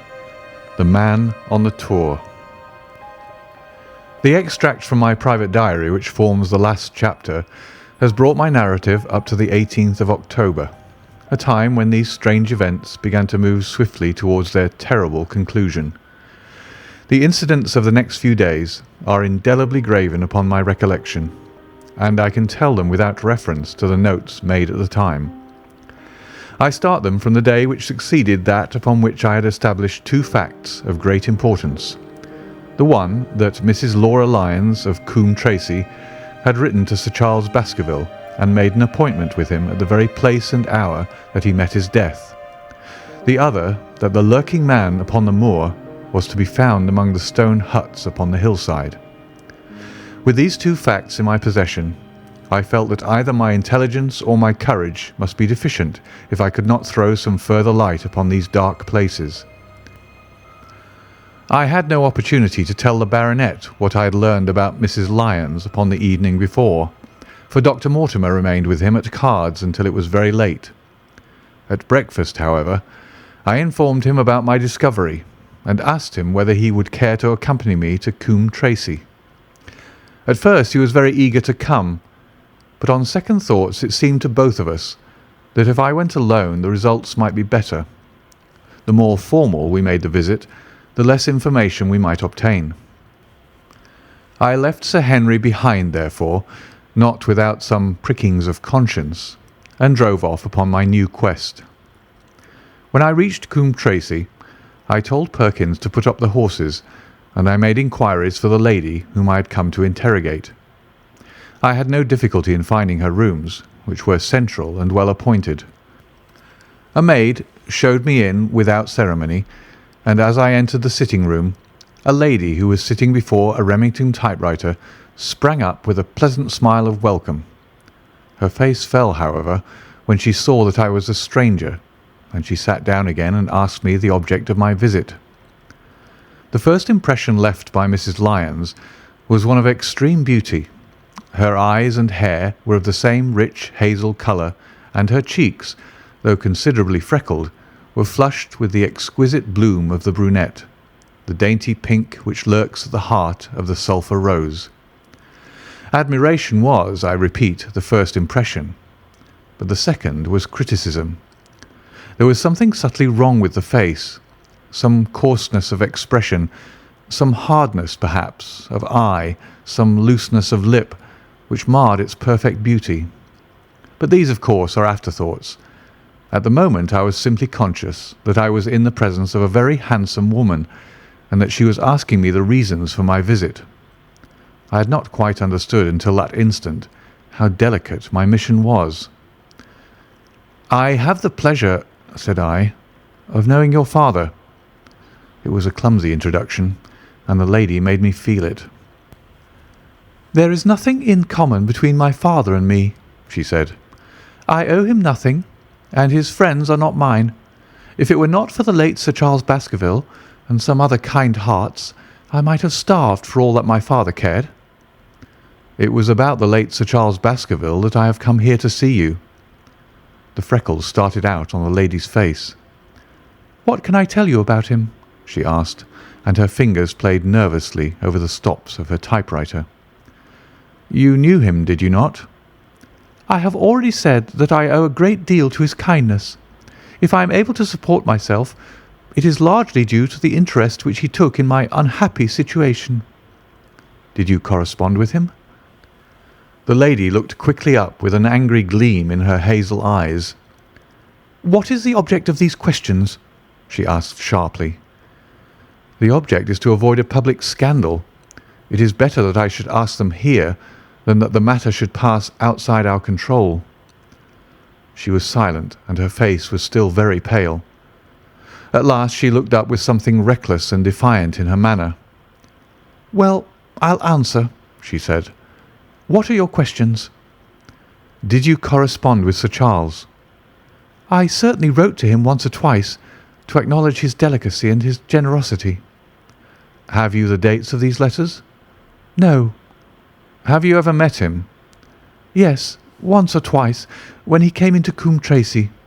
He was a very retiring man, and he preferred to do good by stealth." "But if you saw him so seldom and wrote so seldom, how did he know enough about your affairs to be able to help you, as you say that he has done?" She met my difficulty with the utmost readiness. "There were several gentlemen who knew my sad history and united to help me. One was Mr. Stapleton, a neighbour and intimate friend of Sir Charles's.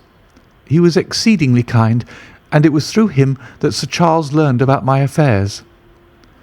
I knew already that Sir Charles Baskerville had made Stapleton his almoner upon several occasions, so the lady's statement bore the impress of truth upon it. "Did you ever write to Sir Charles asking him to meet you?"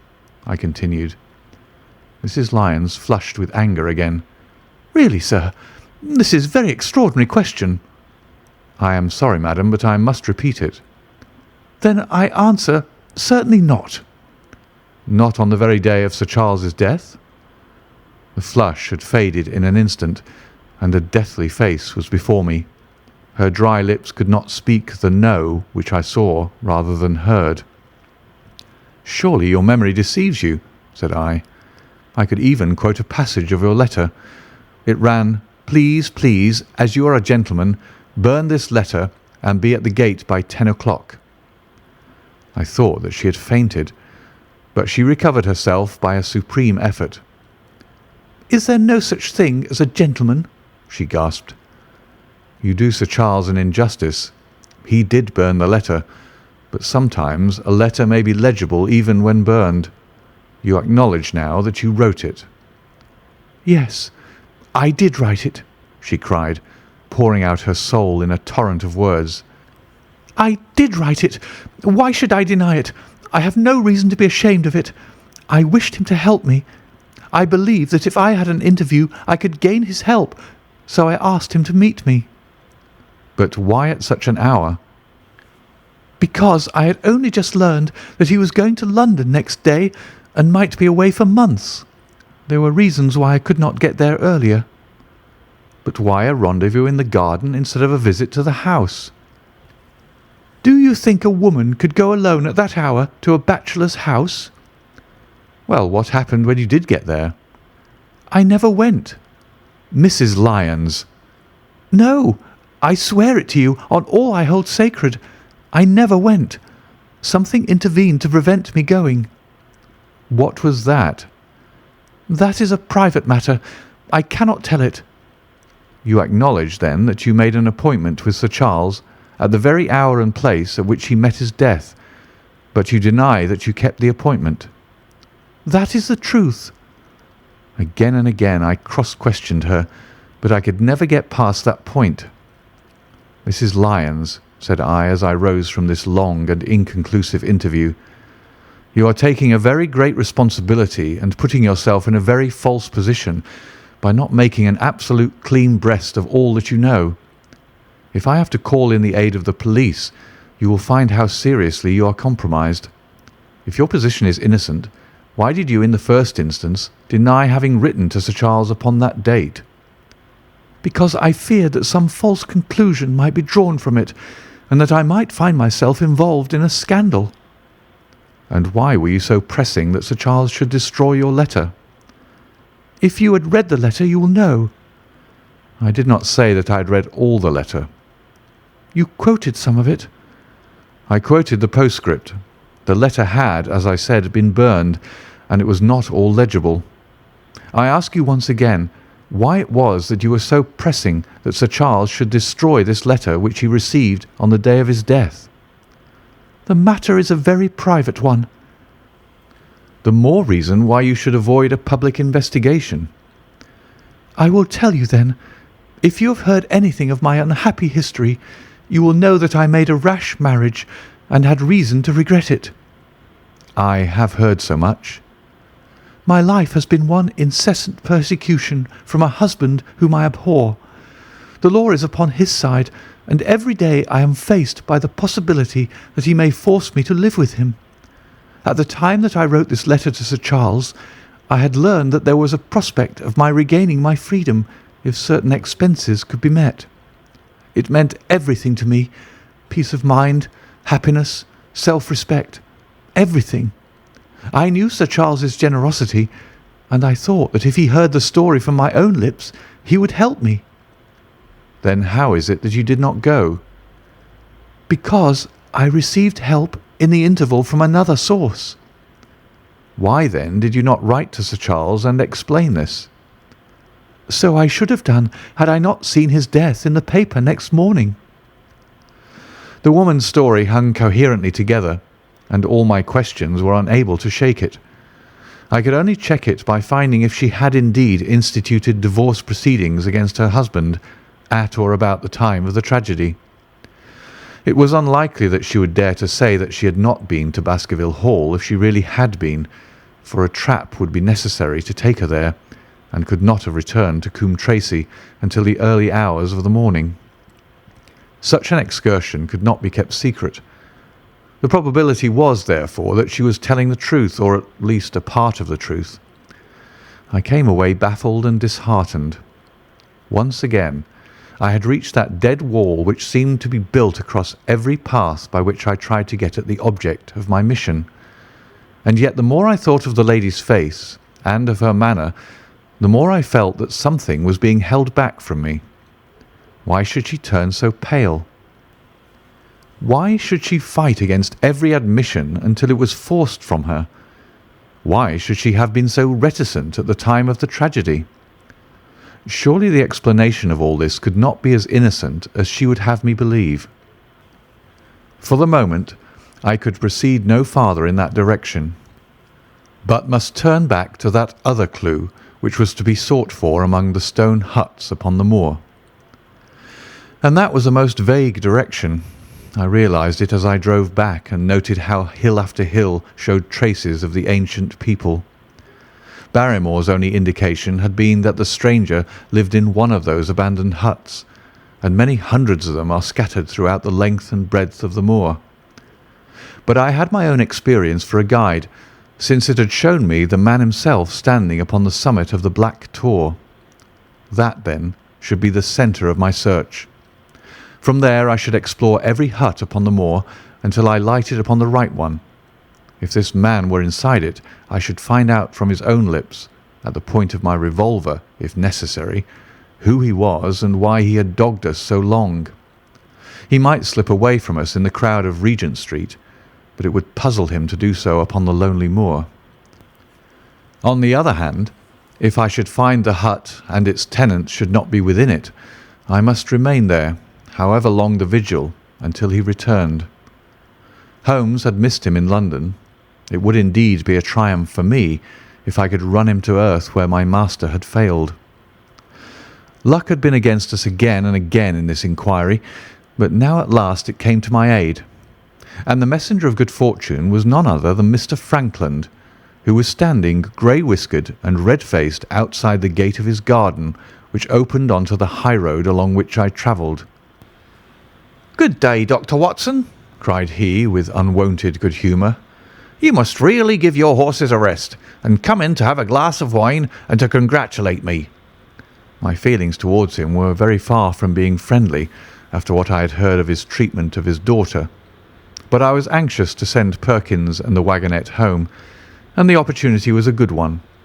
I alighted and sent a message to Sir Henry that I should walk over in time for dinner.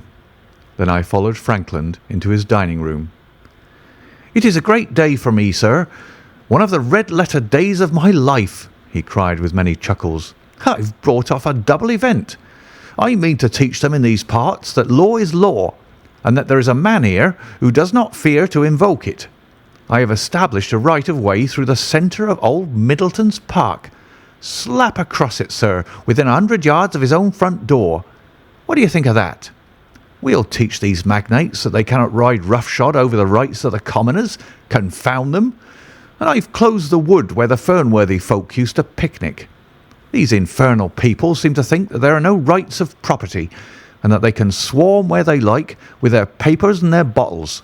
Both cases decided, Dr. Watson, and both in my favour. I haven't had such a day since I'd Sir John Morland for trespass because he shot in his own warren." "How on earth did you do that?" "Look it up in the book, sir. It'll repay reading. Frankland versus Morland, Court of Queen's Bench. It cost me £200, but I got my verdict." "Did it do you any good?" "None, sir, none. I am proud to say that I have no interest in the matter. I act entirely from a sense of public duty. I have no doubt, for example, that the Fernworthy people will burn me in effigy tonight. I told the police last time they did it that they should stop these disgraceful exhibitions. The county constabulary is in a scandalous state, sir, and it has not afforded me the protection to which I am entitled. The case of Frankland versus Regina will bring the matter before the attention of the public. I told them that they would have occasion to regret their treatment of me, and already my words have come true." "How so?" I asked. The old man put on a very knowing expression. "Because I could tell them what they are dying to know, but nothing could induce me to help the rascals in any way." I had been casting around for some excuse by which I could get away from his gossip, but now I began to wish to hear more of it. I had seen enough of the contrary nature of the old sinner to understand that any strong sign of interest would be the surest way to stop his confidences. "Some poaching case, no doubt," said I with an indifferent manner. "Aha, my boy!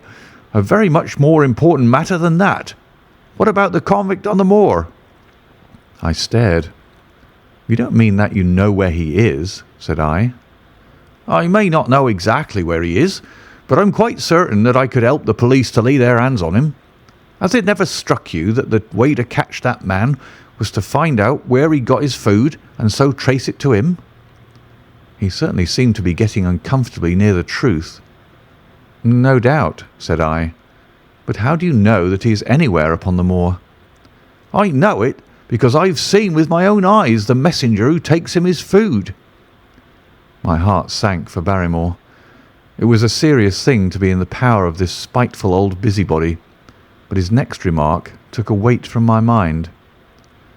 "You'll be surprised to hear that his food is taken to him by a child. I see him every day through my telescope upon the roof.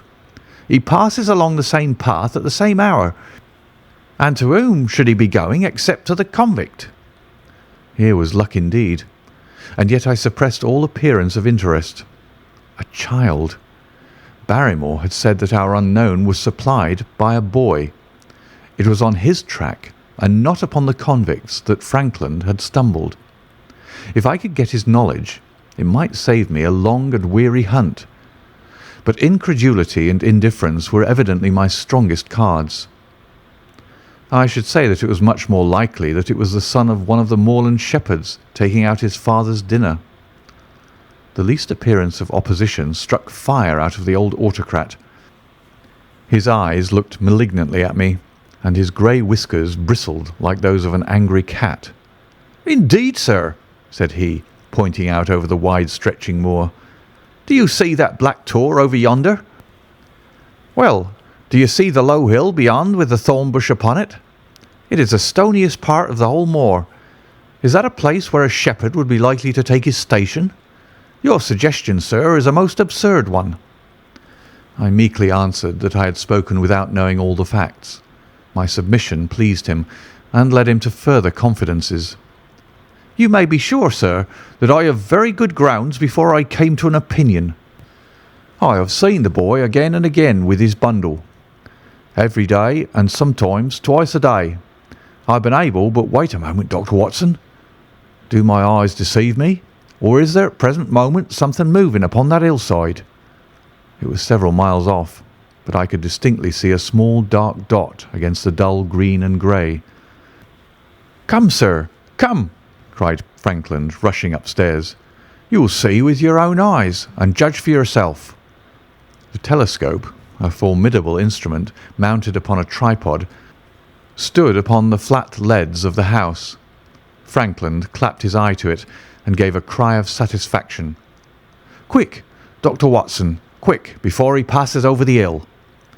There he was, sure enough, a small urchin with a little bundle upon his shoulder, toiling slowly up the hill. When he reached the crest, I saw the ragged, uncouth figure outlined for an instant against the cold blue sky. He looked round him with a furtive and stealthy air, as one who dreads pursuit. Then he vanished over the hill.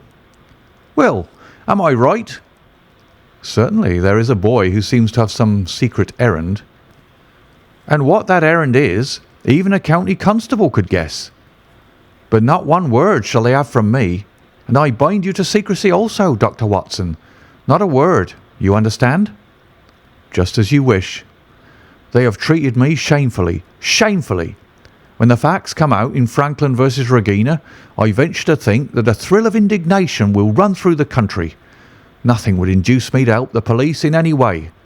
For all they cared, it might have been me instead of my effigy, which these rascals burned at the stake. Surely you're not going? You'll help me to empty the decanter in honour of this great occasion." But I resisted all his solicitations, and succeeded in dissuading him from his announced intention of walking home with me. I kept the road as long as his eye was on me, and then I struck off across the moor and made for the stony hill over which the boy had disappeared. Everything was working in my favour, and I swore that it should not be through lack of energy or perseverance that I should miss the chance which fortune had thrown in my way. The sun was already sinking when I reached the summit of the hill, and the long slopes beneath me were all golden green on one side and grey shadow on the other. A haze lay low upon the farthest skyline, out of which jutted the fantastic shapes of Belliver and Vixen Tor. Over the wide expanse there was no sound and no movement. One great grey bird, a gull or curlew, soared aloft in the blue heaven. He and I seemed to be the only living things between the huge arch of the sky and the desert beneath it. The barren scene, the sense of loneliness, and the mystery and urgency of my task all struck a chill into my heart.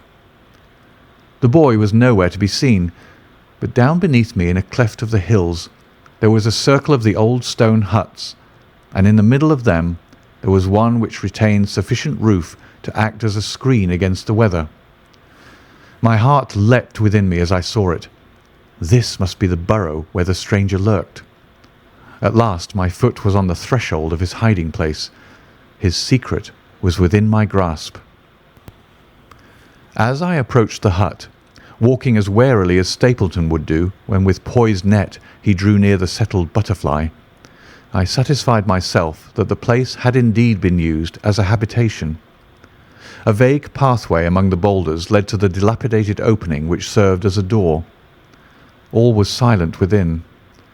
The unknown might be lurking there, or he might be prowling on the moor. My nerves tingled with the sense of adventure. Throwing aside my cigarette, I closed my hand upon the butt of my revolver, and walking swiftly up to the door, I looked in. The place was empty. But there were ample signs that I had not come upon a false scent. This was certainly where the man lived. Some blankets rolled in a waterproof lay upon the very stone slab upon which Neolithic man had once slumbered. The ashes of a fire were heaped in a rude grate. Beside it lay some cooking utensils and a bucket half full of water. A litter of empty tins showed that the place had been occupied for some time, and I saw, as my eyes became accustomed to the checkered light, a pannikin and a half-full bottle of spirits standing in the corner. In the middle of the hut, a flat stone served the purpose of a table, and upon this stood a small cloth bundle, the same, no doubt, which I had seen through the telescope upon the shoulder of the boy. It contained a loaf of bread, a tin tongue, and 2 tins of preserved peaches. As I set it down again, after having examined it, my heart leapt to see that beneath it there lay a sheet of paper with writing upon it. I raised it, and this was what I read, roughly scrawled in pencil. Dr. Watson has gone to Coombe Tracey. For a minute I stood there with the paper in my hands, thinking out the meaning of this curt message. It was I, then, and not Sir Henry, who was being dogged by this secret man. He had not followed me himself, but he had set an agent, the boy perhaps, upon my track, and this was his report. Possibly I had taken no steps since I had been upon the moor which had not been observed and reported. Always there was this feeling of an unseen force, a fine net drawn round us with infinite skill and delicacy, holding us so lightly that it was only at some supreme moment that one realized that one was indeed entangled in its meshes. If there was one report, there might be others, so I looked around the hut in search of them.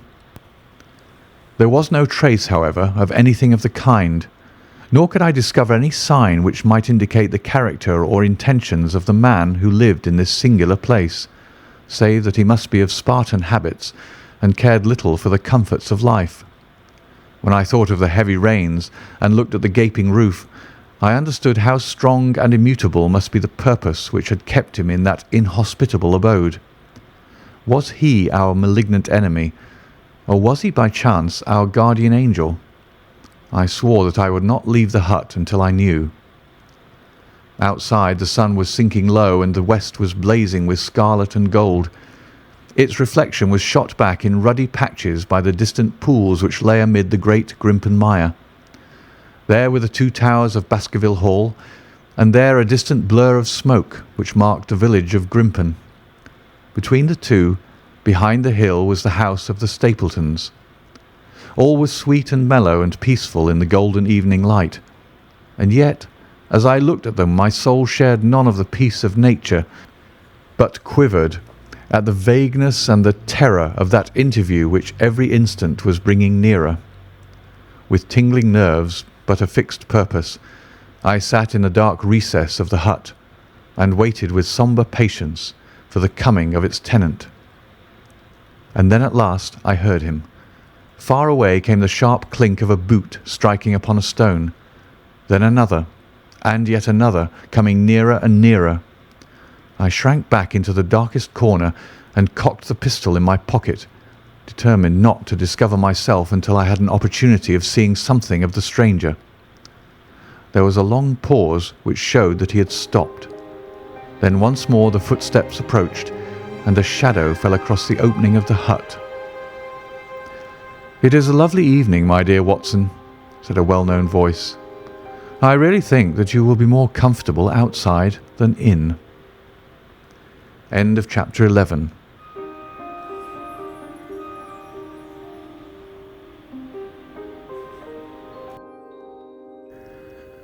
Chapter 12. Death on the Moor. For a moment or two I sat breathless, hardly able to believe my ears. Then my senses and my voice came back to me, while a crushing weight of responsibility seemed in an instant to be lifted from my soul. That cold, incisive, ironical voice could belong to but one man in all the world. "Holmes!" I cried. "Holmes!" "Come out," said he, "and please be careful with the revolver." I stooped under the rude lintel, and there he sat upon a stone outside, his grey eyes dancing with amusement as they fell upon my astonished features.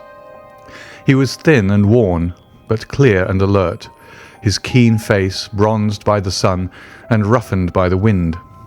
In his tweed suit and cloth cap, he looked like any other tourist upon the moor, and he had contrived, with that cat-like love of personal cleanliness which was one of his characteristics, that his chin should be as smooth and his linen as perfect as if he were in Baker Street.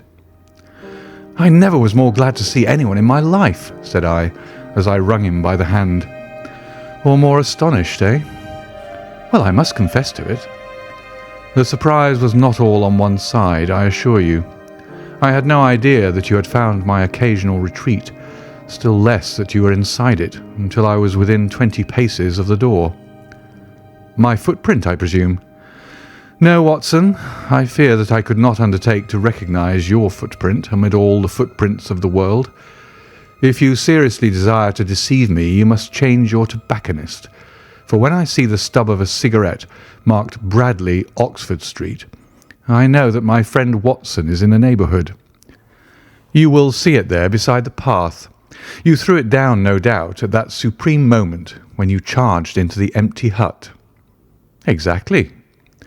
I thought as much, and knowing your admirable tenacity, I was convinced that you were sitting in ambush, a weapon within reach, waiting for the tenant to return. So you actually thought that I was the criminal. I did not know who you were, but I was determined to find out." "Excellent, Watson. And how did you localize me?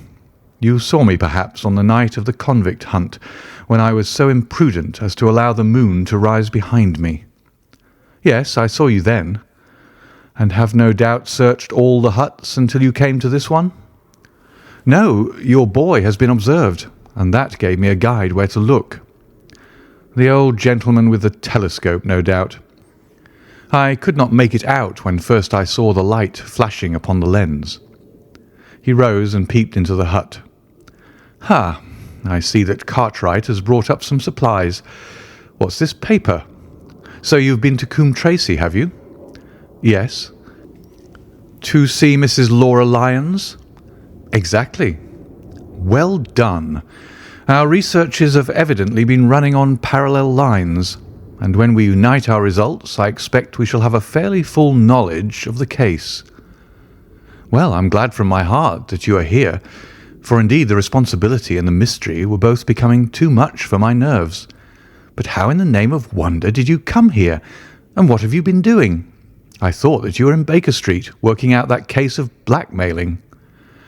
"That was what I wished you to think." "Then you use me and yet do not trust me?" I cried with some bitterness. "I think that I deserve better at your hands, Holmes." My dear fellow, you have been invaluable to me in this, as in many other cases, and I beg that you will forgive me if I have seemed to play a trick upon you. In truth, it was partly for your own sake that I did it, and it was my appreciation of the danger which you ran which led me to come down and examine the matter for myself. Had I been with Sir Henry and you, it is confident that my point of view would have been the same as yours, and my presence would have warned our very formidable opponents to be on their guard. As it is, I have been able to get about as I could not possibly have done had I been living in the hall, and I remain an unknown factor in the business, ready to throw in all my weight at a critical moment. But why keep me in the dark? For you to know could not have helped us, and might possibly have led to my discovery. You would have wished to tell me something, or in your kindness you would have brought me out some comfort or other, and so an unnecessary risk would be run. I brought Cartwright down with me. You remember the little chap at the express office. And he has seen after my simple wants, a loaf of bread and a clean collar. What does man want more? He has given me an extra pair of eyes upon a very active pair of feet, and both have been invaluable. Then my reports have all been wasted. My voice trembled as I recalled the pains and the pride with which I had composed them. Holmes took a bundle of papers from his pocket. Here are your reports, my dear fellow, and very well thumbed, I assure you. I made excellent arrangements, and they were only delayed one day upon their way. I must compliment you exceedingly upon the zeal and the intelligence which you have shown over an extraordinarily difficult case. I was still rather raw over the deception which had been practised upon me, but the warmth of Holmes's praise drove my anger from my mind. I felt also in my heart that he was right in what he had said, and that it was really best for our purpose that I should not have known that he was upon the moor. "That's better," said he, seeing the shadow rise from my face. "And now, tell me the result of your visit to Mrs. Laura Lyons.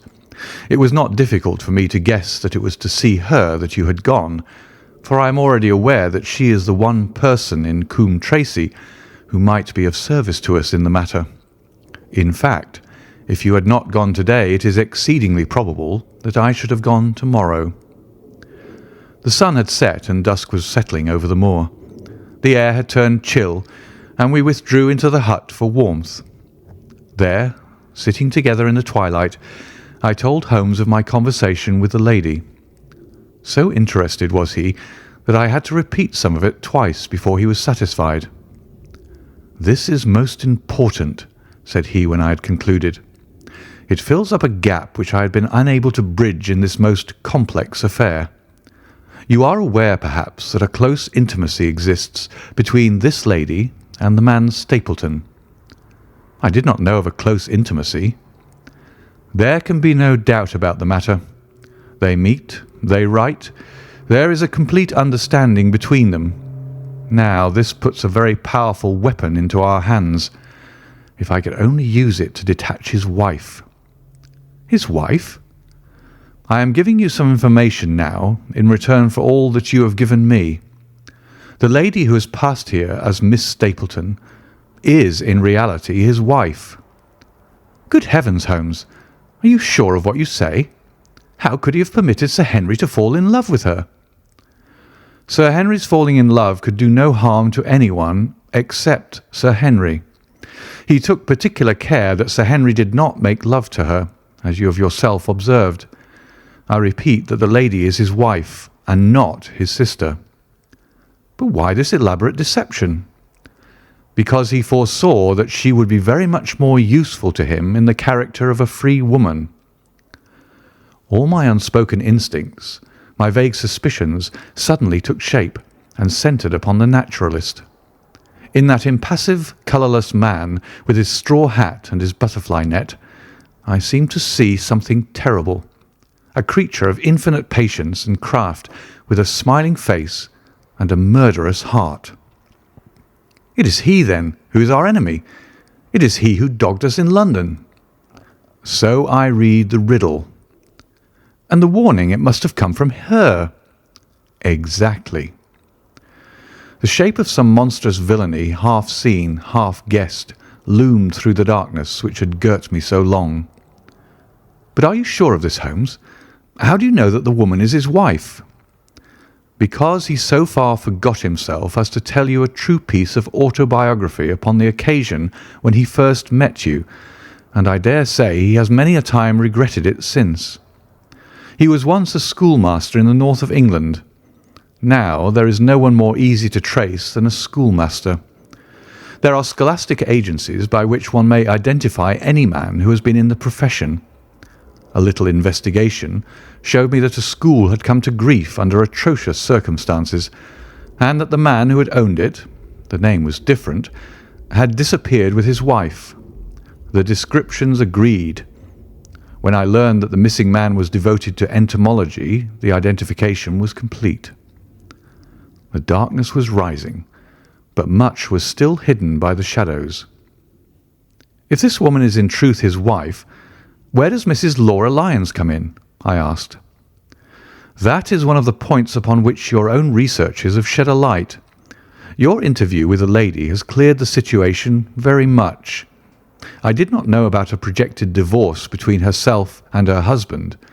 In that case, regarding Stapleton as an unmarried man, she counted no doubt upon becoming his wife." "And when she is undeceived?" "Why, then we may find the lady of service. It must be our first duty to see her, both of us, tomorrow. Don't you think, Watson, that you are away from your charge rather long? Your place should be at Baskerville Hall." The last red streaks had faded away in the west, and night had settled upon the moor. A few faint stars were gleaming in a violet sky. "One last question, Holmes," I said as I rose. "Surely there's no need of secrecy between you and me. What is the meaning of it all? What is he after?" Holmes' voice sank as he answered. "It is murder, Watson. Refined, cold-blooded, deliberate murder. Do not ask me for particulars. My nets are closing upon him even as his are upon Sir Henry, and with your help he is already almost at my mercy. There is but one danger which can threaten us. It is that he should strike before we are ready to do so. Another day, 2 at the most, and I have my case complete. But until then, guard your charge as closely as ever a fond mother watched her ailing child. Your mission today has justified itself, and yet I could almost wish that you had not left his side. Hark!" A terrible scream, a prolonged yell of horror and anguish, burst out of the silence of the moor. That frightful cry turned the blood to ice in my veins. "Oh, my God!" I gasped. "What is it? What does it mean?" Holmes had sprung to his feet, and I saw his dark, athletic outline at the door of the hut, his shoulders stooping, his head thrust forward, his face peering into the darkness. "Hush!" he whispered. "Hush!" The cry had been loud on account of its vehemence, but it had pealed out from somewhere far off on the shadowy plain. Now it burst upon our ears, nearer, louder, more urgent than before. "Where is it?" Holmes whispered, and I knew from the thrill of his voice that he, the man of iron, was shaken to the soul. "Where is it, Watson?" "There, I think." I pointed into the darkness. "No, there." Again the agonized cry swept through the silent night, louder and much nearer than ever. And a new sound mingled with it, a deep muttered rumble, musical and yet menacing, rising and falling like the low, constant murmur of the sea. "The hound!" cried Holmes. "Come, Watson, come. Great heavens, if we are too late." He had started running swiftly over the moor, and I had followed at his heels. But now, from somewhere among the broken ground immediately in front of us, there came one last despairing yell, and then a dull, heavy thud. We halted and listened. Not another sound broke the heavy silence of the windless night. I saw Holmes put his hand to his forehead like a man distracted. He stamped his feet upon the ground. "He has beaten us, Watson. We are too late." "No, no, surely not." Fool that I was to hold my hand. And you, Watson, see what comes of abandoning your charge. But by heaven, if the worst has happened, we'll avenge him." Blindly we ran through the gloom, blundering against boulders, forcing our way through gorse bushes, panting up hills and rushing down slopes, heading always in a direction whence those dreadful sounds had come. At every rise Holmes looked eagerly around him, but the shadows were thick upon the moor, and nothing moved upon its dreary face. "Can you see anything?" "Nothing. But hark, what is that?" A low moan had fallen upon our ears. There it was again, upon our left. On that side a ridge of rocks ended in a sheer cliff which overlooked a stone-strewn slope. On its jagged face was spread-eagled some dark, irregular object. As we ran towards it, the vague outline hardened into a definite shape. It was a prostrate man, face downward upon the ground, the head doubled under him at a horrible angle, the shoulders rounded, and the body hunched together as if in the act of throwing a somersault. So grotesque was the attitude that I could not for the instant realize that that moan had been the passing of his soul. Not a whisper, not a rustle rose now from the dark figure over which we stooped. Holmes laid his hand upon him and held it up again with an exclamation of horror. The gleam of the match which he struck shone upon his clotted fingers and upon the ghastly pool which widened slowly from the crushed skull of the victim. And it shone upon something else which turned our hearts sick and faint within us. The body of Sir Henry Baskerville. There was no chance of either of us forgetting that peculiar ruddy tweed suit, the very one which he had worn on the first morning that we had seen him in Baker Street. We caught the one clear glimpse of it, and then the match flickered and went out, even as the hope had gone out of our souls. Holmes groaned, and his face glimmered white through the darkness. "The brute! The brute!" I cried with clenched hands. "Oh, Holmes, I shall never forgive myself for having left him to his fate." "I am more to blame than you, Watson. In order to have my case well rounded and complete, I have thrown away the life of my client. It is the greatest blow which has befallen me in my career. But how could I know? How could I know that he would risk his life alone upon the moor in the face of all my warnings? That we should have heard the screams, my God, those screams, and yet have been unable to save him. Where is this brute of a hound which drove him to his death? It may be lurking among those rocks at this instant. And Stapleton, where is he? He shall answer for this deed." "He shall. I will see to that. Uncle and nephew have been murdered, the one frightened to death by the very sight of a beast which he thought to be supernatural, the other driven to his end in this wild flight to escape from it. But now we have to prove the connection between the man and the beast. Save from what we heard, we cannot even swear to the existence of the latter, since Sir Henry has evidently died from the fall. But by heavens, cunning as he is, the fellow shall be in my power before another day is passed." We stood with bitter hearts on either side of the mangled body, overwhelmed by this sudden and irrevocable disaster which had brought all our long and weary labours to so piteous an end. Then, as the moon rose, we climbed to the top of the rocks over which our poor friend had fallen, and from the summit we gazed out over the shadowy moor, half silver and half gloom. Far away, miles off in the direction of Grimpen, a single steady yellow light was shining. It can only come from the lonely abode of the Stapletons. With a bitter curse, I shook my fist at it as I gazed. Why should we not seize him at once? Our case is not complete. The fellow is wary and cunning to the last degree. It is not what we know, but what we can prove. If we make one false move, the villain may escape us yet. What can we do? There will be plenty for us to do tomorrow. Tonight we can only perform the last offices to our poor friend. Together we made our way down the precipitous slope and approached the body, black and clear against the silvered stones. The agony of those contorted limbs struck me with a spasm of pain and blurred my eyes with tears. "We must send for help, Holmes. We cannot carry him all the way to the hall. Good heavens, are you mad?" He had uttered a cry and bent over the body. Now he was dancing and laughing and wringing my hand. Could this be my stern, self-contained friend? These were hidden fires indeed. "A beard! A beard! The man has a beard!" "A beard? It is not the baronet. It is— why, it is my neighbour, the convict."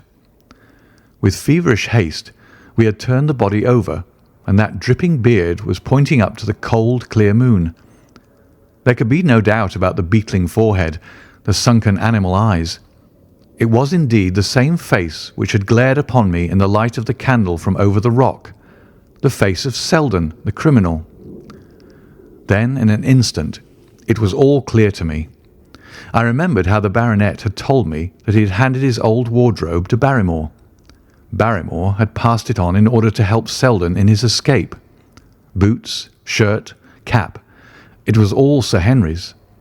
The tragedy was still black enough, but this man had at least deserved death by the laws of his country. I told Holmes how the matter stood, my heart bubbling over with thankfulness and joy. "Then the clothes have been the poor devil's death," said he. "It is clear enough that the hound has been laid on from some article of Sir Henry's, the boot which was abstracted in the hotel in all probability, and so ran this man down. There is one very singular thing, however. How came Selden, in the darkness, to know that the hound was on his trail?" "He heard him." To hear a hound upon the moor would not work a hard man like this convict into such a paroxysm of terror that he would risk recapture by screaming wildly for help. By his cries he must have run a long way after he knew the animal was on his track. How did he know? A greater mystery to me is why this hound, presuming that all our conjectures are correct— I presume nothing. Well then, why this hound should be loose tonight? I suppose that it does not always run loose upon the moor. Stapleton would not let it go unless he had reason to think that Sir Henry would be there. My difficulty is the more formidable of the two, for I think that we shall very shortly get an explanation of yours, while mine may remain forever a mystery. The question now is, what shall we do with this poor wretch's body? We cannot leave it here to the foxes and the ravens. I suggest that we put it in one of the huts until we can communicate with the police. Exactly. I have no doubt that you and I could carry it so far. Hello, Watson, what's this? It's the man himself, by all that's wonderful and audacious. Not a word to show your suspicions. Not a word, or my plans crumble to the ground. A figure was approaching us over the moor, and I saw the dull red glow of a cigar.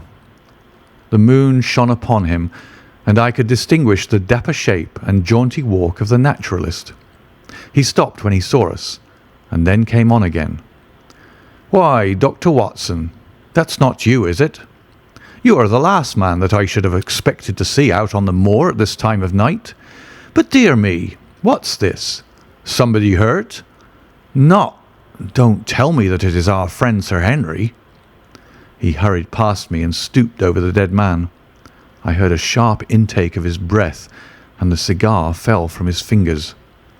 Who's this?" he stammered. "It is Selden, the man who escaped from Princetown." Stapleton turned a ghastly face upon us, but by a supreme effort he had overcome his amazement and his disappointment. He looked sharply from Holmes to me. "Dear me, what a very shocking affair. How did he die?" "He appears to have broken his neck by falling over these rocks. My friend and I were strolling on the moor when we heard a cry." "I heard a cry also. That was what brought me out. I was uneasy about Sir Henry." "Why about Sir Henry in particular?" I could not help asking. "Because I had suggested that he should come over. When he did not come, I was surprised, and I naturally became alarmed for his safety when I heard cries upon the moor. By the way, His eyes darted again from my face to Holmes's. "Did you hear anything else besides a cry?" "No," said Holmes. "Did you?" "No." "What do you mean, then?" "Oh, you know, the stories that the peasants tell about a phantom hound and so on. It is said to be heard at night upon the moor. I was wondering if there were any evidence of such a sound tonight." "We heard nothing of the kind," said I. "And what is your theory of this poor fellow's death?" "I have no doubt that anxiety and exposure have driven him off his head. He has rushed about the moor in a crazy state, and eventually fallen over here and broken his neck." "That seems the most reasonable theory," said Stapleton, and he gave a sigh which I took to indicate his relief. "What do you think about it, Mr. Sherlock Holmes?" My friend bowed his compliments. "You are quick at identification," said he. "We have been expecting you in these parts since Dr. Watson came down. You are in time to see a tragedy." "Yes, indeed. I have no doubt that my friend's explanation will cover the facts. I will take an unpleasant remembrance back to London with me tomorrow." "Oh, you return tomorrow?" "That is my intention." "I hope your visit has cast some light upon these occurrences which have puzzled us." Holmes shrugged his shoulders. "One cannot always have the success for which one hopes. An investigator needs facts and not legends or rumours. It has not been a satisfactory case." My friend spoke in his frankest and most unconcerned manner. Stapleton still looked hard at him. Then he turned to me. "I would suggest carrying this poor fellow to my house, but it would give my sister such a fright that I do not feel justified in doing it. I think that if we put something over his face, he will be safe until morning." And so it was arranged. Resisting Stapleton's offer of hospitality, Holmes and I set off to Baskerville Hall, leaving the naturalist to return alone. Looking back, we saw the figure moving slowly away over the broad moor, and behind him that one black smudge on the silvered slope, which showed where the man was lying who had come so horribly to his end. End of chapter 12.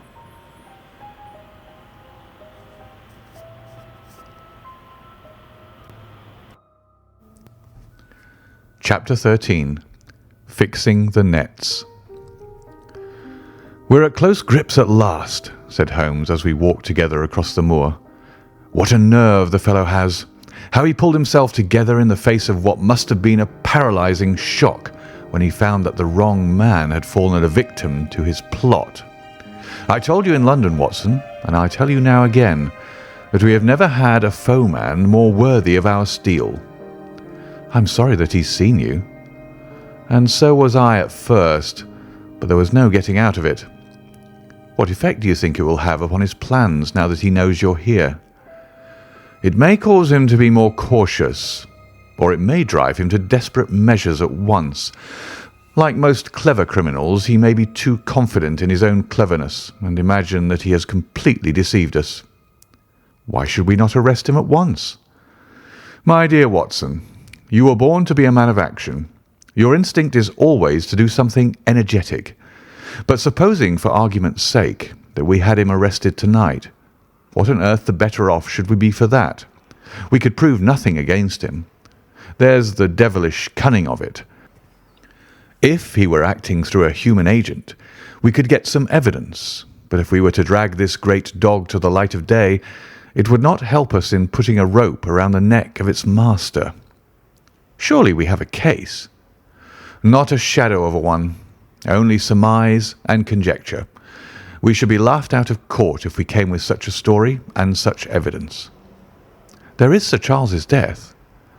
Found dead without a mark upon him. You and I know that he died of sheer fright, and we know also what frightened him. But how are we to get 12 stolid jurymen to know it? What signs are there of a hound? Where are the marks of the fangs? Of course, we know that a hound does not bite a dead body, and that Sir Charles was dead before ever the brute overtook him. But we have to prove all this, and we are not in a position to do it. Well then, tonight? We are not much better off tonight.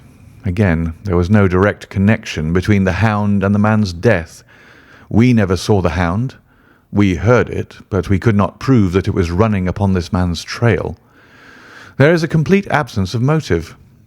No, my dear fellow, we must reconcile ourselves to the fact that we have no case at present, and that it is worth our while to run any risk in order to establish one.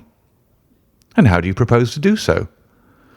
I have great hopes of what Mrs. Laura Lyons may do for us when the position of affairs is made clear to her. And I have my own plan as well. Sufficient for tomorrow is the evil thereof, but I hope before the day is past to have the upper hand at last. I could draw nothing further from him, and he walked lost in thought as far as the Baskerville gates. Are you coming up? Yes, I see no reason for further concealment. But one last word, Watson. Say nothing of the hound to Sir Henry. Let him think that Selden's death was as Stapleton would have us believe. He will have a better nerve for the ordeal which he will have to undergo tomorrow when he is engaged, if I remember your reporter right, to dine with these people. And so am I. Then you must excuse yourself, and he must go alone. That will be easily arranged. And now, if we are too late for dinner, I think that we are both ready for our suppers. Sir Henry was more pleased than surprised to see Sherlock Holmes, for he had for some days been expecting that recent events would bring him down from London. He did raise his eyebrows, however, when he found that my friend had neither any luggage nor any explanations for its absence.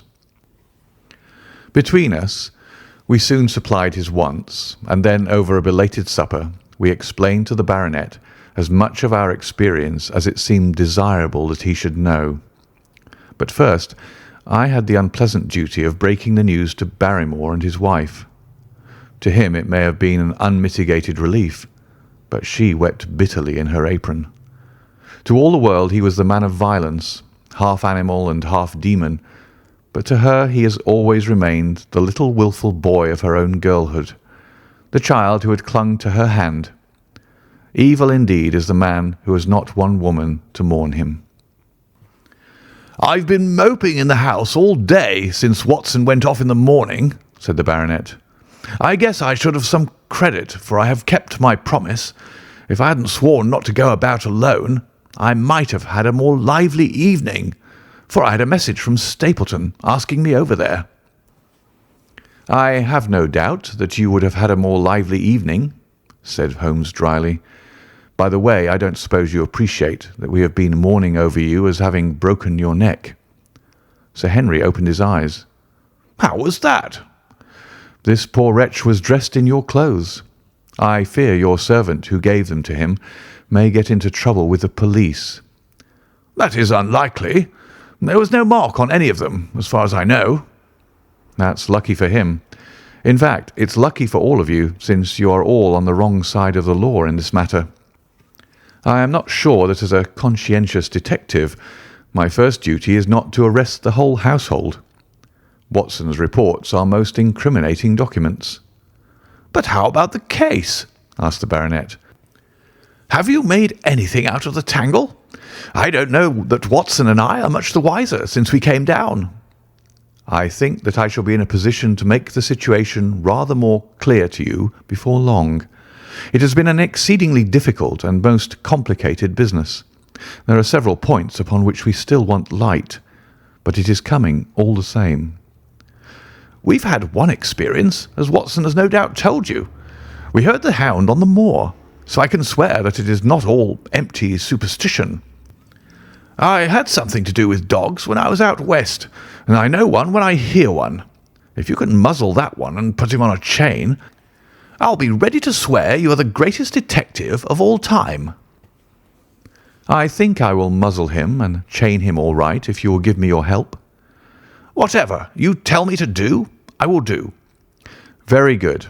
And I will ask you also to do it blindly, without always asking the reason." "Just as you like."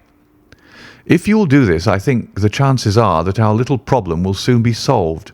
I have no doubt—" He stopped suddenly and stared fixedly up over my head into the air.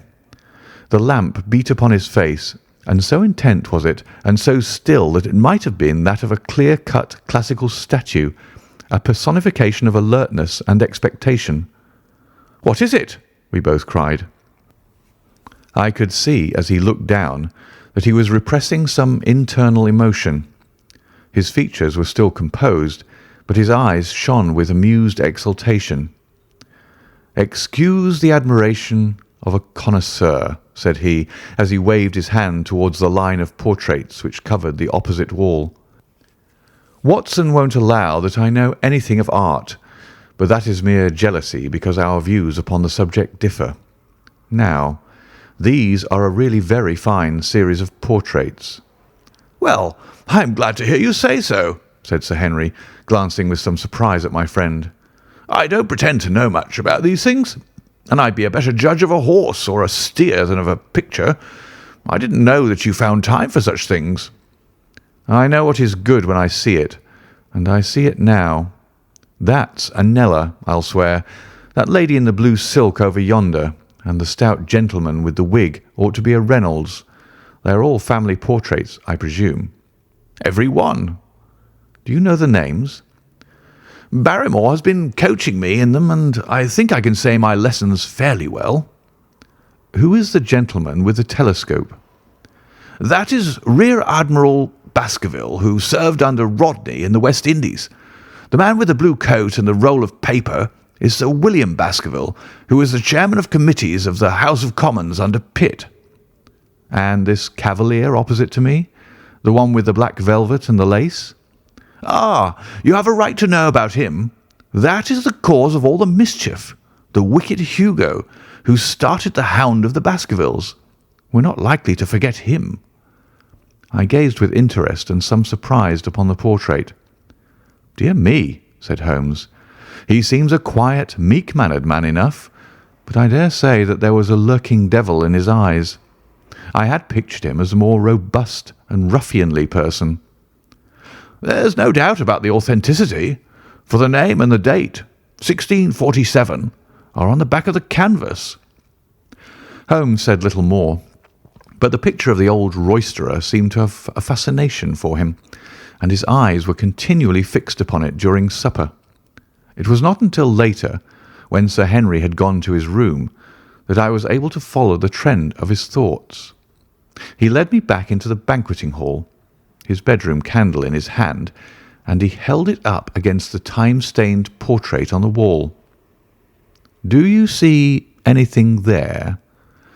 I looked at the broad-plumed hat, the curling love-locks, the white lace collar, and the straight, severe face which was framed between them. It was not a brutal countenance, but it was prim, hard, and stern, with a firm-set, thin-lipped mouth and a coldly intolerant eye. "Is it like anyone you know?" "There is something of Sir Henry about the jaw." "Just a suggestion, perhaps. But wait an instant."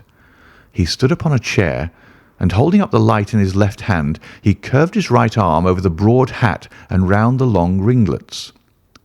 "Good heavens!" I cried in amazement. The face of Stapleton had sprung out of the canvas. "Ha! You see it now. My eyes have been trained to examine faces and not their trimmings. It is the first quality of a criminal investigator that he should see through a disguise." "But this is marvellous. It might be his portrait." "Yes, it is an interesting instance of a throwback, which appears to be both physical and spiritual. A study of family portraits is enough to convert a man to the doctrine of reincarnation. The fellow is a Baskerville, that is evident." "With designs upon the succession?" "Exactly. This chance of the picture has supplied us with one of our most obvious missing links. We have him, Watson. We have him, and I dare swear that before tomorrow night he will be fluttering in our net as helpless as one of his own butterflies. A pin, a cork, and a card, and we add him to the Baker Street collection." He burst into one of his rare fits of laughter as he turned away from the picture. I've not heard him laugh often, and it has always boded ill to somebody. I was up betimes in the morning, but Holmes was afoot earlier still, for I saw him as I dressed, coming up the drive. "Yes, we should have a full day today," he remarked, and he rubbed his hands with the joy of action. "The nets are all in place, and the drag is about to begin. We'll know before the day is out whether we have caught our big, lean-jawed pike, or whether he has got through the meshes. Have you been on the moor already?" "I have sent a report from Grimpen to Princetown as to the death of Selden. I think I can promise that none of you will be troubled in the matter, and I have also communicated with my faithful Cartwright, who would certainly have pined away at the door of my hut as a dog does at his master's grave, if I had not set his mind at rest about my safety." "What is the next move?" "To see Sir Henry." "Ah, here he is." "Good morning, Holmes," said the baronet. "You look like a general who's planning a battle with his chief of the staff." "That is the exact situation. Watson was asking for orders." "And so do I." "Very good. You are engaged, as I understand, to dine with our friends the Stapletons tonight." "I hope that you'll come also. They're very hospitable people, and I am sure that they would be very glad to see you." "I fear that Watson and I must go to London." "To London?" "Yes, I think that we should be more useful there at the present juncture." The baronet's face perceptibly lengthened. "I hope that you were going to see me through this business. The hall and the moor are not very pleasant places when one is alone." "My dear fellow, you must trust me implicitly, and do exactly what I tell you. You can tell your friends that we should have been happy to come with you, but that urgent business required us to be in town. We hope very soon to return to Devonshire. Will you remember to give them that message?" "If you insist upon it." "There is no alternative, I assure you." I saw by the baronet's clouded brow that he was deeply hurt by what he regarded as our desertion. "When do you desire to go?" he asked coldly. "Immediately after breakfast. We will drive into Coombe Tracey, but Watson will leave his things as a pledge that he will come back to you. Watson, you will send a note to Stapleton to tell him that you regret that you cannot come." "I have a good mind to go to London with you," said the baronet. "Why should I stay here alone?" "Because it is your post of duty. Because you gave me your word that you would do as you were told, and I tell you to stay." "All right, then, I'll stay." "One more direction. I wish you to drive to Merripit House. Send back your trap, however, and let them know that you intend to walk home." "To walk across the moor?" "Yes." "But that is the very thing which you have so often cautioned me not to do." "This time you may do it with safety. If I had not every confidence in your nerve and courage, I would not suggest it, but it is essential that you should do it." "Then I will do it." "And as you value your life, do not go across the moor in any direction save along the straight path which leads from Merripit House to the Grimpen Road, and is your natural way home." "I will do just what you say." "Very good. I should be glad to get away as soon after breakfast as possible, so as to reach London in the afternoon." I was much astounded by this programme, though I remembered that Holmes had said to Stapleton on the night before that his visit would terminate next day. It had not crossed my mind, however, that he would wish me to go with him, nor could I understand how we could both be absent at a moment which he himself declared to be critical. There was nothing for it, however, but implicit obedience, so we bade good-bye to our rueful friend, and a couple of hours afterwards we were at the station of Coombe Tracey and had dispatched the trap upon its return journey. A small boy was waiting upon the platform. "Any orders, sir?" "You will take this train to town, Cartwright.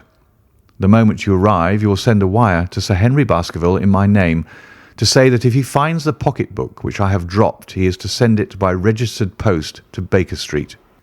"Yes, sir." "And ask at the station office if there is a message for me." The boy returned with a telegram which Holmes handed to me. It ran, "Wire received, coming down with unsigned warrant, arrive 5:40, Lestrade." That is in answer to mine of this morning. He is the best of the professionals, I think, and we may need his assistance. Now, Watson, I think that we cannot employ our time better than by calling upon your acquaintance, Mrs. Laura Lyons." His plan of campaign was beginning to be evident. He would use the baronet in order to convince the Stapletons that we were really gone, while we should actually return at the instant when we were likely to be needed. That telegram from London, if mentioned by Sir Henry to the Stapletons, must remove the last suspicions from their minds. Already I seem to see our nets drawing closer around that lean-jawed pike. Mrs. Laura Lyons was in her office, and Sherlock Holmes opened his interview with a frankness and directness which considerably amazed her. "I am investigating the circumstances which attended the death of the late Sir Charles Baskerville," said he. "My friend here, Dr. Watson, has informed me of what you have communicated, and also of what you have withheld in connection with that matter." "What have I withheld?" she asked defiantly. "You have confessed that you asked Sir Charles to be at the gate at 10 o'clock. We know that that was the place and hour of his death. You have withheld what the connection is between these events." "There is no connection." "In that case, the coincidence must indeed be an extraordinary one. But I think that we shall succeed in establishing a connection after all. I wish to be perfectly frank with you, Mrs. Lyons. We regard this case as one of murder, and the evidence may implicate not only your friend Mr. Stapleton, but his wife as well." The lady sprang from her chair. "His wife?" she cried. "The fact is no longer a secret. The person who has passed for his sister is really his wife." Mrs. Lyons had resumed her seat. Her hands were grasping the arms of her chair, and I saw that the pink nails had turned white with the pressure of her grip. "His wife?" she said again. "His wife? He is not a married man." Sherlock Holmes shrugged his shoulders. "Prove it to me. Prove it to me, and if you can do so—" The fierce flash of her eyes said more than any words. "I have come prepared to do so," said Holmes, drawing several papers from his pocket. "Here is a photograph of the couple taken in York 4 years ago. It is endorsed Mr. and Mrs. Vandeleur, but you will have no difficulty in recognizing him and her also, if you know her by sight. Here are 3 written descriptions by trustworthy witnesses of Mr. and Mrs. Vandeleur, who at that time kept St. Oliver's private school. Read them and see if you can doubt the identity of these people." She glanced at them and then looked up at us with the set, rigid face of a desperate woman. "Mr. Holmes," she said, "this man had offered me marriage on condition that I could get a divorce from my husband. He has lied to me, the villain, in every conceivable way. Not one word of truth has he ever told me. And why? Why? I imagined that all was for my own sake, but now I see that I was never anything but a tool in his hands. Why should I preserve faith with him who never kept any with me? Why should I try to shield him from the consequences of his own wicked acts? Ask me what you like, and there is nothing which I shall hold back. One thing I swear to you, and that is that when I wrote the letter I never dreamed of any harm to the old gentleman who had been my kindest friend." "I entirely believe you, madam," said Sherlock Holmes. "The recital of these events must be very painful to you, and perhaps it will make it easier if I tell you what occurred, and you can check me if I make any material mistake. The sending of this letter was suggested to you by Stapleton?" "He dictated it." "I presume that the reason he gave was that you would receive help from Sir Charles for the legal expenses connected with your divorce." "Exactly." "And then after you had sent the letter, he dissuaded you from keeping the appointment?" "He told me that it would hurt his self-respect that any other man should find the money for such an object, and that though he was a poor man himself, he would devote his last penny to removing the obstacles which divided us." "He appears to be a very consistent character. And then you heard nothing until you read the reports of the death in the paper?" "No." "And he made you swear to say nothing about your appointment with Sir Charles?" "He did. He said that the death was a very mysterious one, and that I should certainly be suspected if the facts came out. He frightened me into remaining silent." "Quite so. But you had your suspicions." She hesitated and looked down. "I knew him," she said, "but if he had kept faith with me, I should always have done so with him." "I think that on the whole you have had a fortunate escape," said Sherlock Holmes. "You have had him in your power, and he knew it, and yet you are alive. You have been walking for some months very near to the edge of a precipice. We must wish you good morning now, Mrs. Lyons, and it is probable that you will very shortly hear from us again." "Our case becomes rounded off, and difficulty after difficulty thins away in front of us," said Holmes, as we stood waiting for the arrival of the express from town. "I shall soon be in the position of being able to put into a single connected narrative one of the most singular and sensational crimes of modern times. Students of criminology will remember the analogous incidents in Godno, in Little Russia, in the year '66, and of course there are the Anderson murders in North Carolina. But this case possesses some features which are entirely its own.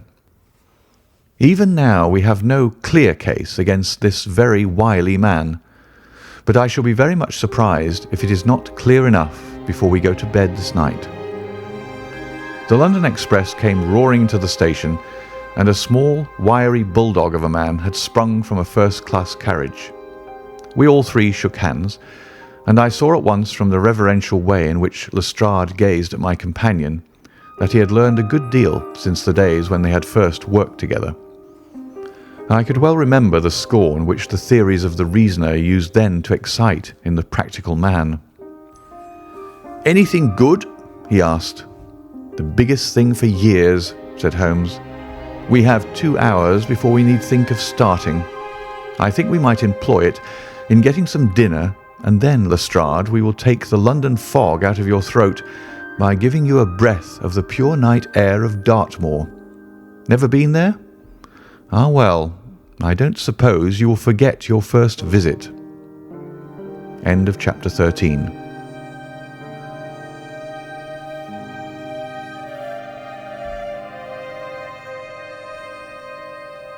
Chapter 14. The Hound of the Baskervilles. One of Sherlock Holmes's defects, if indeed one may call it a defect, was that he was exceedingly loath to communicate his full plans to any other person until the instant of their fulfilment. Partly it came, no doubt, from his own masterful nature, which loved to dominate and surprise those who were around him. Partly also from his professional caution, which urged him never to take any chances. The result, however, was very trying for those who were acting as his agents and assistants. I had often suffered under it, but never more so than during that long drive in the darkness. The great ordeal was in front of us. At last we were about to make our final effort, and yet Holmes had said nothing, and I could only surmise what his course of action would be. My nerves thrilled with anticipation when at last the cold wind upon our faces and the dark void spaces on either side of the narrow road told me that we were back upon the moor once again. Every stride of the horses and every turn of the wheels was taking us nearer to our supreme adventure. Our conversation was hampered by the presence of the driver of the hired wagonette, so that we were forced to talk on trivial matters when our nerves were tense with emotion and anticipation. It was a relief to me, after that unnatural restraint, when we were at last past Franklin's house and knew that we were drawing near to the hall and to the scene of action. We did not drive up to the door, but got down near the gate of the avenue. The wagonette was paid off and ordered to return to Coombe Tracey forthwith, while we started to walk to Merripit House. "Are you armed, Lestrade?" The little detective smiled. "As long as I have my trousers, I have a hip pocket, and as long as I have my hip pocket, I have something in it." "Good. My friend and I are also ready for emergencies." "You're mighty close about this affair, Mr. Holmes. What's the game now?"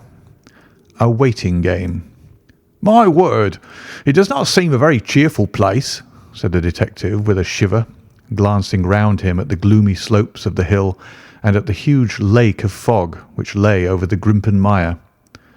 "I see the lights of a house ahead of us." "That is Merripit House and the end of our journey. I must request you to walk on tiptoe and not talk above a whisper." We moved cautiously along the track as if we were bound for the house, but Holmes halted us when we were about 200 yards from it.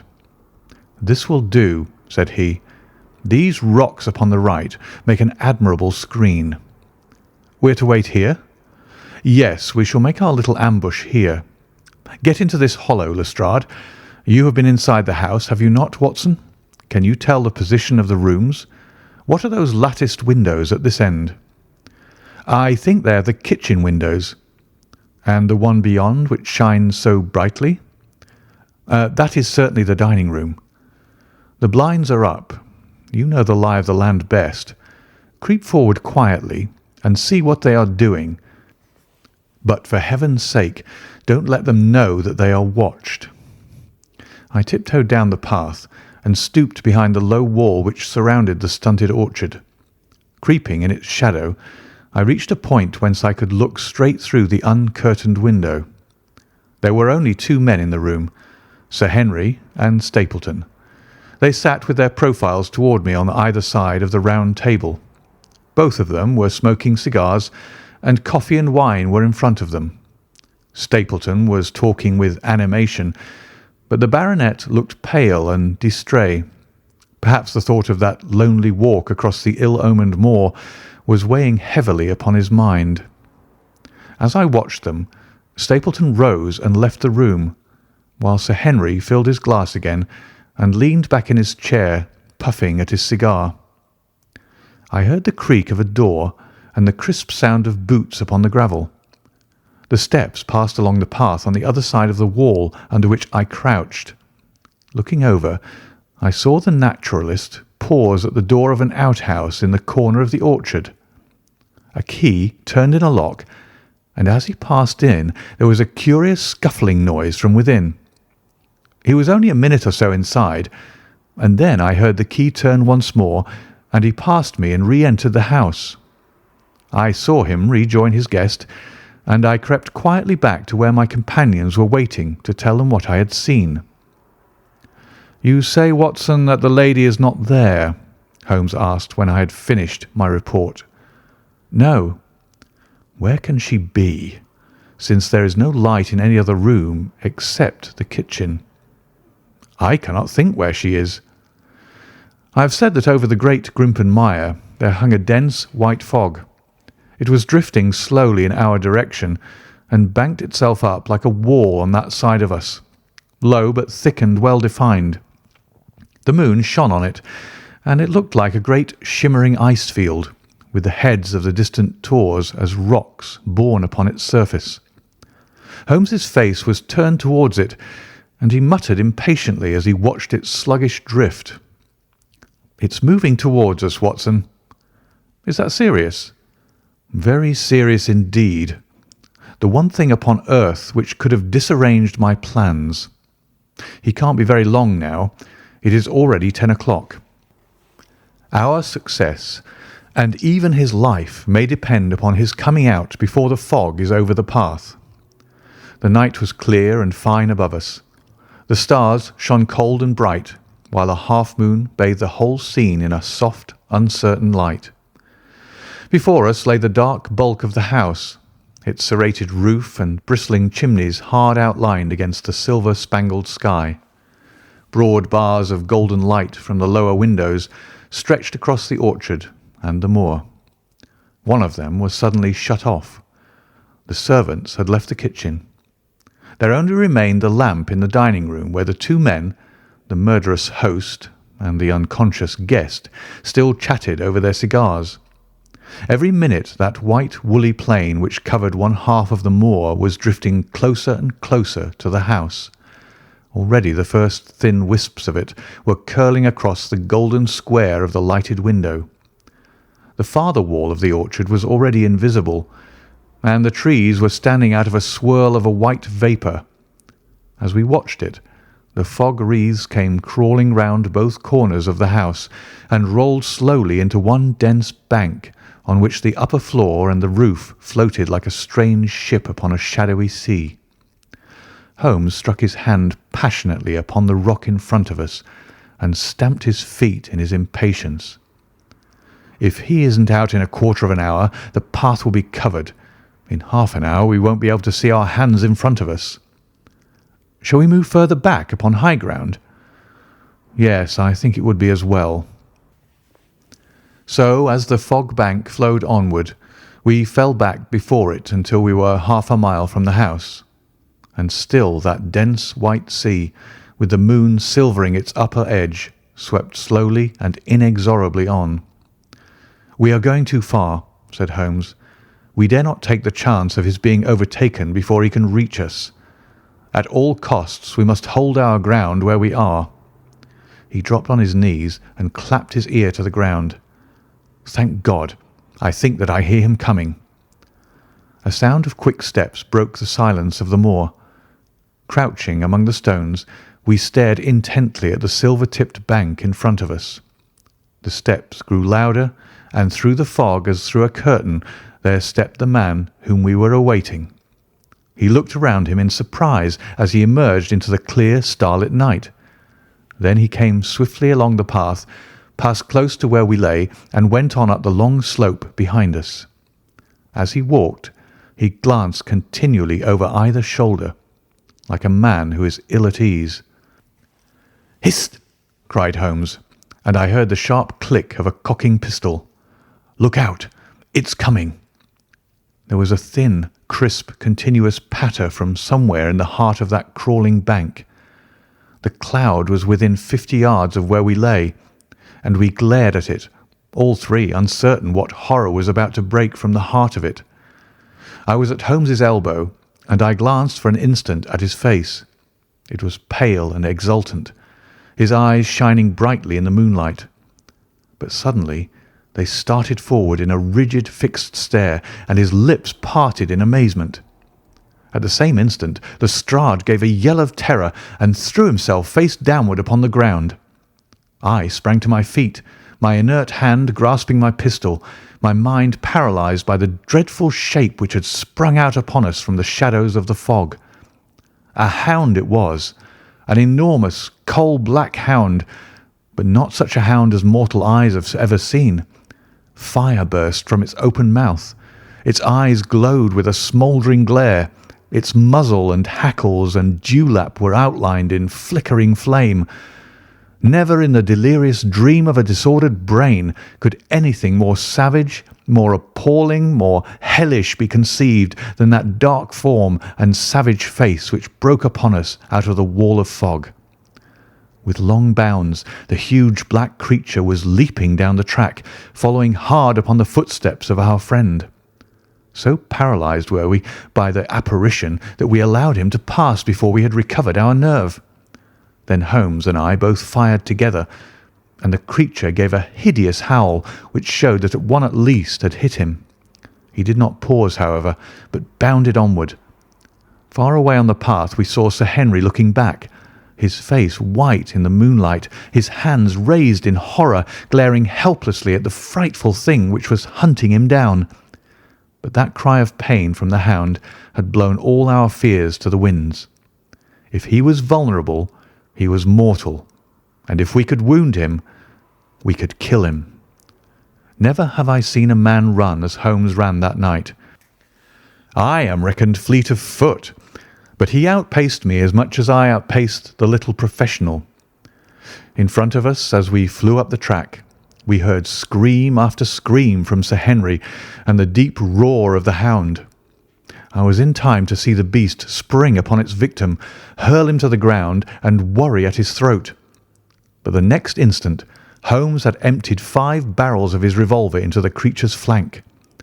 With a last howl of agony and a vicious snap in the air, it rolled upon its back, 4 feet pawing furiously, and then fell limp upon its side. I stooped, panting, and pressed my pistol to the dreadful, shimmering head, but it was useless to press the trigger. The giant hound was dead. Sir Henry lay insensible where he had fallen. We tore away his collar, and Holmes breathed a prayer of gratitude when we saw that there was no sign of a wound, and that the rescue had been in time. Already our friend's eyelids shivered, and he made a feeble effort to move. Lestrade thrust his brandy flask between the baronet's teeth, and two frightened eyes were looking up at us. "My God!" he whispered. "What was it?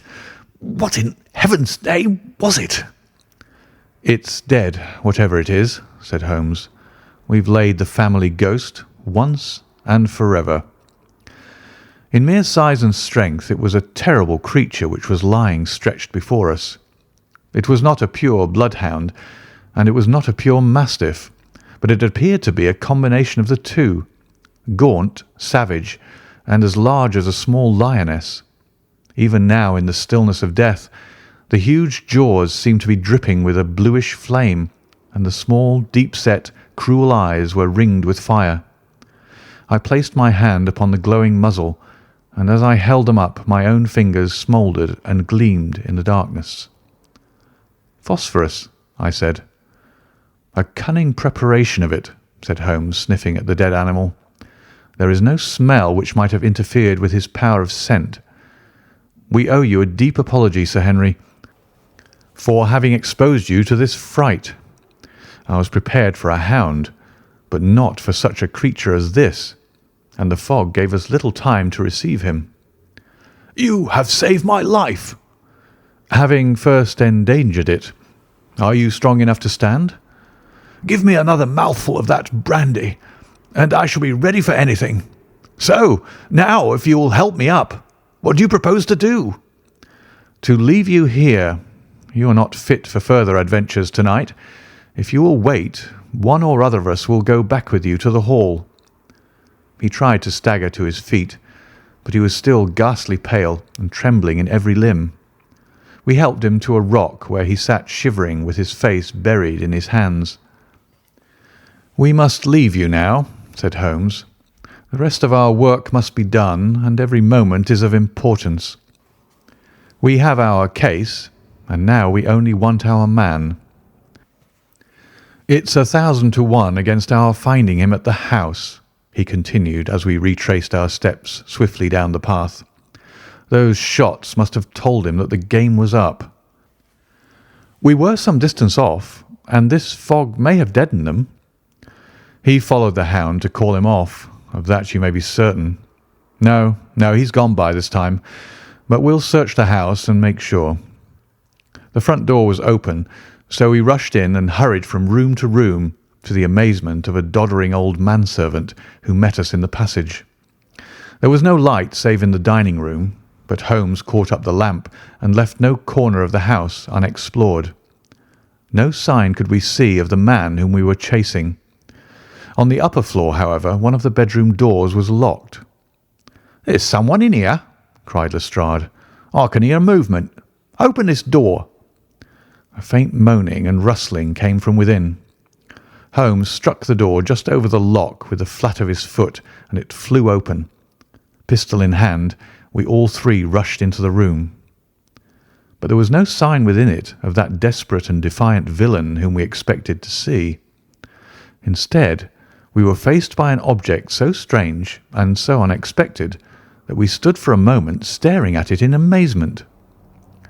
The room had been fashioned into a small museum, and the walls were lined by a number of glass-topped cases full of that collection of butterflies and moths, the formation of which had been the relaxation of this complex and dangerous man. In the centre of this room there was an upright beam which had been placed at some period as a support for the old worm-eaten balk of timber which spanned the roof. To this post a figure was tied, so swathed and muffled in the sheets which had been used to secure it that one could not for the moment tell whether it was that of a man or a woman. One towel passed round the throat and was secured at the back of the pillar. Another covered the lower part of the face, and over it two dark eyes. Eyes full of grief and shame and a dreadful questioning stared back at us. In a minute We had torn off the gag, unswathed the bonds, and Mrs. Stapleton sank upon the floor in front of us. As her beautiful head fell upon her chest, I saw the clear red wheal of a whiplash across her neck. "The brute!" cried Holmes. "Here, Lestrade, your brandy bottle. Put her in the chair. She has fainted from ill usage and exhaustion." She opened her eyes again. "Is he safe?" she asked. "Has he escaped?" "He cannot escape us, madam." "No, no, I did not mean my husband. Sir Henry, is he safe?" "Yes." "And the hound?" "It is dead." She gave a long sigh of satisfaction. "Thank God! Thank God! Oh, this villain! See how he has treated me!" She shot her arms out from her sleeves, and we saw with horror that they were all mottled with bruises. "But this is nothing, nothing. It is my mind and soul that he has tortured and defiled. I could endure it all, ill usage, solitude, a life of deception, everything, as long as I could still cling to the hope that I had his love. But now I know that in this also I have been his dupe and his tool." She broke into a passionate sobbing as she spoke. "You bear him no good will, madam," said Holmes. "Tell us, then, where we shall find him. If you have ever aided him in evil, help us now and so atone." "There is but one place where he can have fled," she answered. "There is an old tin mine on an island in the heart of the mire. It was there that he kept his hound, and there also he had made preparations so that he might have a refuge. That is where he would fly." The fog bank lay like white wool against the window. Holmes held the lamp towards it. "See," said he, "no one could find his way into the Grimpen Mire tonight." She laughed and clapped her hands. Her eyes and teeth gleamed with fierce merriment. "He may find his way in, but never out," she cried. "How can he see the guiding wands tonight? We planted them together, he and I, to mark the pathway through the mire. Oh, if I could only have plucked them out today, then indeed you would have had him at your mercy." It was evident to us that all pursuit was in vain until the fog had lifted. Meanwhile we left Lestrade in possession of the house, while Holmes and I went back with the baronet to Baskerville Hall. The story of the Stapletons could no longer be withheld from him, but he took the blow bravely when he learned the truth about the woman whom he had loved. But the shock of the night's adventures had shattered his nerves, and before morning he lay delirious in a high fever under the care of Dr. Mortimer. The two of them were destined to travel together round the world before Sir Henry had become once more the hale, hearty man that he had been before he became master of that ill-omened estate. And now I come rapidly to the conclusion of this singular narrative, in which I have tried to make the reader share those dark fears and vague surmises which cloud our lives so long and ended in so tragic a manner. On the morning after the death of the hound, the fog had lifted, and we were guided by Mrs. Stapleton to the point where they had found a pathway through the bog. It helped us to realize the horror of this woman's life when we saw the eagerness and joy with which she laid us on her husband's track. We left her standing upon the thin peninsula of firm, peaty soil which tapered out into the widespread bog. From the end of it, a small wand planted here and there showed where the path zigzagged from tuft to tuft of rushes among those green-scummed pits and foul quagmires which barred the way to the stranger. Rank reeds and lush, slimy water plants sent an odour of decay and a heavy miasmatic vapour onto our faces, while a false step plunged us more than once thigh-deep into the dark, quivering mire which shook for yards in soft undulations around our feet. Its tenacious grip plucked at our heels as we walked, and when we sank into it, it was as if some malignant hand was tugging us down into those obscene depths, so grim and purposeful was the clutch in which it held us. Once only we saw a trace that someone had passed that perilous way before us. From amid a tuft of cotton grass which bore it up out of the slime, some dark thing was projecting. Holmes sank to his waist as he stepped from the path to seize it, and had we not been there to drag him out, he could never have set his foot upon firm land again. He held an old black boot in the air. "Myers, Toronto," was printed on the leather inside. "It is worth a mud bath," said he. "It is our friend Sir Henry's missing boot." Thrown here by Stapleton in his flight. Exactly. He retained it in his hand after using it to set the hound upon the track. He fled when he knew the game was up, still clutching it, and he hurled it away at this point of his flight. We know at least that he came so far in safety. But more than that we were never destined to know, though there was much which we might surmise. There was no chance of finding footsteps in the mire, for the rising mud oozed swiftly in upon them. But as we at last reached firmer ground beyond the morass, we all looked eagerly for them. But no slightest sign of them ever met our eyes. If the earth told a true story, then Stapleton never reached that island of refuge towards which he struggled through the fog upon that last night. Somewhere in the heart of the great Grimpen mire, down in the foul slime of the huge morass which had sucked him in, this cold and cruel-hearted man is forever buried. Many traces we found of him in the bog-girt island where he had hid his savage ally. A huge driving wheel and a shaft half filled with rubbish showed the position of an abandoned mine. Beside it were the crumbling remains of the cottages of the miners, driven away no doubt by the foul reek of the surrounding swamp. In one of these a staple and chain with a quantity of gnawed bones showed where the animal had been confined. A skeleton with a tangle of brown hair adhering to it lay among the debris. "A dog," said Holmes. "By Jove, a curly-haired spaniel. Poor Mortimer will never see his pet again. Well, I do not know that this place contains any secret which we would not already have fathomed. He could hide his hound, but he could not hush its voice, and hence came those cries which even in daylight were not pleasant to hear. On an emergency he could keep the hound in the outhouse at Merrypit, but it was always a risk, and it was only on the supreme day, which he regarded as the end of all his efforts, that he dared do it. This paste in the tin is no doubt the luminous mixture with which the creature was daubed. It was suggested, of course, by the story of the family hellhound and by the desire to frighten old Sir Charles to death. No wonder the poor devil of a convict ran and screamed, even as our friend did, and as we ourselves might have done when he saw such a creature bounding through the darkness of the moor upon his track.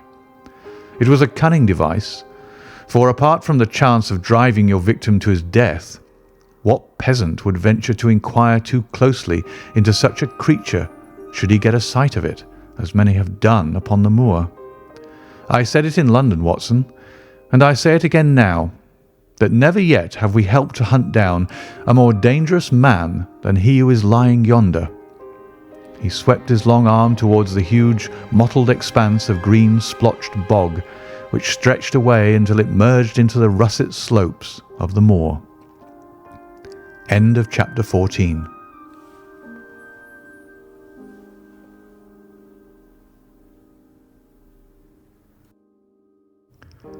Chapter 15. A Retrospection. It was the end of November, and Holmes and I sat upon a raw and foggy night on either side of a blazing fire in our sitting room in Baker Street. Since the tragic upshot of our visit to Devonshire, he had been engaged in two affairs of the utmost importance, in the first of which he had exposed the atrocious conduct of Colonel Upward in connection with the famous card scandal of the Nonpareil Club, while in the second he had defended the unfortunate Madame Montpensier from the charge of murder which hung over her in connection with the death of her stepdaughter, Mademoiselle Carrère, the young lady who, as it will be remembered, was found 6 months later alive and married in New York. My friend was in excellent spirits over the success which had attended a succession of difficult and important cases, so that I was able to induce him to discuss the details of the Baskerville mystery. I had waited patiently for the opportunity, for I was aware that he would never permit cases to overlap, and that his clear and logical mind would not be drawn from its present work to dwell upon memories of the past. Sir Henry and Dr. Mortimer were, however, in London on their way to the long voyage which had been recommended for the restoration of his shattered nerves.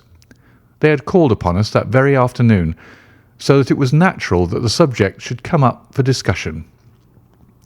"The whole course of events," said Holmes, "from the point of view of the man who called himself Stapleton, was simple and direct, although to us, who had no means in the beginning of knowing the motives of his actions, and could only learn part of the facts, it all appeared exceedingly complex. I have had the advantage of 2 conversations with Mrs. Stapleton, and the case has now been so entirely cleared up that I am not aware that there is anything which has remained a secret to us. You will find a few notes upon the matter under the heading B in my indexed list of cases. Perhaps you'd kindly give me a sketch of the course of events from memory." "Certainly, though I cannot guarantee that I carry all the facts in my mind. Intense mental concentration has a curious way of blotting out what has passed. The barrister who has his case at his fingers' ends and is able to argue with an expert upon his own subject finds that a week or 2 of the courts will drive it all out of his head once more. So each of my cases displaces the last, and Mademoiselle Carrère has blurred my recollection of Baskerville Hall. Tomorrow some other little problem may be submitted to my notice, which will in turn dispossess the fair French lady and the infamous Upward. So far as the case of the Hound goes, however, I will give you the course of events as nearly as I can, and you will suggest anything which I may have forgotten. My inquiries show beyond all question that the family portrait did not lie, and that this fellow was indeed a Baskerville. He was a son of that Roger Baskerville, the younger brother of Sir Charles, who fled with a sinister reputation to South America, where he was said to have died unmarried. He did, as a matter of fact, marry, and had 1 child, this fellow, whose real name is the same as his father's. He married Beryl Garcia, one of the beauties of Costa Rica, and having purloined a considerable sum of public money, he changed his name to Vandeleur and fled to England, where he established a school in the east of Yorkshire. His reason for attempting this special line of business was that he had struck up an acquaintance with a consumptive tutor upon the voyage home, and that he had used this man's ability to make the undertaking a success. Fraser, the tutor, died, however, and the school, which had begun well, sank from disrepute into infamy. The Vandeleurs found it convenient to change their name to Stapleton, and he brought the remains of his fortune, his schemes for the future, and his taste for entomology to the south of England. I learned at the British Museum that he was a recognised authority upon the subject, and that the name of Vandeleur has been permanently attached to a certain moth which he had in his Yorkshire days been the first to describe. We now come to that portion of his life which has proved to be of such intense interest to us.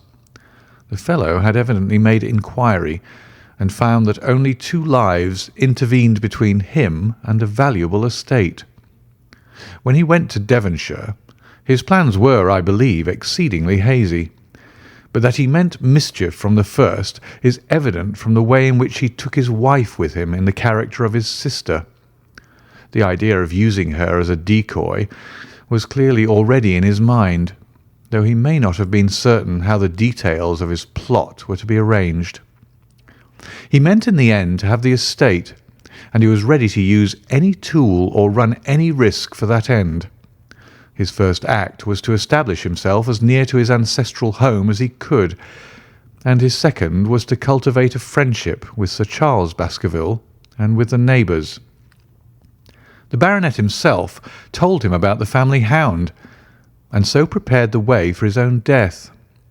Stapleton, as I will continue to call him, knew that the old man's heart was weak and that a shock would kill him. So much he had learned from Dr. Mortimer. He had heard also that Sir Charles was superstitious, and had taken this grim legend very seriously. His ingenious mind instantly suggested a way by which the baronet could be done to death, and yet it would be hardly possible to bring home the guilt to the real murderer. Having conceived the idea, he proceeded to carry it out with considerable finesse. An ordinary schemer would have been content to work with a savage hound. The use of artificial means to make the creature diabolical was a flash of genius upon his part.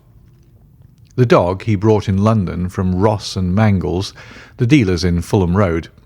It was the strongest and most savage in their possession. He brought it down by the North Devon line and walked a great distance over the moor so as to get it home without exciting any remarks. He had already on his insect hunts learned to penetrate the Grimpen Mire, and so had found a safe hiding place for the creature. Here he kennelled it and waited his chance. But it was some time coming. The old gentleman could not be decoyed outside of his grounds at night. Several times Stapleton lurked about with his hound, but without avail. It was during these fruitless quests that he, or rather his ally, was seen by peasants, and that the legend of the demon dog received a new confirmation. He had hoped that his wife might lure Sir Charles to his ruin, but here she proved unexpectedly independent. She would not endeavour to entangle the old gentleman in a sentimental attachment which might deliver him over to his enemy. Threats, and even, I am sorry to say, blows refused to move her. She would have nothing to do with it, and for a time Stapleton was at a deadlock.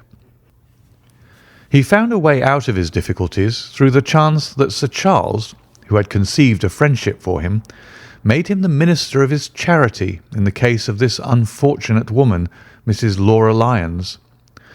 By representing himself as a single man, he acquired complete influence over her, and he gave her to understand that in the event of her obtaining a divorce from her husband, he would marry her.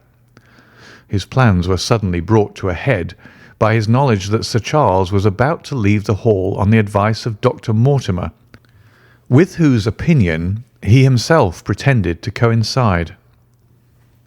He must act at once, or his victim might get beyond his power. He therefore put pressure upon Mrs. Lyons to write this letter, imploring the old man to give her an interview on the evening before his departure for London. He then, by a specious argument, prevented her from going, and so had the chance for which he had waited.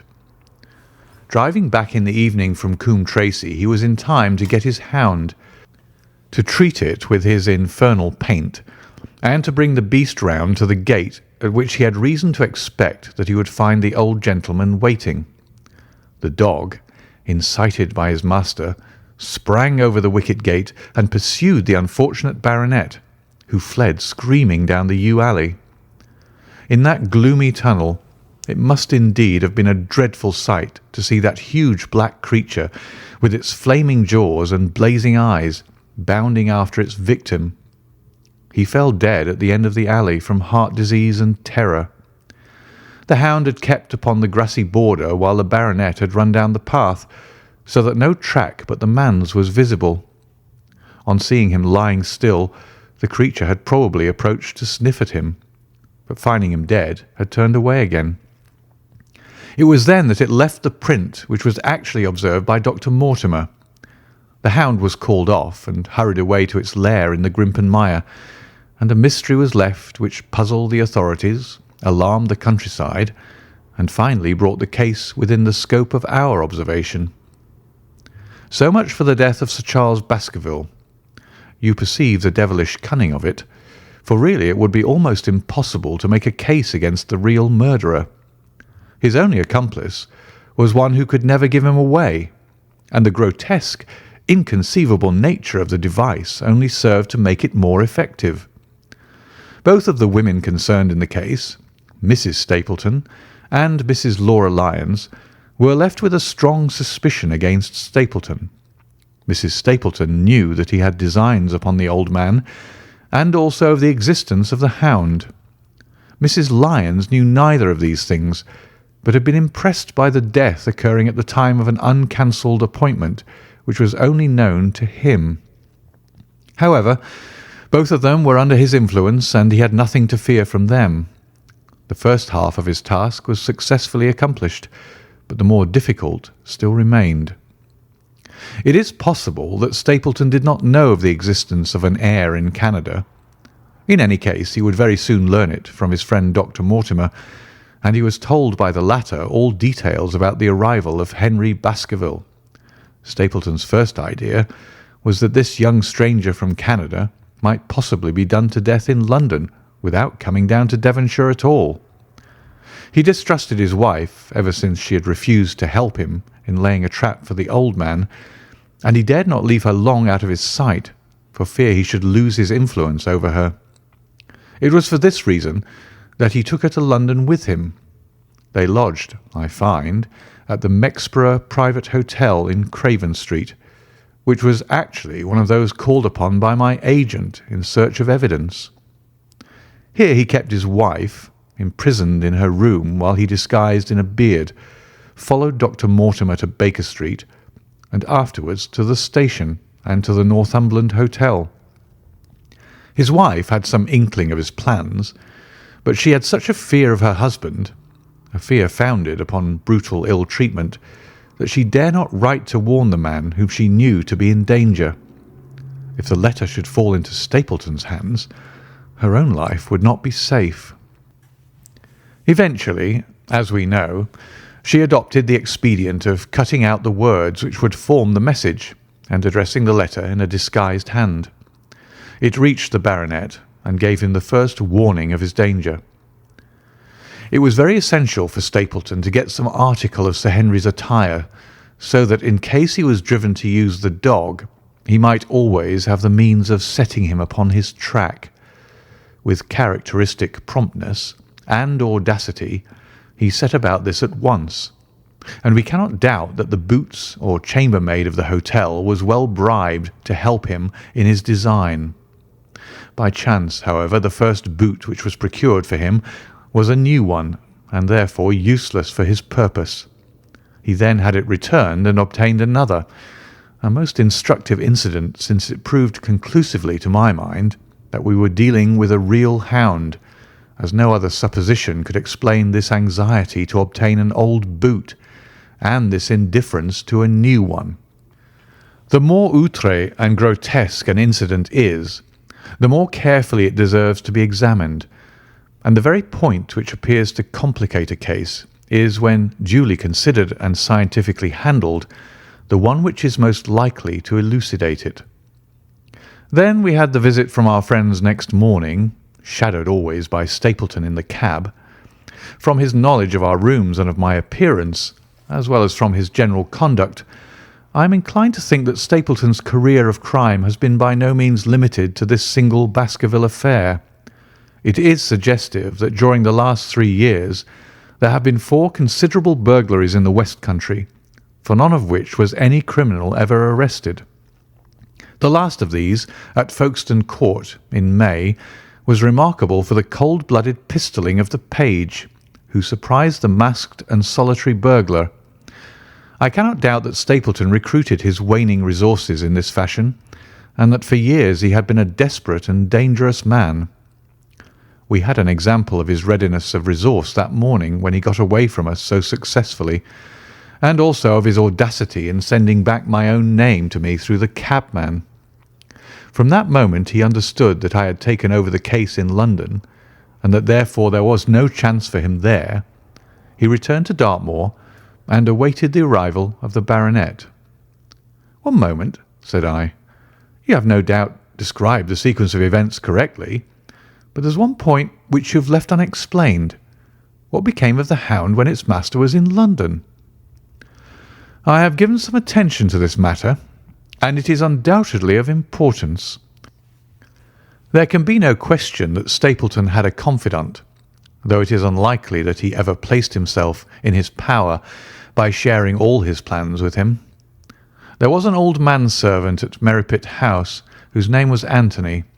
His connection with the Stapletons can be traced for several years, as far back as the schoolmastering days, so that he must have been aware that his master and mistress were really husband and wife. This man has disappeared and has escaped from the country. It is suggestive that Anthony is not a common name in England, while Antonio is so in all Spanish or Spanish-American countries. The man, like Mrs. Stapleton herself, spoke good English, but with a curious lisping accent. I have myself seen this old man cross the Grimpen Mire by the path which Stapleton had marked out. It is very probable, therefore, that in the absence of his master, it was he who cared for the hound, though he may never have known the purpose for which the beast was used. The Stapletons then went down to Devonshire, whither they were soon followed by Sir Henry and you. One word now as to how I stood myself at that time. It may possibly recur to your memory that when I examined the paper upon which the printed words were fastened, I made a close inspection for the watermark. In doing so, I held it within a few inches of my eyes, and was conscious of a faint smell of the scent known as white jessamine. There are 75 perfumes, which is very necessary that a criminal expert should be able to distinguish from each other, and cases have more than once within my own experience depended upon their prompt recognition. The scent suggested the presence of a lady, and already my thoughts began to turn towards the Stapletons. Thus I had made certain of the hound, and had guessed at the criminal before ever we went to the West Country.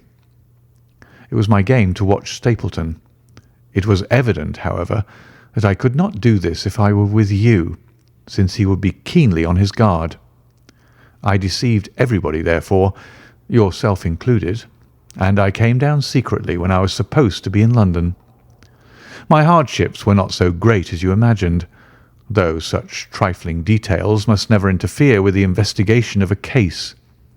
I stayed for the most part at Coombe Tracey, and only used the hut upon the moor when it was necessary to be near the scene of action. Cartwright had come down with me, and in his disguise as a country boy he was of great assistance to me. I was dependent upon him for food and clean linen. When I was watching Stapleton, Cartwright was frequently watching you, so that I was able to keep my hand upon all the strings. I have already told you that your reports reached me rapidly, being forward instantly from Baker Street to Coombe Tracey.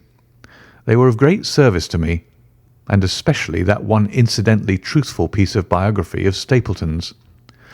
I was able to establish the identity of the man and the woman, and knew at last exactly how I stood. The case had been considerably complicated through the incident of the escaped convict and the relations between him and the Barrymores. This also you cleared up in a very effective way, though I had already come to the same conclusions from my own observations. By the time that you discovered me upon the moor, I had a complete knowledge of the whole business, but I had not a case which could go to a jury. Even Stapleton's attempt upon Sir Henry that night, which ended in the death of the unfortunate convict, did not help us much in proving murder against our man. There seemed to be no alternative but to catch him red-handed, and to do so we had to use Sir Henry, alone and apparently unprotected, as a bait. We did so, and at the cost of a severe shock to our client, we succeeded in completing our case and driving Stapleton to his destruction. That Sir Henry should have been exposed to this is, I must confess, a reproach to my management of the case, but we had no means of foreseeing the terrible and paralysing spectacle which the beast presented, nor could we predict the fog which enabled him to burst upon us at such short notice. We succeeded in our object at a cost, which both the specialist and Dr. Mortimer assure me will be a temporary one. A long journey may enable our friend to recover not only from his shattered nerves, but also from his wounded feelings. His love for the lady was deep and sincere, and to him the saddest part of all this black business was that he should have been deceived by her. It only remains to indicate the part which she had played throughout. There can be no doubt that Stapleton exercised an influence over her which may have been love or may have been fear, or very possibly both, since they are by no means incompatible emotions. It was at least absolutely effective. At his command, she consented to pass as his sister, though he found the limits of his power over her when he endeavoured to make her the direct accessory to murder. She was ready to warn Sir Henry so far as she could without implicating her husband, and again she tried to do so. Stapleton himself seems to have been capable of jealousy, and when he saw the baronet paying court to the lady, even though it was part of his own plan, still he could not help interrupting with a passionate outburst which revealed the fiery soul which his self-contained manner so cleverly concealed. By encouraging the intimacy, he made it certain that Sir Henry would frequently come to Merripit House, and that he would sooner or later get the opportunity which he desired. On the day of the crisis, however, his wife turned suddenly against him. She had learned something of the death of the convict, and she knew that the hound was being kept in the outhouse on the evening that Sir Henry was coming to dinner. She taxed her husband with his intended crime, and a furious scene followed, in which he showed her for the first time that she had a rival in his love. Her fidelity turned in an instant to bitter hatred, and he saw that she would betray him. He tied her up, therefore, that she might have no chance of warning Sir Henry, and he hoped, no doubt, that when the whole countryside put down the baronet's death to the curse of his family, as they certainly would do, he could win his wife back to accept an accomplished fact and to keep silent upon what she knew. In this I fancy that in any case he made a miscalculation, and that if we had not been there, his doom would none the less have been sealed. A woman of Spanish blood does not condone such an injury so lightly. And now, my dear Watson, without referring to my notes, I cannot give you a more detailed account of this curious case. I do not know that anything essential has been left unexplained. He could not hope to frighten Sir Henry to death as he had done the old uncle with his bogey hound. The beast was savage and half starved. If its appearance did not frighten its victim to death, at least it would paralyse the resistance which might be offered. No doubt.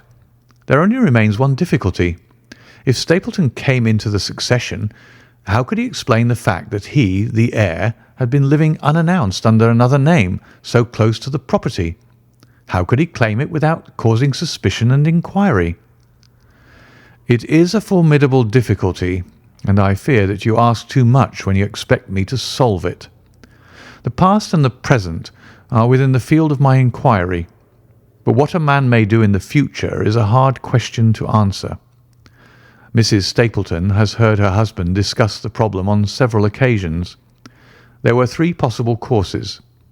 He might claim the property from South America, establish his identity before the British authorities there, and so obtain the fortune without ever coming to England at all, or he might adopt an elaborate disguise during the short time that he need be in London. Or again, he might furnish an accomplice with the proofs and papers, putting him in as heir, and retaining a claim upon some proportion of his income. We cannot doubt from what we know of him that he would have found some way out of the difficulty. And now, my dear Watson, we have had some weeks of severe work, and for one evening I think we may turn our thoughts into more pleasant channels. I have a box for Les Huguenots. Have you heard the De Retskys? Might I trouble you then to be ready in half an hour, and we can stop at Marcini's for a little dinner on the way. End of chapter 15, and the end of The Hound of the Baskervilles by Sir Arthur Conan Doyle. Read by David Clarke.